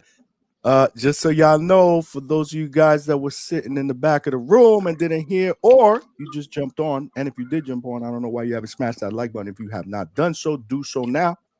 You're watching this live on X, make sure you share, retweet, and live on Facebook, smash the like button, and then come on over and subscribe to the Hangout spot. It's official. It's official. Ness sent me a text earlier, and he got a notice from USA Boxing that said your event sanction request for Border War 17 has been received and is actively approved. So who's the headline? Who's the headline in Georgia? Oh, well, we don't know who the headline is going to be yet, but what we do know is that the venue, Atlanta is going down in Atlanta. You know, it's going down in Atlanta on November 8th, and he said that there are only 13 slots left. 13 slots left. So anybody that wants to jump in, make sure you guys let Ness know. Obviously, the box. I'm sure that'll be a big topic of conversation on tomorrow's show. There's really not a lot of boxing to go over from the weekend. So tomorrow, I bet in the morning will be a Border War show. Most likely. We probably Yeah. not going. Yeah, Yep. we're gonna have a lot Only of Border 13 War slots talk. available. Only 13 slots available. It's official. November 8th at Lugo Boxing and Fitness, which is in Marietta, Georgia, which is in Atlanta. Expect a thrilling matchups featuring top talent, hosted by Nestor Gibbs. I'm actually reading a post that he put out about an hour ago on the Boxing Voice on YouTube, and he sent me that along with the notice. So it's official, man. Atlanta got it, bro. There was a lot of talk back and forth. Will it be LA? Will it be Atlanta? Will we go back to to Wisconsin? It's going to be Atlanta, which means yours truly will be in the building because I'll be driving down for that. Alberto, yes. I just see Alberto asking if I'm coming down for that. Yes, I will be in ATL for that. I'll be driving down for that. But I'll be in ATL before that because I'm actually hitting the Norman camp a couple of times before that. So, yeah, man. So it's going down, brother. So are you fighting in that or not? Oh, me? Yeah. Probably not. Probably not. I'll be watching. I'll be tuning in though. But I don't know what I'm doing around that time, so I don't know. Okay. That's what's up. It's gonna be big. I think CYP's fighting in that, right? Is he fighting against Adrian? I believe CYP and Adrian may be the main event, if I'm not mistaken. Now that you ask. That may be the main event. OC will be fighting. I'm not sure if he's fighting who did let's say today it wasn't round one, it was somebody else he was talking about. Yeah, OC versus the Who was it? retirement home. The retirement home. Yeah, it was somebody. Alex Vega will be fighting, but Alex Vega has not announced who he's fighting. I know I heard that little piece of the show earlier. We were trying to get Vega lying, bro. Vega lying, bro. Don't listen to Vega. Carter's being still. Vega said Carter's still being put together. The board, this Border Wars is going to be different than all the others. What's so different about it, Vega? Nah, he mentioned somebody else though. He mentioned somebody else because he wasn't sure if this dude was going to get his book or not. I think that's at least that's what I heard. I was kind of in and out of that show earlier today. I was doing some shit. Kenny Porter's right hand. What's good, my brother? It's that fire show as always, Johnny. Nah, appreciate you, man. Appreciate you, man. So OC versus old one. OC versus old one. I don't know who the dude. No, I don't know who that guy's name was. It was somebody that we're talking about. Somebody that's fought before that Alex Vega said he's cherry picking, like he's trying to cherry pick for a win or something like that. Not Jerome. Vega be able to tell me. Vega, who was that dude that Ness was talking about fighting potentially OC? Not round one, somebody else. What's that dude? It was on today's show. It wasn't Marvin Friedman's supposed to come back. No, but it wasn't him though. It wasn't him. But yeah, he's supposed to come back. Who else? He was talking about. Damn, I'm missing somebody. Fuck. Again, man, I was. Vegas saying Canadian Jose. No. Vegas said they're limited spots too. This is he said there are limited spots for a reason, but why? Yeah, I don't understand what they're doing differently though. He is seen as pioneer of Border Wars. Who? This dude's tripping. I thought you were supposed to be sleeping, bro. Don't you got to work tomorrow? What time is this? Midnight? Well, we had almost 4 hours rocking out here on a Sunday night, bro. Shout out to all of y'all, man. Damn, OC, chill out, man. There we go. Canada Jose. Is that who you're talking about? OC wrong, man. Look at this. Look at this, dog. He said Dan Tip. OC was on the show earlier. That's look at what he typed though. He's like, Dan Tip, you can't try to drag me because these motherfuckers dragging you. Listen, we lose together, we get dragged together. Dan Tip. Yo, misery loves company, OC. This is nasty. Misery. You ain't shit. That's fucked up. Yeah, man. Y'all not gonna get off the hook. He calling out everybody. He want everybody. Yo, misery loves company. It's Canadian Jose. That's what he's talking about. Yeah, with somebody. Yeah, that's what it was. So that may be OC's opponent if it's not round one. Not sure how that's gonna work out. Vega still. I think Vega. You also said Keem. Keem's fighting, right? I believe he said Keem may be fighting somebody, but he didn't want to say who. But he said it was a top contender. So Ness was trying to drag it out of him, but he didn't want to say who. Keem said that he was eyeing. So Keem, CYP, and Adrian more than likely. Vega, OC, Mikhail obviously will probably be in there. I'm not sure against who. If it ain't you, who else? Yeah, man, it's gonna be dope, man. Atlanta's gonna be lit, man. It's gonna be my first. Yeah, he said Keem is looking to fight. Yes, we shall see. Okay, all right, but isn't he going on vacation around that time? I heard he was taking a family vacation. Yo, nobody's looking to see Kane, bro. Let's just be real. No Man, one's looking to see Kane. Why Keem is catching strays now, bro? I'm just telling you the truth, bro. Listen, he didn't want to do the CYP rematch. Like, you gotta understand, you gotta be able to entice the people, bro.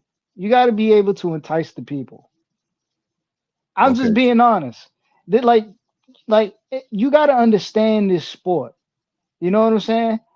You have to understand this sport. You got to be able to entice the people. Ain't no one looking forward to see Keem. Like, people are looking forward to seeing CYP, not Keem. Yeah, but look at what Malcolm Emmanuel said. There hasn't been as much intensity in the room as it was when Keem and CYP were about to fight. That's true, man. Yeah, but you got to think about why. Because of CYP. That's what I'm saying. Like, I get it, man, but it does take 2 to 10. Well, I mean, I get what yeah, you're saying. It takes 2 to that's tango, why though, bro.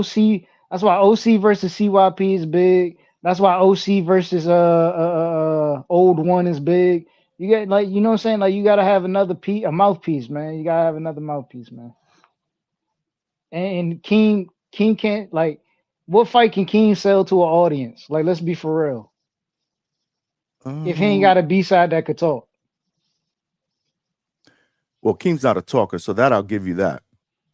But that's what I'm saying. Like, yeah, he's not a talker. He's a fighter, bro. He just wants to get in there and throw down. But there's a lot of people that are gonna want to see him back in there, bro. and then it's not like Keem didn't even give us a performance worth saying, yo, I want to see Keem again. I mean, he won, bro. But we looking at Keem winning due to CYP quitting. Like, we not saying, like, nobody ever said Keem went in there and did anything that made that resorted into him stopping CYP. They say, oh man, CYP gassed himself out and he quit. You know what I'm saying? Yeah, I hear what you're saying. I thought he Like, did you some just got, good like, body work, though. it's optics. Like we say these things, but we don't take the optics of what happened into consideration. You know what I'm saying? Mm-hmm. Yeah. Vegas says only 50 for a slot this time around. What does that mean? Only $50 to get in? Is that what he's talking about? Money? I assume so. Well, how much was it before? Oh, no. I think he's saying it's 50. So normally we would pay 150 to fight on the card, but he's saying it's only $50 to fight on Oh, the that's what card, I'm I saying. guess. Only $50 to get on the card. Okay. So $150 was what the normal fees were to fight. Yeah. Ooh, okay. Damn. $50. Okay. Heavy Back Bunch. What's up? Heavy Back Bunch. What's good? Salute. My genius at Johnny. What's going on? He said Black Ray Donovan got a question. Ask Tip what he needs to do so he won't gas out next time. That's for you, brother. I don't like bro. I gassed We're going on this Johnny. road again, y'all. I gassed Johnny and I still went 3 rounds and it was a close fight. It's like I'm like, I don't know, man. It's like I said, I don't know. If you look at the fight and you ask people what did he do to win, like, they can't, like, all they can do is be like, well, he was active. Like, okay, he was active. I was active myself. You know Lobo what I'm said, saying? answer the Like, question. He said, answer the question. like, I was active myself. And then when, you know what I'm saying, when you go to, like, the other criteria, that who landed the more effective punches, is like, all right, you know what I'm saying? But it's like, I don't know. It's like Johnny, I'll send you a fight later. And you'll say the same thing when you see this fight. You'll be like, how the fuck did he lose that? You know what I'm saying? Like it's just one of those. Like this is amateur judging, man. You know what I'm saying? Nobody knows how these judges score in the amateur. They all have their own criteria. You know what I'm saying? So it just is what it is. Vegas said yes, 50 to participate used to be 150 to 300. Damn, $300 to participate in that? I didn't know that. Yeah, that shit's crazy, man. Ooh, Lord, that's what's up. $50. That's great, man. That's absolutely great. Only 13 slots, man. Next, Nessa text me earlier. So anybody looking to get in, heavy bag Butch, what's up, Johnny? You're a real OG. I like the way you conduct yourself. Salute to you, man. That's Timboski. Thank you for rocking out, man. You family. What's up? That's Timboski. Oh, that's Timboski? Yeah, heavy bag Butch, yeah. What, how many names he got, bro? Timboski was good. That's your arch nemesis too, bro. Yes, my UK brethren. That's your UK veteran. Malcolm Flex, what's good? Timboski, I appreciate you, man. Yeah, man. You family, brother. You family out in the UK. Malcolm, as usual, you're late. You got to catch the playback. For anybody that did not catch the beginning of the show, we did a dope interview with Elijah Flores, man. TEC, Elijah Flores, undefeated. You hear me? Undefeated welterweight prospect who's 9-0. He's now training at the Pobrox facility with Coach Mark Ferre. I spent some time with him this week, man. Great young man. He looks sharp, man. He looks sharp, and obviously they're going to be working on that. No fight announced, but it was a great interview, man. We talked about he sparred with a lot of fucking people, bro. I don't know if you know, man. He sparred with Tank. He sparred Manny Pacquiao, Devin Haney. He sparred with a lot of Rolly. I mean, he sparred with a lot of freaking champions. Great fighters, man. He's a young guy, up and coming. That was a great interview. Make sure you guys check it out as soon as the show is over at the Hangout spot on YouTube. And then after that, we had Lobo on the panel, did an interview, give us his take on what went down at Border Wars with the in the main event versus Tip. We were trying to lobby for a rematch. We don't think that's going to happen. He is adamant that a rematch will not happen unless Two Tone, the superstar, gets in the ring and laces them up. And then we had a lot of other panel members. We took calls. Now, also Tip jumped on, so they went back and forth for a while. Again, they agreed to disagree. But man, at the end of the day, I'm still hoping. I'm still hopeful, as well as the rest of the community, that one day down the road we do get that rematch. Because I'm not kidding, bro. You guys are going to be mentioned in the same sentence for a long time. It's just the way it is. It's just the way it is, bro. Look, Johnny. I know how. You gotta understand. Yeah, I am still sick, man. Malcolm said. I said, yeah, I am sick. I know the business of boxing, man. I understand how big the fight is. So you know what I'm saying? Like, there's angles for me to promote a fight, or even just make the rematch even more enticing. You know what I'm saying? Like there's avenues to this. I still feel like we're gonna. This is gonna come full circle, man. And again, that may be the the optimist in me, right? But I still feel like the community is there's just gonna be too much buzz around it that eventually it just has to happen, bro. It just has to happen. Look at Toledo. He's playing matchmaker. Tip versus Miles. But we know that ain't gonna happen because you just said that's a Call of Duty, buddy. Round one. And Miles is at like 54, bro. Yeah. Well, if there's anybody that I would like Tip to fight, if he was to move up in weight, it'd be Alex Vega. I think that'd be a dope fight. I'm not. Listen. Dope. I ain't wouldn't that be dope though? 40 Honestly, again. if you was at 154, 160, wouldn't that be dope? You fight Alex Vega. The Vega fight. That shit would be dope. That would be me. That's a cute fight. That's a cute. He said that's a cute fight. That's not a big one. Toledo said round one versus OC. Forbes versus Big Bay. Emperor versus Mikhail, which I think no, it's not Mikhail. Who did Vegas say that Mikhail's fighting this? Was it Miles? You just said it earlier. Shit. CYP versus Adrian. I think that's happening in Benitez versus anybody. I think Benitez is going to end up fighting Supermax. That's what we were hearing on the last couple of shows, if I'm not mistaken. Benitez versus Max. I got James. Okay. Who else? This has been a great show, man. This show was fun. I ain't gonna lie.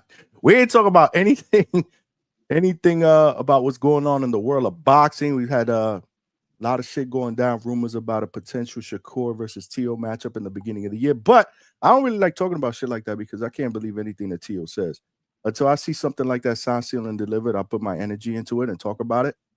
But we got boxing this weekend, but we won't get into that until later in the week. We won't get into that card. We also got Pro Box that I will be live and direct for on Friday.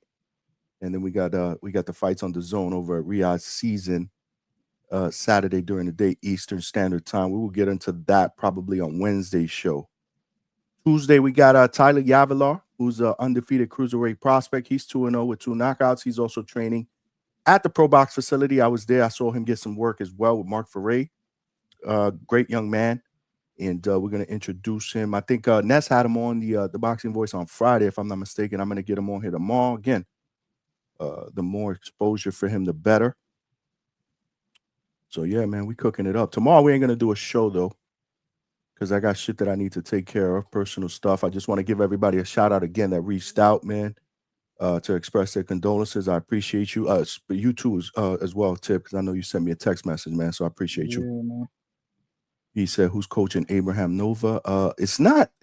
I'm not sure. I know he was sparring at Springfield at Coach Bermudez's gym a couple of weeks ago.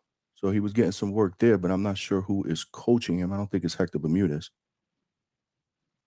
No idea, Vega, but we're about to wrap it up. So if he comes on, we won't be we'll be here till 3:00 in the morning. And as you can see, my voice is kind of shot, man, because I've been sick, man. This has been one long week, like I said, not just with the personal stuff, but I also been sick since Wednesday. So hopefully by Tuesday I'll be much better. As Malcolm said, he gonna get cooked. He told about Nova. And Malcolm said my voice is still shot. Yeah, I'm still sick a little bit. Man, what's good? 410 was good. He said this ninja who fought back versus Miles and the ninja who acting like this because two-tone hurt his feelings is not the same ninja. I rock with the ninja who fought back versus Miles, LOL, not the new buddy. So he's throwing that is for Lobo. Lobo's still in the chat more than likely. Lobo's in he said, yeah. So yeah, Tip, I'm about to wrap this bad boy up, man. All right. You know, great show though, man. I appreciate you jumping on, my brother. You know, you, Lobo, all of y'all, man. Everybody in the TBB community, man. Y'all family, bro. Y'all family. And you know I'm the fight hype. You're fight hype. You know, Yeah, man. Fight hype, bro. That's what's up, man. I'm excited, man. I can't wait till these fights get announced, and then we'll start getting some of the fighters on Sunday nights here. We start doing a little bit some promotion for the Border Wars on November 8th, man. So, yo, Tip, if you're on the card, brother, you be on. I'm just dangling that carrot out there for you, bro. No. I ain't gonna be on there. I ain't gonna be on. All right. Well, I appreciate you, my brother. We gotta let the other fighters carry momentum, man. We gotta let the other fighters carry momentum. No doubt. All right, Tip. I'm gonna holler at you, brother. All right, man. One. That was Tip Bayless. Malcolm said, nasty work, Johnny. You always end the show when I get up. Bro, you always get on late, man. We've been on since 8:00, bro. We are pushing 4 hours and 12 minutes. And you're also talking about somebody who's been sick the last few days, as you can see my voice, man. I did a lot of fucking talking today. I ain't even gonna lie. Thank God that we had people on the panel for the Lobo interview. That was great, man. That was absolutely great. The community came out, man. Questions. I just want to thank everybody for your questions, your super chats, your donations, man. It means a lot to me. You know, because we working, we putting in that overtime, man. Our Sunday night shows be popping, bro. If you haven't smashed that like button, how many people we got? We got over 100 people. At one point, we had over 130 something people here just on YouTube alone. Not to mention who we've had on X Live and Facebook. How many likes we got? 120 likes. Damn, I wanted to get to 150 likes, man. But that's all right. We still got over 90 some odd people in here. If you haven't smashed that like button, do so, man. Help us get this channel out into the home page and algorithm of other boxing fans so they know we rock out Sunday nights, 8 p.m. Eastern Standard Time, Tuesdays, Wednesdays, and Thursdays. 9 p.m. Eastern Standard Time. That's how we do it up here. We've had a lot of callers. We've had some people that have jumped on the panel periodically in the last month that have said, yo, I just saw this channel on my homepage. I started checking it out. I like how y'all rock, man. That's how we're going to be able to get some more family members here at the Hangout spot, man, because subscribers ain't subscribers. Y'all family members. That reminds me, we're trying to get to that next goal of 3,000 subscribers. We're a little bit over 500 more. We got to go. Let's help a brother get there. If we could get there by the time the Norman spot goes at it against the Haney voice, that would be absolutely dope in November. Let's not forget, big fight card ahead. Let's try to see if we could get to 3,000 subscribers before that fight. We still got about 3 months. If we could get there even sooner, that would be absolutely dope. But in order for us to do that, you're going to have to tell a friend to subscribe to the channel. There are power in numbers. We're doing great interviews. But again, in order for us to be able to get the even better and bigger and better interviews, and not to mention, we've had big interviews, but we want to get bigger. We want to grow. This is how we do it up here at the Hangout spot. The small train, we want to turn this bitch into a locomotive, a freight train. In order for us to do that, we're going to need more passengers. So please tell a friend to subscribe to the Hangout spot, man. This has been one dope show, man. We've been one dope show. My wife was on here earlier, Mrs. Hangout spot. Shout out to you, babe. And she said it, man. She wants to show love to everybody who has reached out again via text message, whatever it is, DM, here on the show. I love you guys. I appreciate it. We appreciate the condolences and the kind words. Y'all family. Much love to all of y'all in the chat. Even Malcolm, who said that I'm nasty work here. True Power Media was good. Good night from H-Town, Texas chat. Appreciate you rocking out, my brother. Appreciate you rocking out, John Zattel. John Zattel. Yeah, man. My hair is a little bit more shorter than Sean's, and my hairline is probably better, bro, because this is by far, I keep telling y'all, man, don't hate on the hairline, bro. The best hairline in boxing podcast, pound for pound, number one, without a motherfucking doubt. Yeah, man. Yeah, great show. Great show. Again, if you guys didn't see that interview with Elijah Flores, check it out, man. It was dope. Tuesday, we got Tyler Yavilar in the building. Wednesday, I'm not sure yet. We are working on a female fighter because we're trying to do Women's Wednesday again. I'm trying to see if I can get Right Hook Roxy on. I'm trying to see if I can get her on the channel for an interview, but I haven't been able to lock that in. So I'll keep you guys posted. If you ain't following me on IG or on X, make sure you do that. That's why I update all my stories. That's why I usually put my stories, and I also put the links to the shows that are going to be on. So make sure you follow me on IG. Border Wars is going down November 8th in Atlanta. That's going to be dope. I will be in the building, helping out, doing some commentary, doing some stuff. So it's going to be absolutely amazing. And yeah, man, this has been one hell of a show. Great show. So I just want to thank everybody for rocking out here on a Sunday night. Back at it Tuesday, 9 p.m. Eastern Standard Time. Make sure you guys check out the Boxing Voice tomorrow at 9 a.m. Eastern Standard Time, 6 a.m. Pacific Central Time. I may be on the evening show. I'm not sure. I got some stuff that I need to do, but I may be on the evening show. If not, I will see you back here at the Hangout spot, 9 p.m. Eastern Standard Time on Tuesday. Tyler Yavilar will be here. And then after that, we're going to open up the phone lines and we're going to break down all the latest news in boxing, plus the fights that are coming up this weekend. We'll do that Tuesday and Wednesday, regardless of a guest or not. I'm going to rock out with all of y'all because y'all are family, man. But as always, this is your boy Johnny signing out from the Hangout Spot Live. I appreciate the love and support. And I'll talk to y'all soon. Peace.